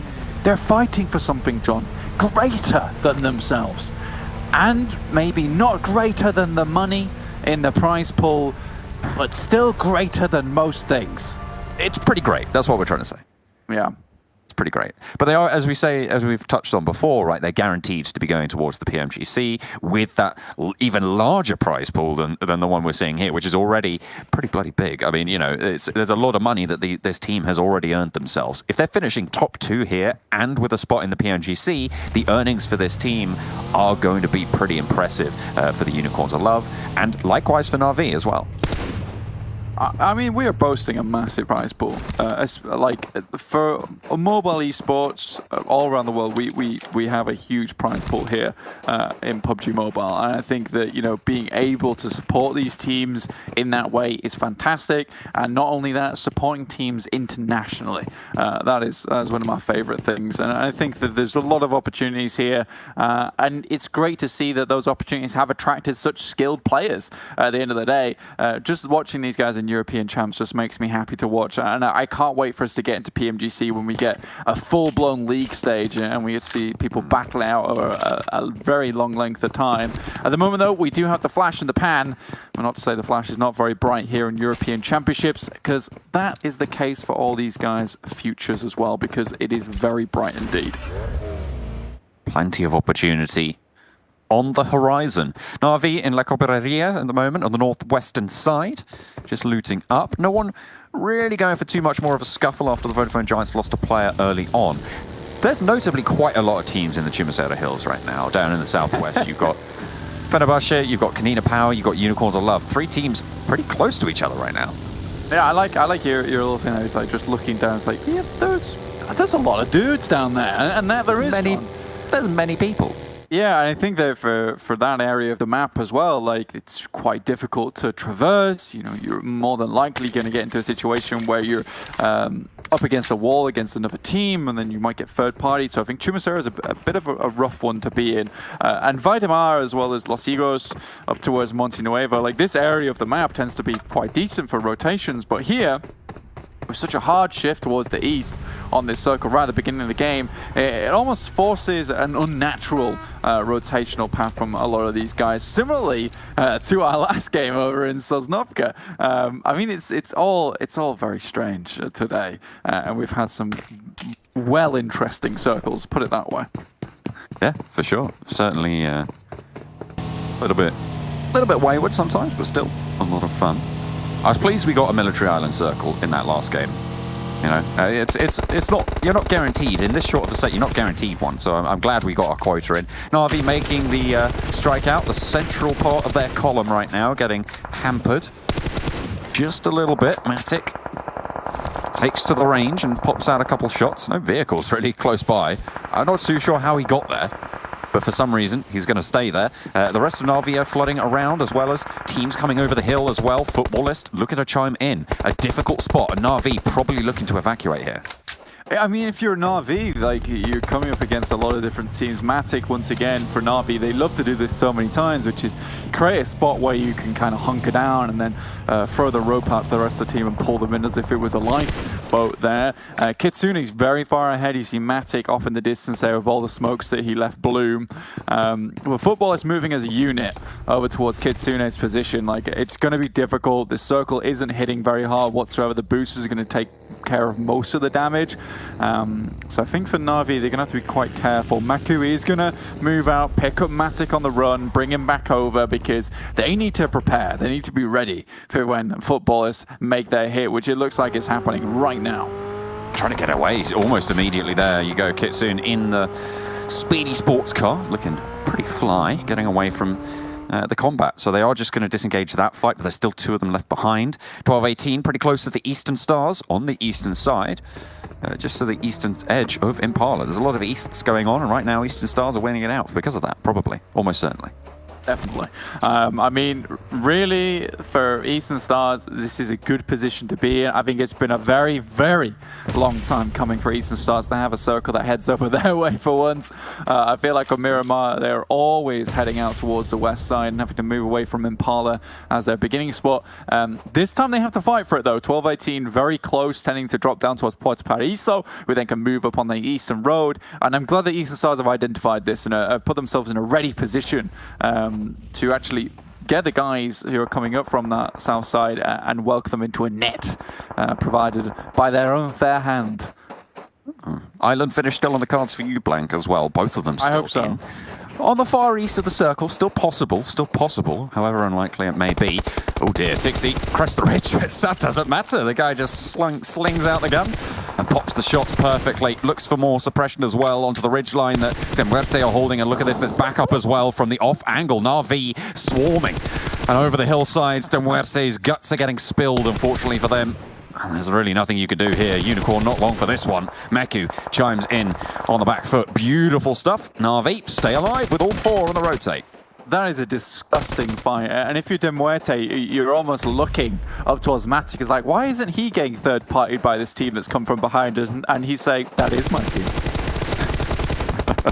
Oh dear, DREY, oh, hang on a minute, he's found a frag. On the backside there, fragging on out from their position. DREY managed to get a flush, and that could be pretty crucial for Na'Vi moving forwards. You need a lot of zonal control here on Miramar. And down to 3, far from ideal. DREY gets some healing done. Looks like they want vengeance. Meku up to bat. DREY, no one else to contend with. A nice nade over the top. Didn't cut quite long enough and gets sprayed down. Meku will be the one to deal the final blow to De Muerte. Well, I think that was coming to him, because that was not very Dr. Dre of him. Like, you know, you're meant to save lives, not take them in that situation. Matic, though, moving across, gets the quick heal, asking Meku, please come back, pick me up. You've got a quick car, I want to be in that. Next circle coming in. Yeah, exactly. That's my ride. Exactly. Exquisite Décode UK up towards the north side, coming down from El Azahar.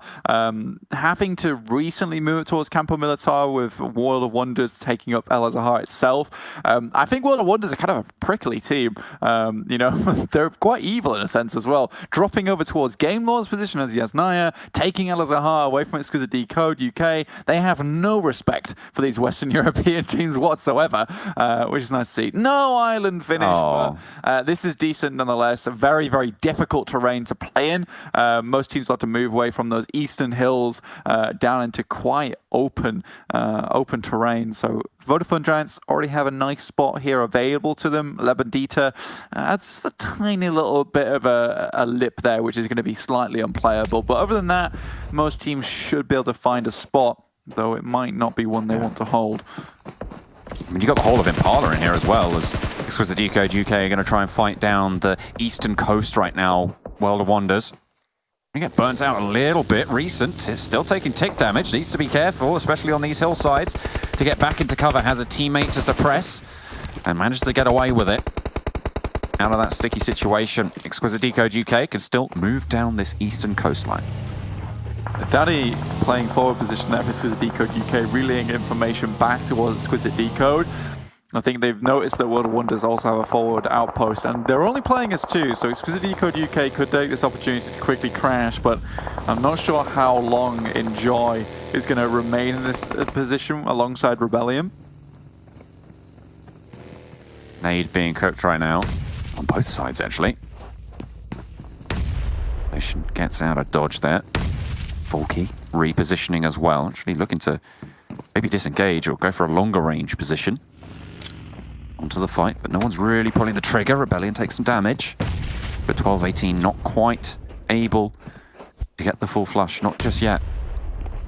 It's a little bit quiet here, despite them being so close. No one's really going for this full fight. Yeah. In the meantime, some really good plays coming from Eastern Stars, holding on the top side of Impala, actually taking shots over towards World of Wonders and Exquisite Décode UK, denying them entry from the north. Yeah, check back on this. It's a quick run into the Molotov. Not enjoyable for anybody there. This is a very slow fight, but Unicorns of Love could speed it up. The disengage comes through. And you're right, there's Rolkis on the off. But Lin and Fresh, they're not really too far away, so Rolkis might not want to engage here. It's the it's the slowest fight I think I've ever seen. Oh, well, we're keeping the pace calm, keeping it cool. I think for Fenerbahçe, it's quite difficult because they're keep running elsewhere and finding new players to deal with, so quite awkward. Unicorns of Love obviously losing the Bounty Hunter earlier in GK first, which is unfortunate. You know, with their 2-2 split that they tend to incorporate down towards Chumacera Hills, they have a couple of players head up towards that south road into Impala early, but there's already 12-18 there holding it out, and they've slowly creeped their way in. And with 12-18 having their eyes over towards Fenerbahçe for so long, they've actually allowed them to get in. But with this northern shift, goodness me, GameLaw's got a fantastic position to play in. The question is, where are these other teams going to go? Because there is basically just little ridge signs to play around here. It is definitely not enough ground for all these teams to play in, and you're going to see a lot of kills come through very quickly. Fenerbahçe's trying to take GameLaw's position, but they've got bead on them. Going straight on into the center there. Look at that crash. Rebellion just gets taken down almost immediately, swallowed whole by the beast of Game Lord in the center. A veritable sand worm. Don't know where I was going with that word, but it ended up coming out right with worm. Trying to isolate all the spice for Game Lord, you know? Yeah, just trying to isolate the spice for Game Lord. There you go. Yeah, that's fair enough. Blaze looking to guard out that hillside, and Fenerbahçe just get immediately dismantled. They tried to crash very centrally, very fast, and they didn't have any info or scouting really, and they paid the price. Exactly. I mean, at the moment, you've got the Duke Game Lord in the center there, holding it down. Good old house, but they should be okay for the time being. I think that unless you get a series of crashes coming in that they're not able to contend with, because it is quite a large compound area, so they're having to play a 2-2 at the moment. Realistically, they've got a host that other teams will be crashing against the rocks around them, which will be perfect. I think for these teams, most likely will take fights with one another before they get towards Game Lord, so it's almost a maze of death that they have to traverse. Rolkis goes down to Kapahala on the Eastern Stars. That's on the eastern edge. They try to scrap out for some position. The Mad Bulls up against ARCRED, who have lost 2 already. You can see that in the top left, sorry. Yin Yang healing on up. trying to keep himself healthy. Lobbing nades out towards the Mad Bulls, and actually has a really nicely placed one there to cover the off angle, but in comes Effect, and the Mad Bulls start to charge. They've seen red. Out the door flies a nade, and they are getting rebuffed. 2 players down now, and they bring it even. There's a gas cannon there, so you do need to be careful as the info comes on through, but the burn is good. And they're looking for more. A nade down the stairs as they go for that res, just to try and suppress that pressure, to slow things down. It might have been a smoke, yeah, it's going to stop them moving straight up the staircase as Effect cooks the nade to throw in through the window. This is rough. You've got Game Lord taking shots over towards this fight, as well as Futbolist at the moment. Both these teams just want to have a fair fight, but everyone else seems to want to join in, so a little bit difficult playing off on this western edge. You can see it there. They're right by the roadside. It's a decent position to be in. I think that because they've taken this bottom floor, it's very easy for them to continue nading up towards the top side, especially when it's a 3 versus 2. They can kind of play a time game here and just wait out ARCRED. With getting Monkey back up again is great, but that first nade is perfect. Now ARCRED realistically need to press this advantage now, just slowly though, not go too hard on this. Nade being cooked to go up the stairs. They are at disadvantage. Oh dear, that's his own nade going down as well. He does manage to get one in response from a teammate being able to get that nade, but the smoke's still there on the staircase and you can't really go for it. Looking to cook another to put it straight up that staircase. That's well placed. Looking to try and throw it through, but the Molotov burns down the bottom of the stairs and there's more damage coming through and the bullets pepper the walls. Oh dear, that's going to go down as well. 3 knocks found and a sliver of HP to keep Mad Bulls alive. Good God, they're really struggling to get up the top. They can't go around the edges because there's so many other teams looking their way. ARCRED don't fully know what's going on downstairs either because they're not sure who's getting knocked and where. But now Futbolists come in and they've realized that this is a death trap. No one wants to be in these buildings. There's too many windows and they're all open. It's free fire at the moment, John. One goes down. ARCRED tried to drop and get some flushes, and now Lutz is peppering in with the nades. Needs to be careful from Na'Vi's off angle as they strike out towards a position in the circle. Lutz has cover from them now, and another knock is good. 2 players standing from the Mad Bulls. They're up, they're down. They're topsy-turvy. 3 now standing on up. Effect still knocked, and Lutz is just wondering what the hell is going on in there. I know, just throwing nades repeatedly. They've probably knocked the worth of 4 teams at the moment. These guys have been on resurrect duty for the last 3 minutes. Finally, someone moves up the stairs, but it's Gbrute to push them back. 1 player still standing from ARCRED on up top. Staying alive, and finally they lose a player. The Mad Bulls down to 3. Na'Vi, in the meantime, have managed to leapfrog the position, play well, and another knock's there, but finally, the bugbear up top is deleted, and it's ARCRED to fall down. Lutz is back in, he wants more, he wants to go again. Okay, I don't think this is a fight you want, buddy. Lutz has a nade in hand, nade goes through the window, it's easy for Effect there. We'll finish out, and finally, a nade does what it's meant to do. Take out a player in 1. But Na'Vi, they've got eyes on this building too. For the Mad Bulls, this has been a sorry state of affairs for them. Effect has to jump in the buggy, tries to move out, but Na'Vi's got full clear sight on this. But in the midst of it all, Game Lord have cemented themselves in a fantastic compound. They've had it for such a long time now. S2G trying to move on up and pretend for it. And Kashi actually goes down in the meantime. Mad Bulls across the field, not going to be lucky there. Going low, going down. Gonna have to survive in dribs and drabs. Cockroach strats now. Na'Vi still 3 players alive. This is a surprising turn of event here for Na'Vi. With a very, very awkward beginning to the game there. Looking more like 13-year-old teenager at prom, to be honest with you. It was not good at all. But they've made it through. They've made it through to university. They've blossomed. They look good now here in the end of the game. Got rid of any acne that they suffered before. There we go. There's the Mad Bulls getting treated with contempt by Na'Vi. And finally, the shift goes away from the Game Lord compound. French team will have to change positions now. World of Wonders on the hillside. Going to have to leave as well. Vodafone Giants have the chunk of it. I mean, they have the chunk of it, but realistically, the prize that you've been given here is not worth the effort.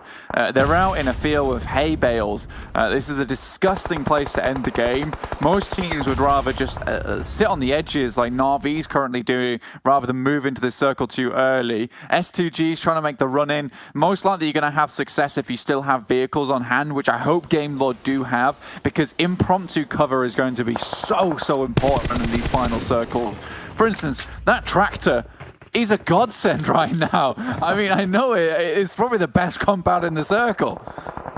And, you know, tractors, they're good things, you know. They're very useful for not only feeding the population with the crops that they harvest, but for also protecting the population from the bullets that everyone else is trying to send their way. I don't know if that's a conventional use for it, but as you say, it's working. Na'Vi fighting in open plains right now. S2G feel the brunt of it as the vehicle gets the knock there as it goes up in flames. A reposition comes through and Meku gets that flush, pushing forwards for Na'Vi. The spearhead right now to maybe swing out wide, but the rest of the team, the other two, are going to go a little bit more direct to the circle. S2G still have the stronghold. Not going to be able to get the first knock, and around the side, Meku holds it on out, looks for the trade. More damage tucked on in as well, hits the deck. Not quite finding the knocks either way, but finally Meku falls, and the rest of the team not there to get the refrags. Matic wants revenge, but he's not quite in the right spot.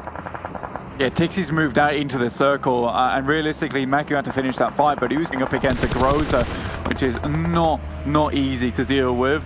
Tixie, though, again, another tractor, like we said, good at stopping traffic, good at stopping bullets, just the same.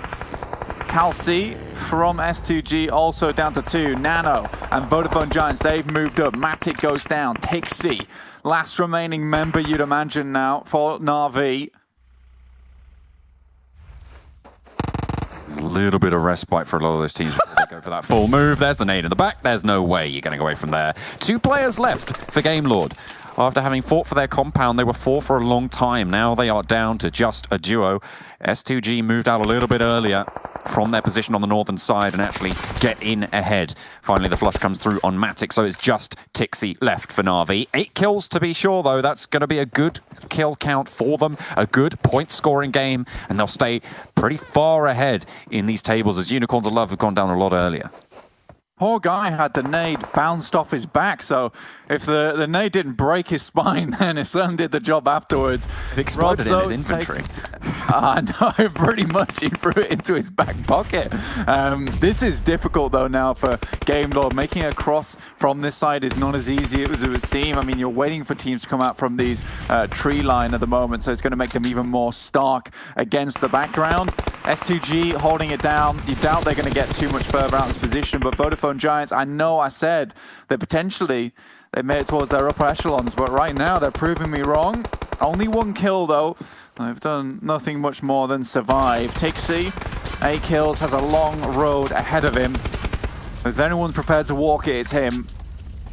Vodafone Giants seem to be aware of this position, though, and it's so open. Spray's coming through on the off angle. If that duo is dealt with, Tixie has a little bit more of a possible chance there. Calci takes heavy damage there. Sebi goes down. Tixie makes a break, makes the dash out wide, and actually he's looking good to maybe make him. An S2G spotted out just before he gets to safety. He is cut down. Na'Vi gonna go out just in a blink of an eye, and S2G now looking to try and control the hillside against Game Lord. Sees, ooh, immediate turnaround there. Will take him down with the M4 in hand. Now Zakenvor starting to push up. This M249 doing the work, but Zakenvor is dodging everything. He's going to have to reload sooner or later, but Nano, it's going to be later for him, right? 3 bullets are there. Not going to have to refresh on that count. 3 teams remain. 12-18 go down, and all of a sudden, hang on a minute, it's all finished. That's going to be... S2G managed to keep that one going. It all happened so fast, but they managed to come out on top. They tried to breach the compound, but they slid off it sideways and like water off a duck's back. They are going to see themselves to the chicken dinner. Good round there from S2G. Honestly, I wanted to see them do better, and I think they played that final circle very, very well, despite the positioning they were given. 7 in. Obviously, he's got the Groza in hand, and if you've got the Groza, you're kind of demanded to perform with it, right? And he absolutely does in that situation. So very, very good to S2G in those final moments. Vodafone Giants, I do believe they could have finished that fight with 12-18 much sooner if Zach and Vor didn't move like the wind past those bullets, the M249. Difficult stuff, difficult stuff. I think Na'Vi getting as far as they did was astounding, to say the least. And Game Lord, I think you're dealt a bad hand there, where everyone knows your position and you're trying to move out, but you've got teams to your right, teams to your left, and just open ground in front of you. It's so difficult to get out from there. Yeah, and that's going to increase a lot of volatility towards that 9th place bubble as well. A lot of the top teams went out a little bit earlier, so a lot of point scoring happened towards the lower side of those tables, which is absolutely great for them. Not so great for the teams at the top that might fall down just that little bit. But for Na'Vi, the team at the top, they got latest of any of the teams towards there. Unicorns of Love went down a lot earlier. That's going to open that gap even more. I mean, it looked like Unicorns of Love was starting to keep on going, but we talked about Na'Vi's point scoring potential, right? And they just showed us it here. Yeah, I mean, again, this is one of these games where I mentioned it with Unicorns of Love. It's those ones where it's difficult and it's not easy. The road ahead of you is a very long way down the line, and you're still able to make it happen in the end of it. And being able to grab those points where you can is exactly what you need to do to stay on top. So Unicorns of Love, they really do have this strange relationship with Na'Vi at the moment, where it's one team trying to impress the other almost a lot of times. It's like, what you can do, we can do it better. And I'm happy to see it, because we're going to have a very cool culmination on the final day should that happen. Getting a few highlights now. That fight versus Muerte from Na'Vi was clean. But this fight here, I think Gbrute got a 600 damage total during this game, and I'm pretty sure the majority of it, in fact all of it, will have just came from him battling down the stairs. Yeah, I mean, that was kind of a nuts situation to be getting on with, but eventually no one came out of it. No one had a good time there, and Na'Vi got it out the circle. No winner, really. There was no winner. Na'Vi won that fight by not playing in it. Yeah, I mean, they kind of just sat back and just looked at it and thought, that looks horrible. let's not involve ourselves one bit. And here's our final moments of the game, where S2G just turned on a switch like it was nothing and finished with Vodafone Johnson 12-18 in the blink of an eye. Again, very well played to them. They have very nice players here on Miramar. Hope they can continue that, but we are starting to see a group at the top now form. Yeah, certainly a very clear group, as you say. It's going to be a lot harder for the teams towards the bottom to catch that top group, but they don't need to. They only need to catch that 9th place spot. Still very much up for grabs. We're going to go to a break. We'll see you in a few.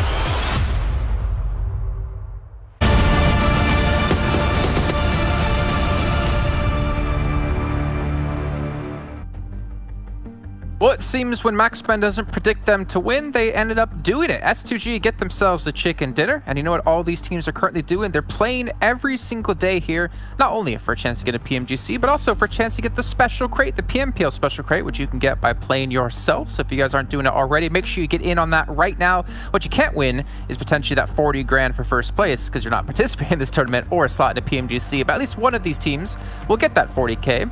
And by at least one, I mean one will. You can't have more than that. That's not possible. Anyways, let's get me out of this. Jace Kaplan. All right, let's get Max Imperium back on the mix here to cover my butt. Yeah, I mean, money to win, so aim for that, I guess. Yeah, okay, no, actually, Imperium, help us, please. It's fine. Just to kind of touch upon, because yeah, in that game, it was all going so well for the French team until Maxman accidentally was a mistake blurted their name, and the second that happened, or within 5 seconds, the circle shifted away and the game became like extremely hard for them to survive. And it was still a good game, don't get me wrong, but they lost the game because of Max. It's not a win. It's not a win. That's as much as I can say. But yeah, S2G Esport, finally good to see them get himself a win on this one. Unfortunately, I did not predict them in time, but you know what?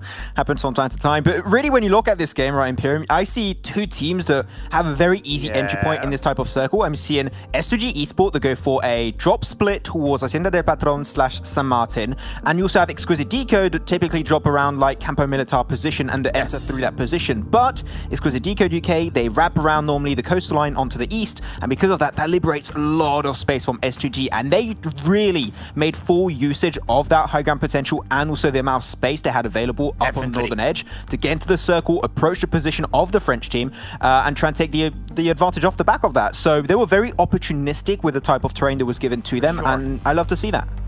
And especially when they were down to 2 players, right? Their backs were against the wall and they really had to carve the victory for themselves, and indeed they did. Moving down though, like Eastern Stars, Jason, like they were on the eastern side of the map. They drop in Impala. They had every, and I mean every opportunity to control this game, but even up until the 15-minute mark, they had a 4-man spread. What do you expect? It's such a shame, because it was the opportunity of a lifetime for them to claim a good result. Just to check real quick, Eastern Stars, right? You're talking about?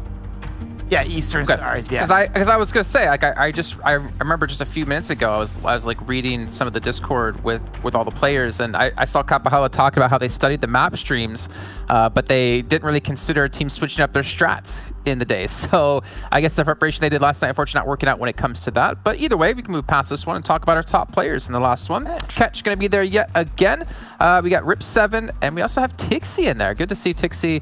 I want to say one of the first times I've seen him in our top players, though he is overall in kills, like one of the top, if not the top. Yeah, I think that with the amount of kills he's been able to get today, I think he might be getting close to overtaking Meku / Matic, so I think it's going to be happening at one point. But yeah, Ketch he has been the impressive player for me for Papara Supermassive Play. He's able to get there really consistently, so 5 kills over the course of this game.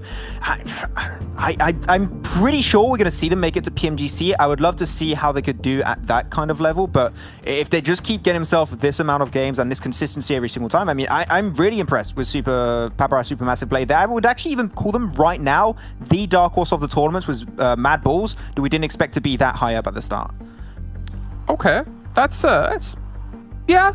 I want to see if that's possible. it's a big statement, but again, I mean, it's out of 16 teams, you only need to place top 9, which isn't really. I mean, I say it's really not that difficult, but I'm also not one of the people playing in this event, right? So it's easier for me to say.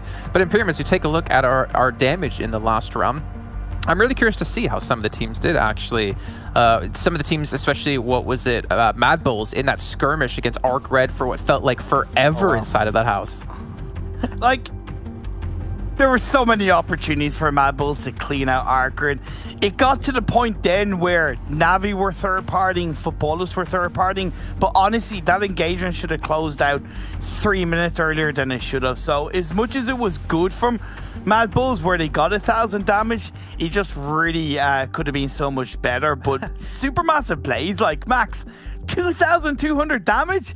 That's insane. Yeah, pretty bonkers from Supermassive Plays. But man, Lutz, You just left that fight where you had Mad Bulls taking the engagement versus ARCRED, and you just left, and he's like, the fight was breaking out. I was like, oh, I'm going to come back, and then instantly got naded. So a little bit of a calm on the side of Lutz. But yeah, I think this was an impressive Miramar for sure to be able to see some teams such as Na'Vi, especially once again, showing that, what was it? They have an 8-kill average on this map, and they get themselves another 8 kills. Like the fact that you're consistently over the course of these 3 Miramar games now throughout day 1 and day 2 being able to retain such a high kill average, and also Babra Supermassive Blaze had an average of 8.5 kills before this game. That means it must be getting close to 9.5 with those 11 kills. There's a method to the madness right now. I'm very impressed with these two teams and how consistent they are on this map. Yeah, it's just a shame it can't be on maps like Erangel, which will be, 50% of the matches played. Yeah, exactly. It would be better. But it is good to have that one battleground you can depend on, right? I mean, we've seen kind of Senhawk be that for Eastern Stars. I try to remember, like, back in the day, who was, like, Vikendi, their best map. I almost wanted to say it was BTR, if I'm not mistaken. But it's good to see that, but I want to see a little bit more. I want to see them transition that success into a couple different battlegrounds as well. But speaking of success, I mean, what about S2G? We haven't really touched on them too much over the course of today and yesterday, but now that they've gotten the chicken dinner, we should focus on them a bit more and take a look at their player stats to see, again, who's really been able to stand out for the team. I think Rip7, we saw there in the last one, able to be one of the stronger players, but we see Kelsey, actually the strongest one at the moment. Yeah, for sure. Kelsey was absolutely spot on in yesterday's games. And like I said about STG in the past, they've been great when it comes to spreading out, but they've also lost players early on. And today, they tightened things up. And you can see that team-wide with Rip7 being aided by Kelsey and then even Silas and Timber stepping up to the plate. It's been a much better team effort, Max.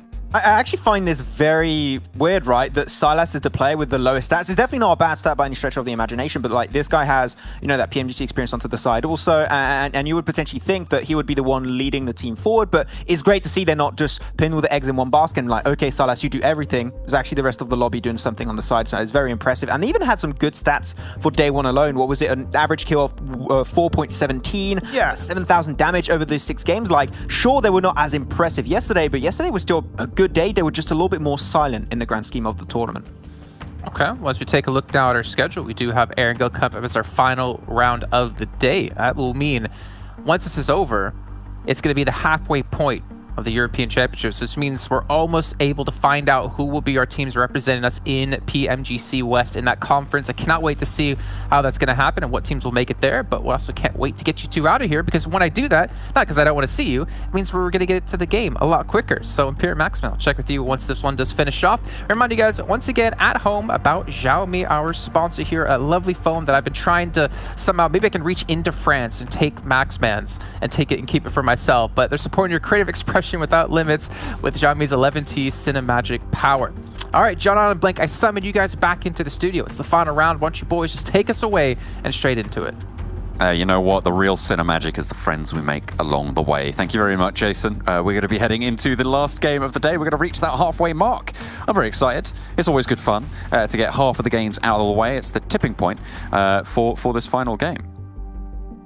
Here's the tipping point for this final game here, and where do we see on top? Because I think at this point in time we're starting to see teams get to the area around that top 3 where movement can be made, despite a lot of these teams figuring out exactly where their points lie. But we have our map performance on our screen. We get 2 more minutes for the game. Okay, we're not getting that straight away. We do have a quick little remake coming through, but that doesn't matter because we're going to take a look at these points right here.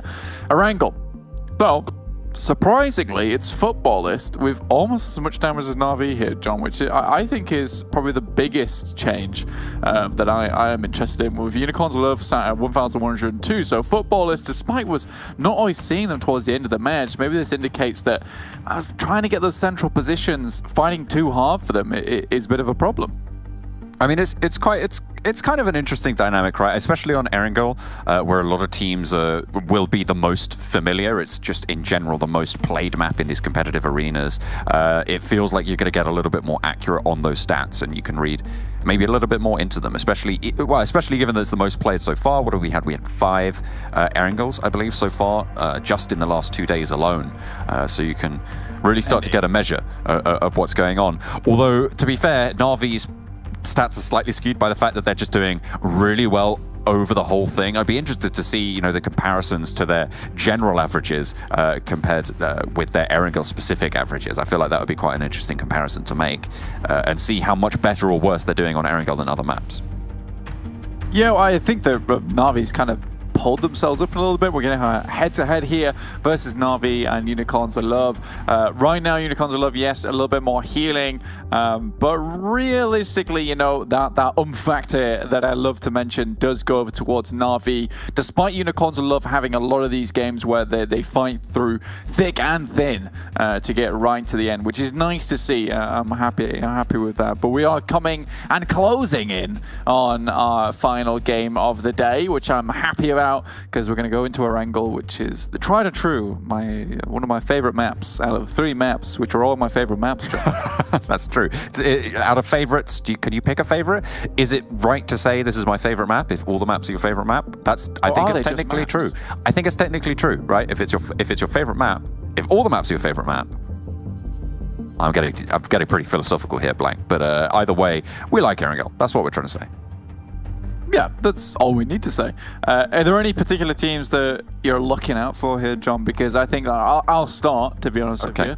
Not to drop you in it. I'll let you think about what you need to say before you ruminate. Say it, but you should ruminate, yes indeed.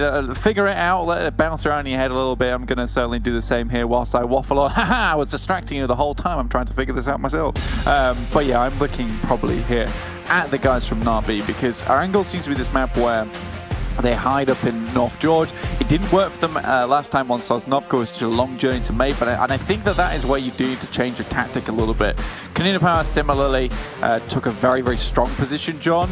However, there wasn't really that backup plan, which was like, well, what happens afterwards? I think in terms of teams that I'm looking out for, I'm looking at 2 teams from Western Europe that I really wanted more from this tournament so far. Eastern Stars and Exquisite Décode UK. I think Eastern Stars, especially with how closely fought the whole thing was over the points, for the PMGC points to qualify directly, I feel like we just aren't seeing the team that gave Unicorns of Love a run for their money right now. And they have performed and can perform better, and the same for Exquisite Décode UK. I mean, they had a pretty solid performance. They fell off towards the end of league play in Western Europe just a little bit in terms of, you know, their point scoring totals, but they still managed to place very highly in the finals. You know, they still did very well there. And we aren't seeing that same team here. So again, it feels like those teams are just underperforming. And I feel like it might be a shift in play style that's really been the culprit here, right? It's teams that are used to having a certain way of playing, and that is just getting blown out of the water. Whereas you look at Unicorns of Love, their fragging potential, their experience on the world stage as well, they're a little bit more suited to this style. Yeah, I mean, especially for Na'Vi being such a big name within PUBG Mobile, no one's willing to challenge them out in North George. That's theirs. Exquisite Décode UK, though, they've been kind of firmly pushed out of Al-Azhar and Miramar. They're not able to gather as much space as possible as they'd like to around Lipovka anymore, with World of Wonders also being in the mix, not just one team they have to avoid up to Yasnaya if they want to make that northern shift. I think it's not frustrating, so to speak, but I think I think the key phrase that you use is they're not the same team, because the team that I've seen before is exceptionally good from Exquisite Décode UK, and I think that it's just probably a mentality case. Now, I don't think there's anything stopping them from getting to PMGC, but it will have to be very hard for 2 days. Bloody hell. I mean, look, whatever you need to lift you off, guys. That's what I'm saying. Plenty of fiber. Yeah. If that's what you need to shoot up the rankings, so be it. But that's what it will be hard fought there for the next 2 days. But I think they can do it. They can do it. You know what they say, the protein's in the points. Got to do it somehow. We are going to be getting a pretty heavy southwestern shift here on this circle. A nice even distribution in terms of the playing path for anyone to go pretty much anywhere. But this is a notably southwestern shift towards that quarry ferry pier position. Very, very southwest indeed. I think there's a lot of teams that don't actually play around this area, so again most of the teams favouring the eastern side. It's so favoured on the eastern side that some of these teams, like, their names overlap, so it's a bit of a struggle. Kanina Power not able to quite fully grab their position over towards Milta. Eastern Stars, though, not in Kameshki this time, over towards Milta Power, Milta Split. Prefer this from them. Again, it's one of these situations where you are now committing to playing edge because you're right at the back of the line when it comes to moving over towards Potato Hill and School and Pachinki. So it's going to be a bit difficult. Papara Blaze, Supermassive Blaze over here in Prison. Weird drop spot, in my opinion. It's very secluded, it's very isolated, you can't really gather info whilst you're looting. There's no sightlines available, and as you say, kind of weird, right? I mean, I guess people don't expect it. They do have a player up into the east, out for them, out into the west, 2 players for them looking to try and loot a little bit further out that direction, so they can get info that way, but you lose half your sightlines, potentially, right there. So I agree, kind of weird. I'm looking at Na'Vi as well, talking about the rotations from North George. I feel like if they get across early to take an Everest foothold compound, it could go very well for them. The question is, how fast can they loot up in North George? Yeah, and a few times it's felt quite obstinate as well, like they're refusing to move almost and waiting it out. Football is sort of down towards Hospital, which is a position that they're very well known for and able to hold out. Like, might be difficult to move through that area, so you're most likely going to see them head up towards Cube Compound on the northern side of the map, and then down past Ruins inwards. I'll have to see this next serve goes, because there is a real possibility that we actually head to the eastern side of Sosnovka, and it becomes very awkward towards the end of this game. But we'll wait it out for the time being. Most teams fairly calm here. 64 alive, which is more than can be said for the rest of the day, where it has just been hot drop into kills early on, to rundowns. It's been a bit of a wild day, John. Yeah. It's been like the bucking horse. I'm looking at, specifically, speaking of, you know, rundowns and hot drops, World of Wonders and Game Lord, notorious for the scraps on the exodus from Yasnaya Polyana, right? They've really come into conflicts so many times when they've had to make these rotations. And we've seen it before. World of Wonders generally, I think, has won the majority of those scuffles. I'd have to go back and check the exact stats. Maybe that's my bias, but I feel like Game Lord haven't had as much luck when it comes to these southwestern shifts, when it comes to these rotations away from that Yasnaya position. We'll have to see if they can do things differently here. Zessi right now starting to move into the fold of the Game Lord outposts. Oh yeah, they're going to have to iron that one out very, very quickly. All the Wonders starting to, you know, maybe across to where they perhaps shouldn't be. I think Game Lord have started to be able to, you know, push them back a little bit, keep them as arm's distance, because realistically, a lot of times, World of Wonders, they've been taking liberties. They've been taking many liberties over here in Yasnaya, and Game Lord are no longer giving out those free handouts, and that's fine. And you can see, this is a crazy stat, actually, to me. This is a really crazy stat. Having an average kill of 3.6, and I believe that was 900 damage-ish over an angle. You might say to me, yeah, but Na'Vi yesterday had 10 average kills. Na'Vi yesterday have evened their stuff out. Futbolist here is a great Erangel team, has 6 average kills and 1,316 damage average. But did they do well yesterday? They did. Guess who was 16th yesterday? Game Lord. So this is a crazy improvement coming through from this team, and you can only congratulate I'll stop saying now, the French team, for what they've been able to do today. It has been truly fantastic. Absolutely. No, they've absolutely rocketed up in terms of their standings right now, looking to try and fight for one of those PMGC spots, right? That's what really is on their minds. Currently sat in 8th, you can see that at the top of your screens. 80 points right now. Being in 8th, that would qualify them. If we finished it right now, they would be in. What a turnaround they've had. 9th Futbolist, and they will be the bubble for now. 77 points right now, and actually a pretty hefty drop-off there of 11 points after that, and obviously everybody below them looking to try and challenge there. A lot of teams around the mouth of the western bridge here for the Sosnovka military base. They're trying to hold off against ARCRED. We're going to try and bunker down, and ARCRED just sort of moving around, almost lazily, not in terms of their play, right, but just sort of quite slowly, quite relaxed for getting shot at, you know? Yeah, it feels quite shark-like in that regard. You know, they know that they're the bigger animal, they're the bigger fish, so they're happy just to, you know, circle around, let the fins be shown. Muerte knows they're in the area, and in a way, it's kind of worked out for ARCRED. because in the same vein, they have just lazily moved into Ferry Pier, which might just afford them a vehicle to move across onto Sosnovka should they need to. Fenerbahçe as well, moving out to the west. Futbolist left South George and moved all the way down to the south side towards Quarry almost, and they're holding that position, whereas Na'Vi in North George, they are still there, right? They didn't move down south, they didn't try and control an Everest foothold compound, and they haven't really made any moves whatsoever right now. Futbolist doing the opposite and going for a really fast rotate. The thing is, though, John, is that for most of these games we've seen, Na'Vi has made this rotate over towards the eastern side of the map or over the top of Everest. So Futbolist clearing all the way down to Quarry on the western side means that they know the entirety towards their north is clear. Most of the teams are on the eastern side moving in, so Futbolists have a very good amount of knowledge of what is available to them. So if they get a hard west shift or a hard northwest shift, they can quickly ascertain a compound that's great and move up towards it. And I think that kind of thinking is not wild. I think that that's quite on point for them.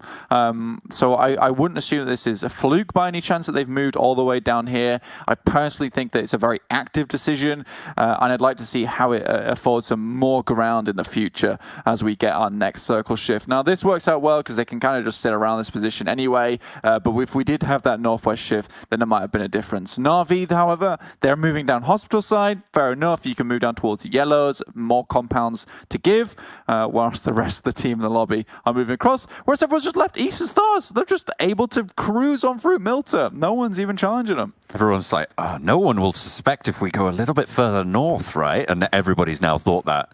And now everybody's gone a little bit north. Eastern Stars are just like, we go circle?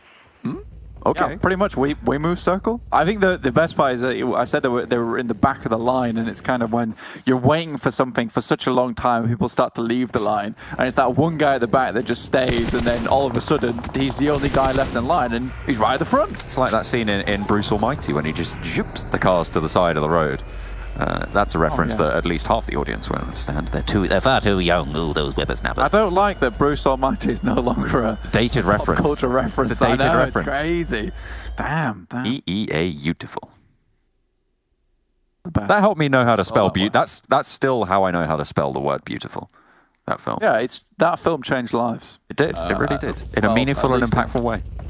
Spelling wise. True. Yeah. You don't want to be called Batterful, do you? No one wants that. Or Betterful. Just doesn't have the same ring, does it? I am Betterful than most. Yes, dear. That feels not. Of course, dear. Yes, dear. Whatever you say, dear.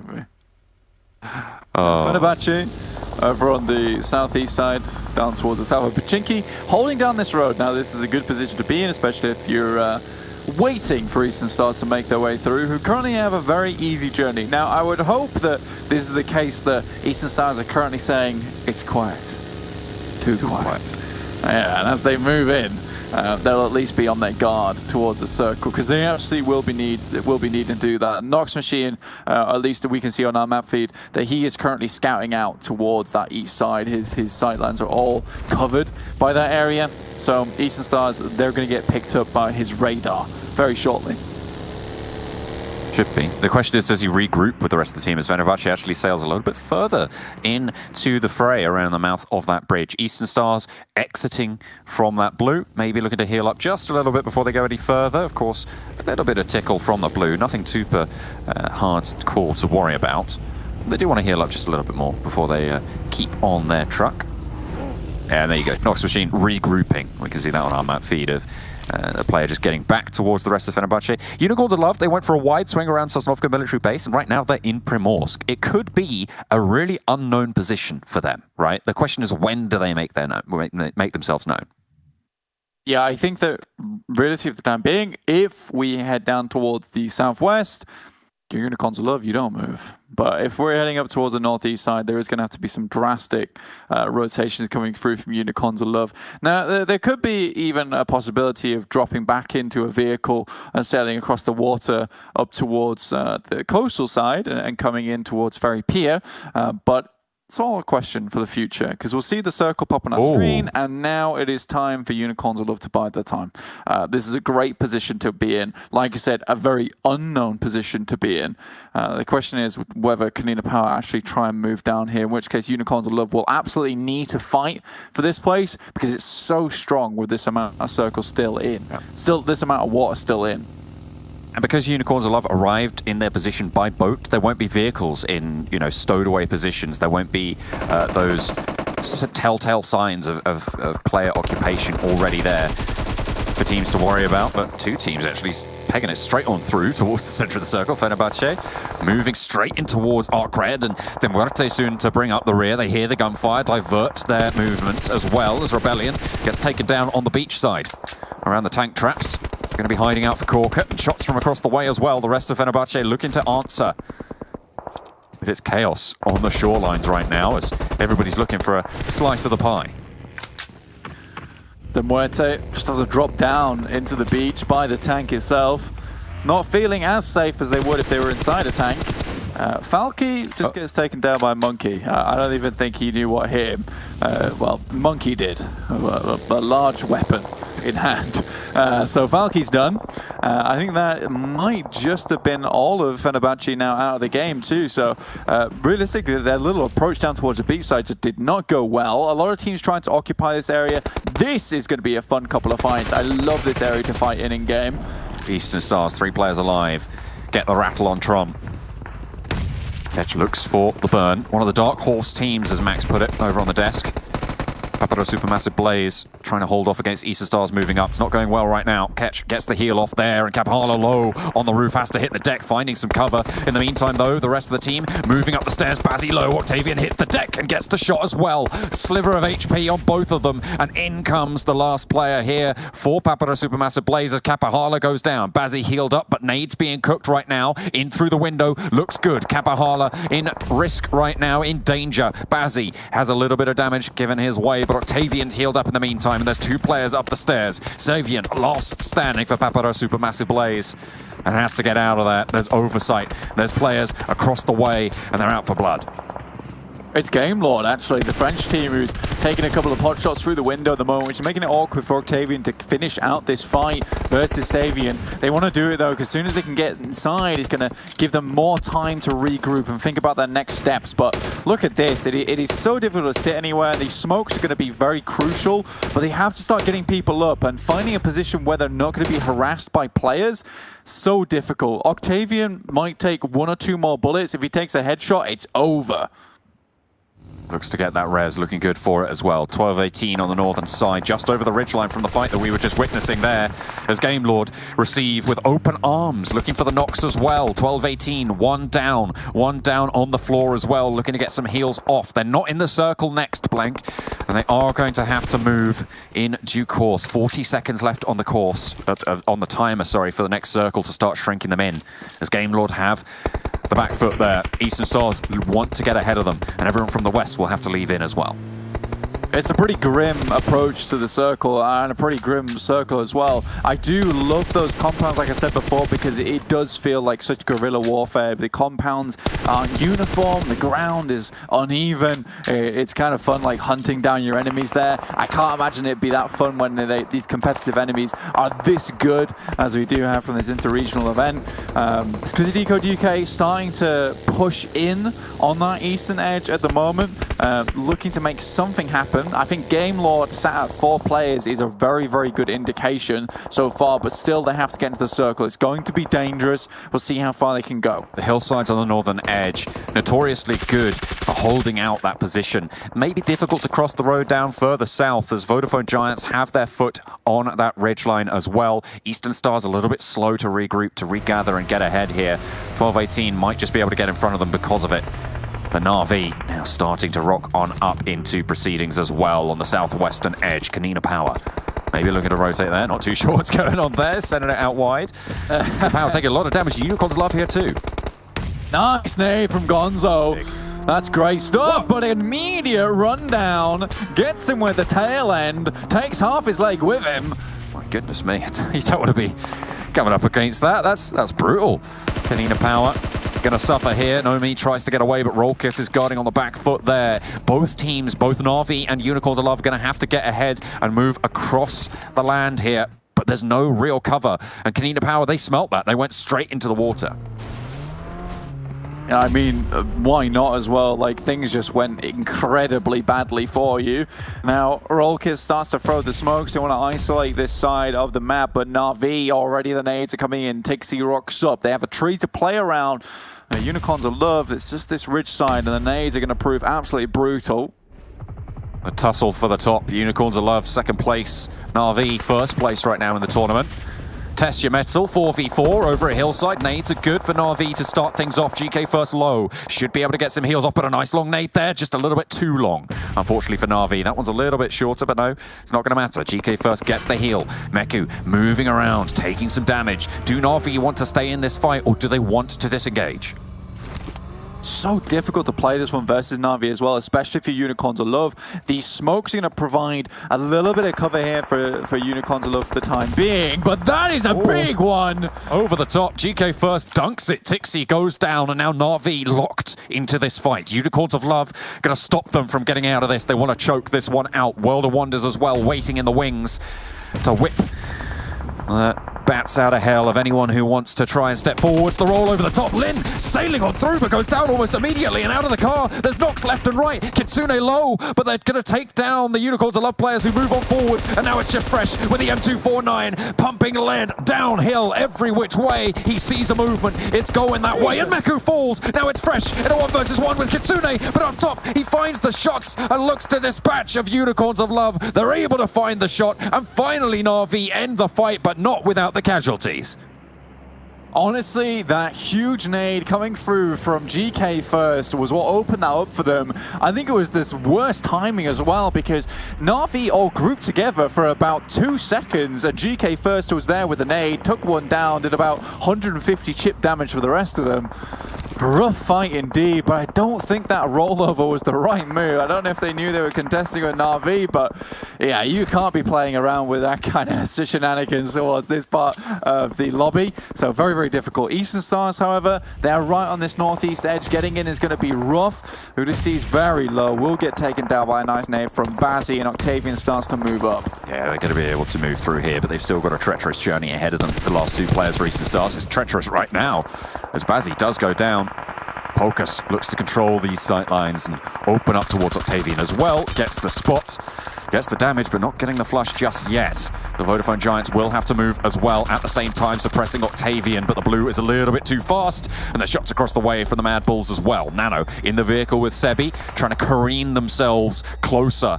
But the Mad Bulls are in the way. Eastern Stars get eliminated as their last player goes down. Sebi knocked. Nano up to the wall, but dispatched of as well. 2 players fall, and the Vodafone Giants are eliminated. Kitsune and Meku, last remaining for Na'Vi. Somehow, some way, Meku's been brought back from the brink of death. So, I don't know, Kitsune might just be a necromancer in this situation, because I swear that boy was dead. Now, Nade's going to come over the top, and it's a 2v4, but if anyone can make it happen, it's Na'Vi. Blast the car out the way. That's a quick bit of like object removal. That's me, and Solkay went down on the off angle. Lutz soon to follow, and now it's a 2 versus 2 down this hill. World of Wonders might want to chime into this, and Na'Vi can't flank out to the east because of World of Wonders' position, because of Kanina Power's position as well. They know this is a full frontal fight, and they don't want to continue it. They just want to pen Futbolist into this location and draw attention to their location. Lova's in low, Solkay's still down, and this is good news for Na'Vi. It's bandage and clock over here for Futbolist. Meku's just taking shots down. They will get all the players back up again. And the question is, how much were the 2 guys from Na'Vi able to loot up from that previous fight between them and Unicorns of Love? Because you know utility must be low. They must have used at least 3/4 of the nade packages that they've got in their backpacks. But I don't know how much further they can go with this one. Na'Vi, though, looking to just get pot shots off. This is a great position to be in. Kitsune finds one, but immediately returns fire upon now just Meku. That's why they couldn't push out further to the eastern side. They know they're suppressing sight lines there, but they have the high ground. The circle shifts hard to them, and Meku can bide his time. Yeah, this is a great opportunity to get the lead on Unicorns all over this point in time.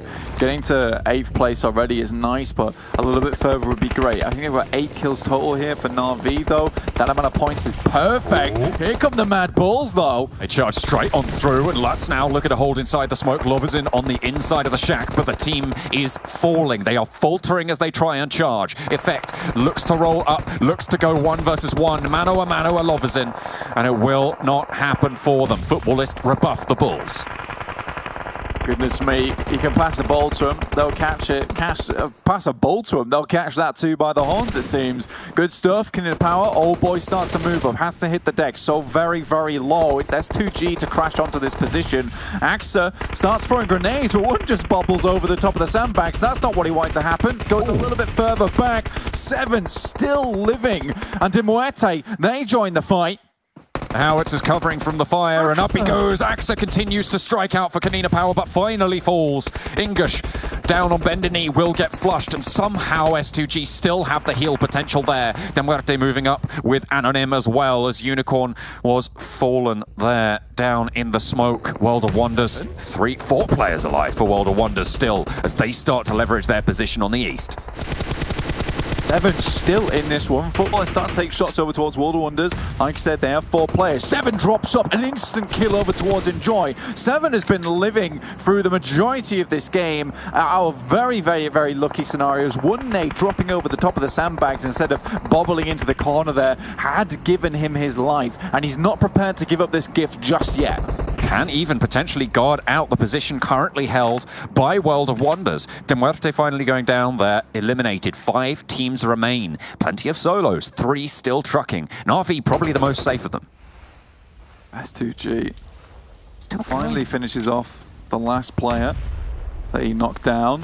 There's 2 players still in the hot over there from World of Wonders. These smokes will prove very, very useful. This little raised position, though, is so good for him, because if he's laying prone, no one can really shoot him from the lower ground. Now Meku just holding on, but it's Futbolist to start clearing out his position. There's 2 solos in S2G as well as ARCRED at the moment.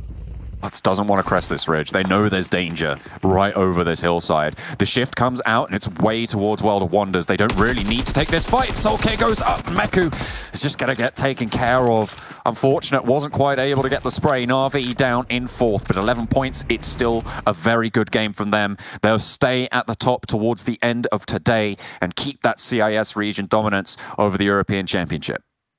Yeah, I mean, look at that. 40 points ahead now.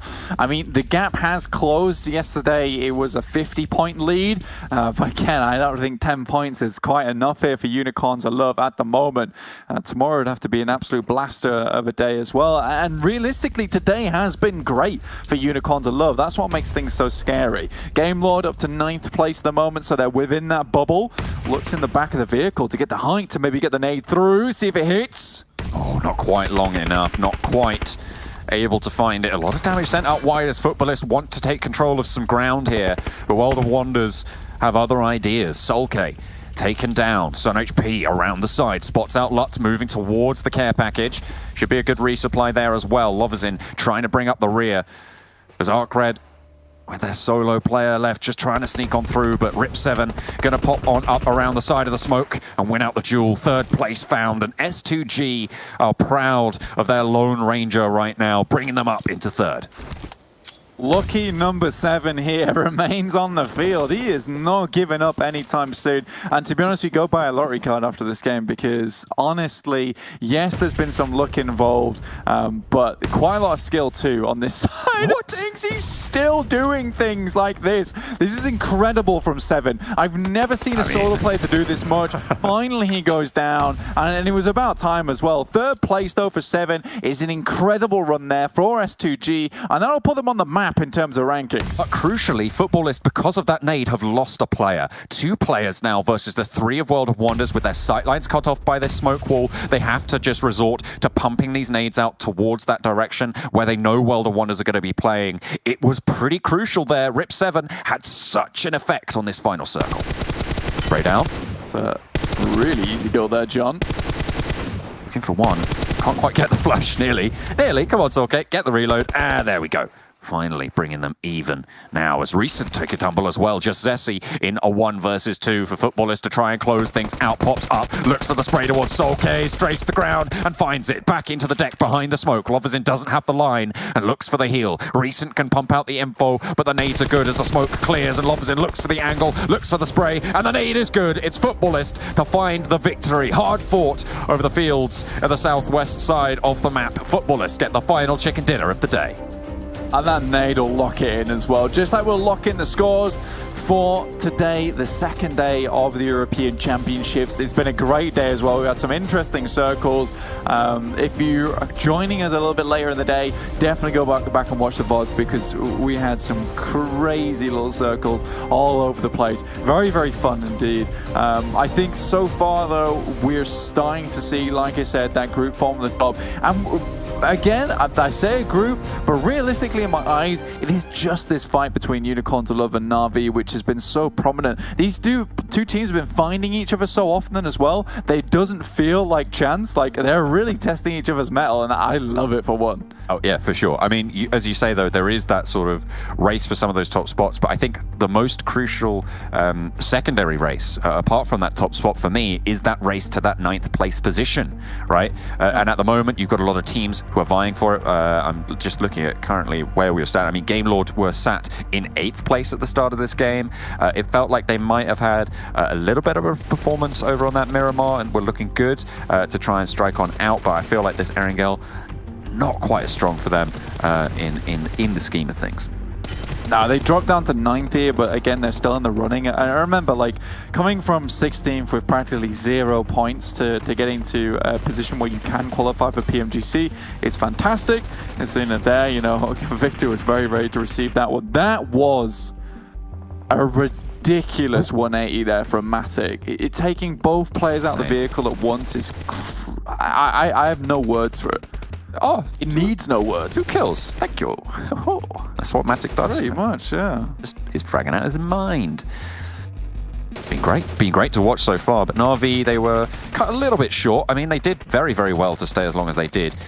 And you have to give credit as well to Rip 7, right? Like, absolutely fantastic performance to stay alive around those howitzers, around the sandbags there for S2G Esports to get plenty of points up on the board. Yeah, he made it so far. And fighting against Kanina Power whilst World of Wonders is harassing you too, like remaining in that position, even as World of Wonders pushed up to that hillside, like I don't think they expected for 1 second that 7 was even hiding up there, which is why they didn't give it a single thought until one of their players did go down, which is... It's just so unfortunate. In the end, though, Futbolist ending the day of a win. I'm actually really happy about it. At the beginning of the day, you know, I was saying that Futbolists are playing like a winning team, so they deserve to be getting a win towards the end of the day, and hopefully that can continue for the rest of the tournament. End of the day and end of the first half of the European Championship. Fantastic stuff coming through to close it out in the final game of the day. Futbolist with a chicken dinner. But now... the games only get tougher and more taxing as time goes on. We're going to head over to the desk after a break.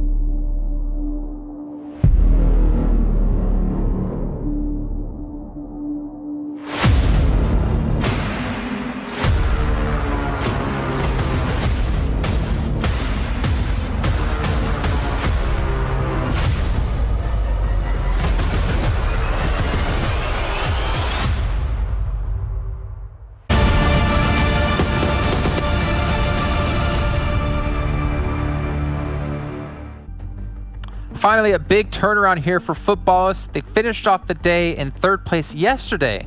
And now we'll see with this victory at the very end if that can turn their fate around and potentially get back to 3rd place. Because I can tell you, as we've seen throughout the day, they have definitely fallen quite a few slots. I'm Jason Kaplan, still joined by Imperium and Maxmen.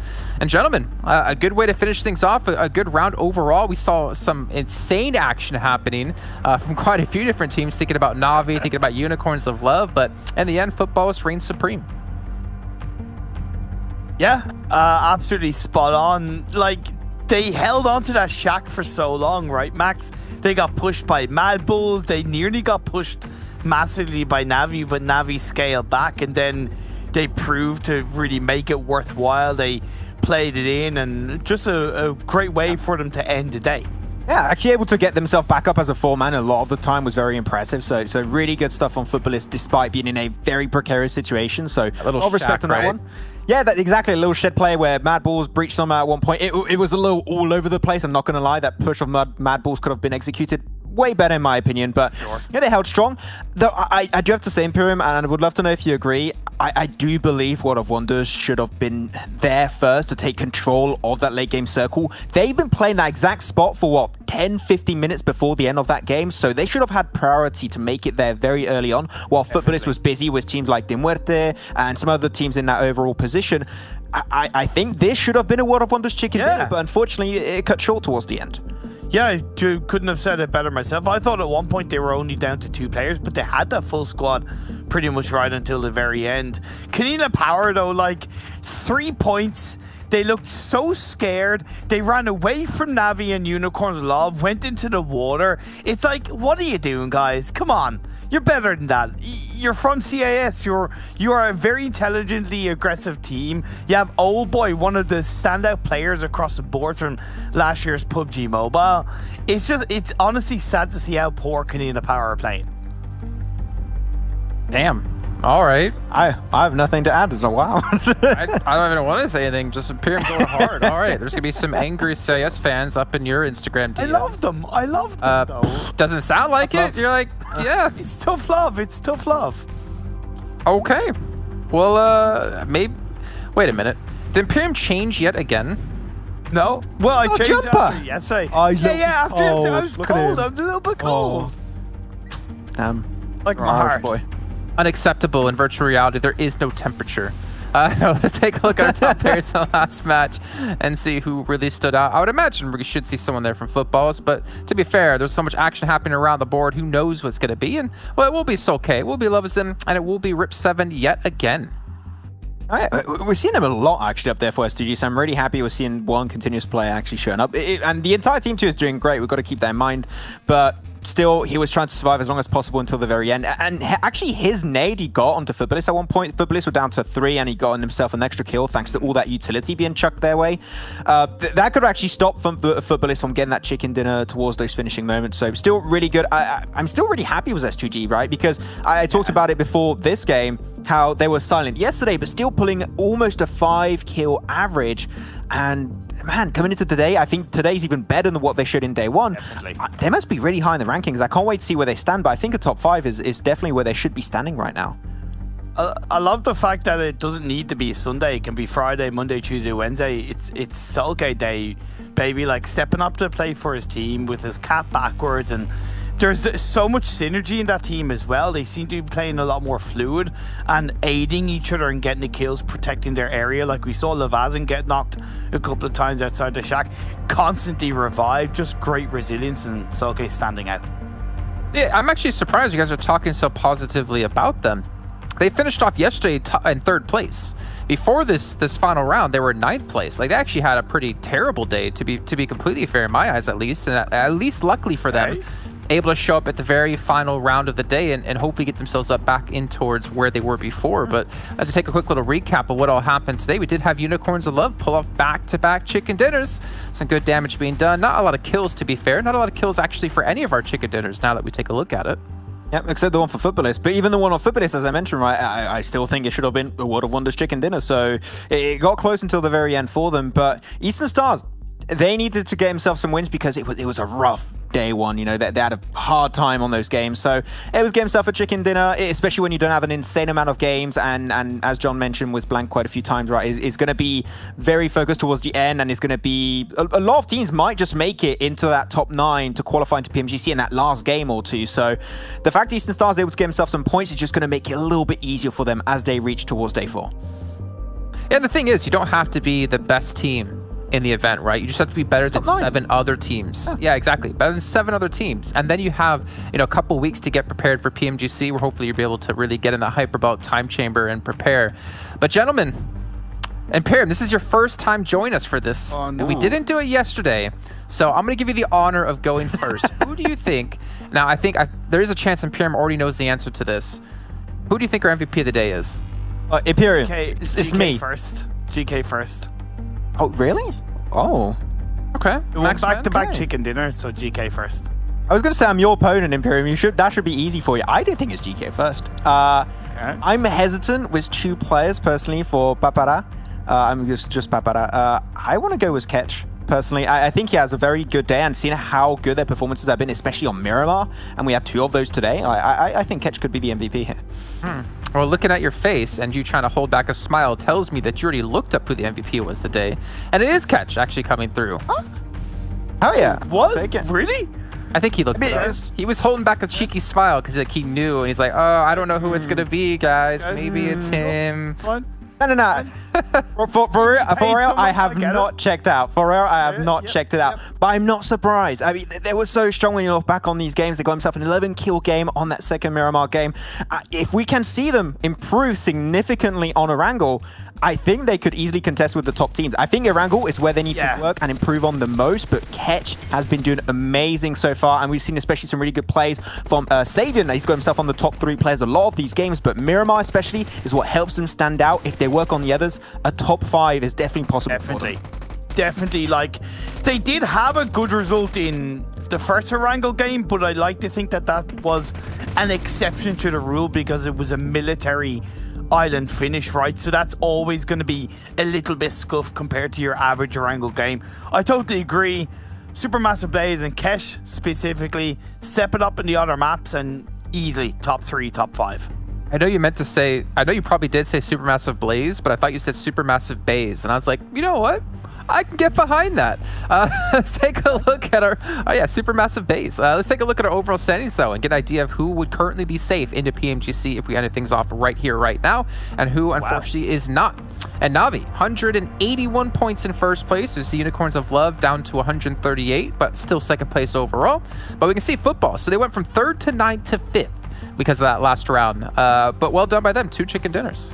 Yeah, a lot of up and down for Futbolist throughout these games, but still a lot of teams already made it over that 100-point mark, which when you get over 10 games played, you're pretty much expecting a lot of the teams to be up there, but the fact that Navi and Pyram are almost up to 200 points with 12 games played is still insanely nutty. 86 kills total. Yeah. They're landslide ahead in terms of kills, almost 30 ahead of Mad Bulls, which is right now our 2nd top fragging team. Futbolist did fall off a little bit in terms of fragging power, but I mean, yeah, Navi have just showed that even though it was not the equivalent of day one, it's still a very strong performance in this region, and they're holding strong to that first place.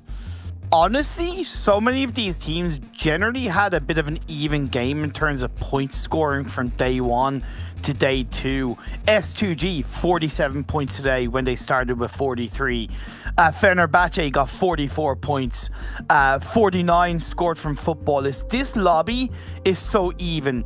Papara, Supermassive Blaze got 61, so that's why they're kind of up there in terms of 4th, but I'm really impressed with so many of these teams that they're continuing the standard from day 1 to day 2. Yeah, 100%. I mean, we got to give shout out to Mad Bulls as well at 112, able to really show what they've got, considering the only team in the top 6 without a chicken dinner. And yet their placement points are still relatively competitive with Papara, with Futbolist, and with S2G.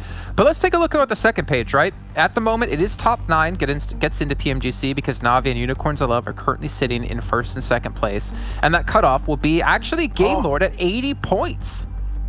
Okay, French team makes it. Hell yeah, I'm cool with this. I like this. This is a good storyline that we have right now.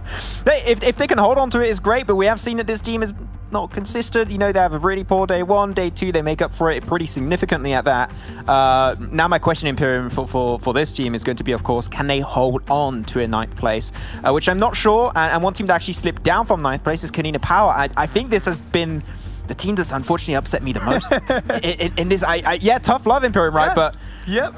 We're looking at the roster. This is like the perfect roster for this CIS region, and they're just not delivering. They need to have a drastic change because, as Jason said earlier, right, now this is the 50% point.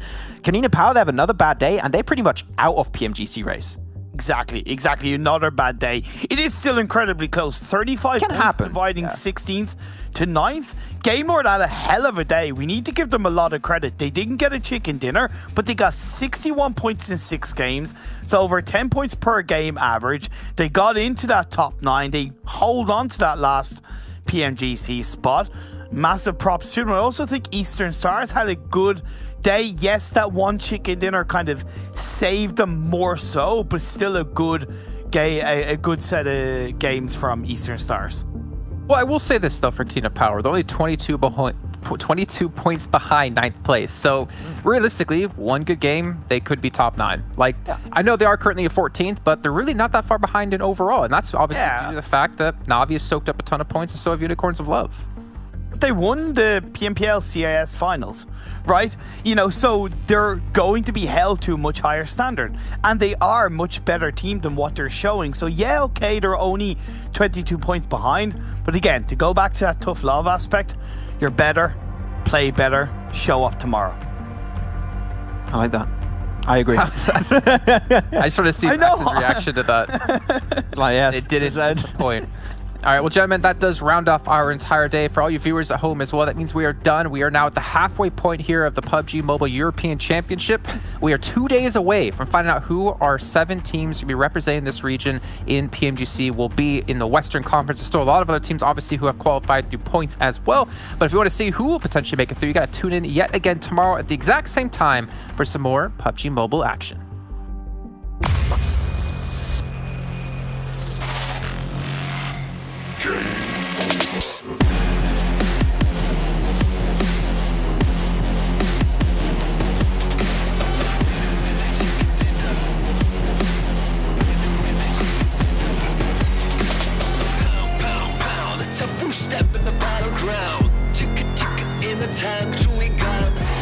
When the circle's down in the final round, when you hear them scream my name so hard, you better run, you better hide in the sun, hold deep like Mo and Dick. When you hear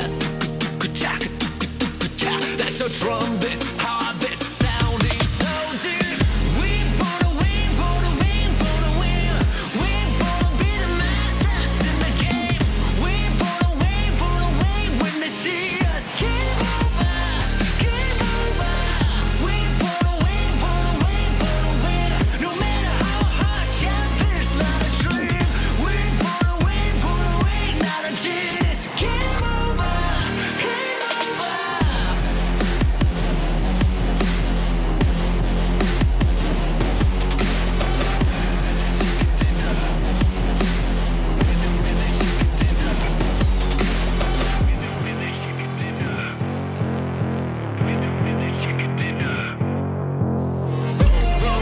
Waiting for ya in the right zone.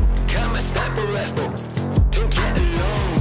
When the circle's down in the final round, when you hear them scream my name so hard, you better run, you better hide in the sun, hold deep like Mo and Dick. When you hear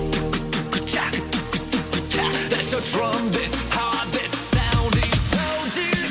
We wanna win, wanna win, wanna win. We wanna be the masters in the game. We wanna win when they see us. Game over, game over. We wanna win, wanna win. No matter how hard, yeah, there's not a dream. We wanna win, not a diss. Game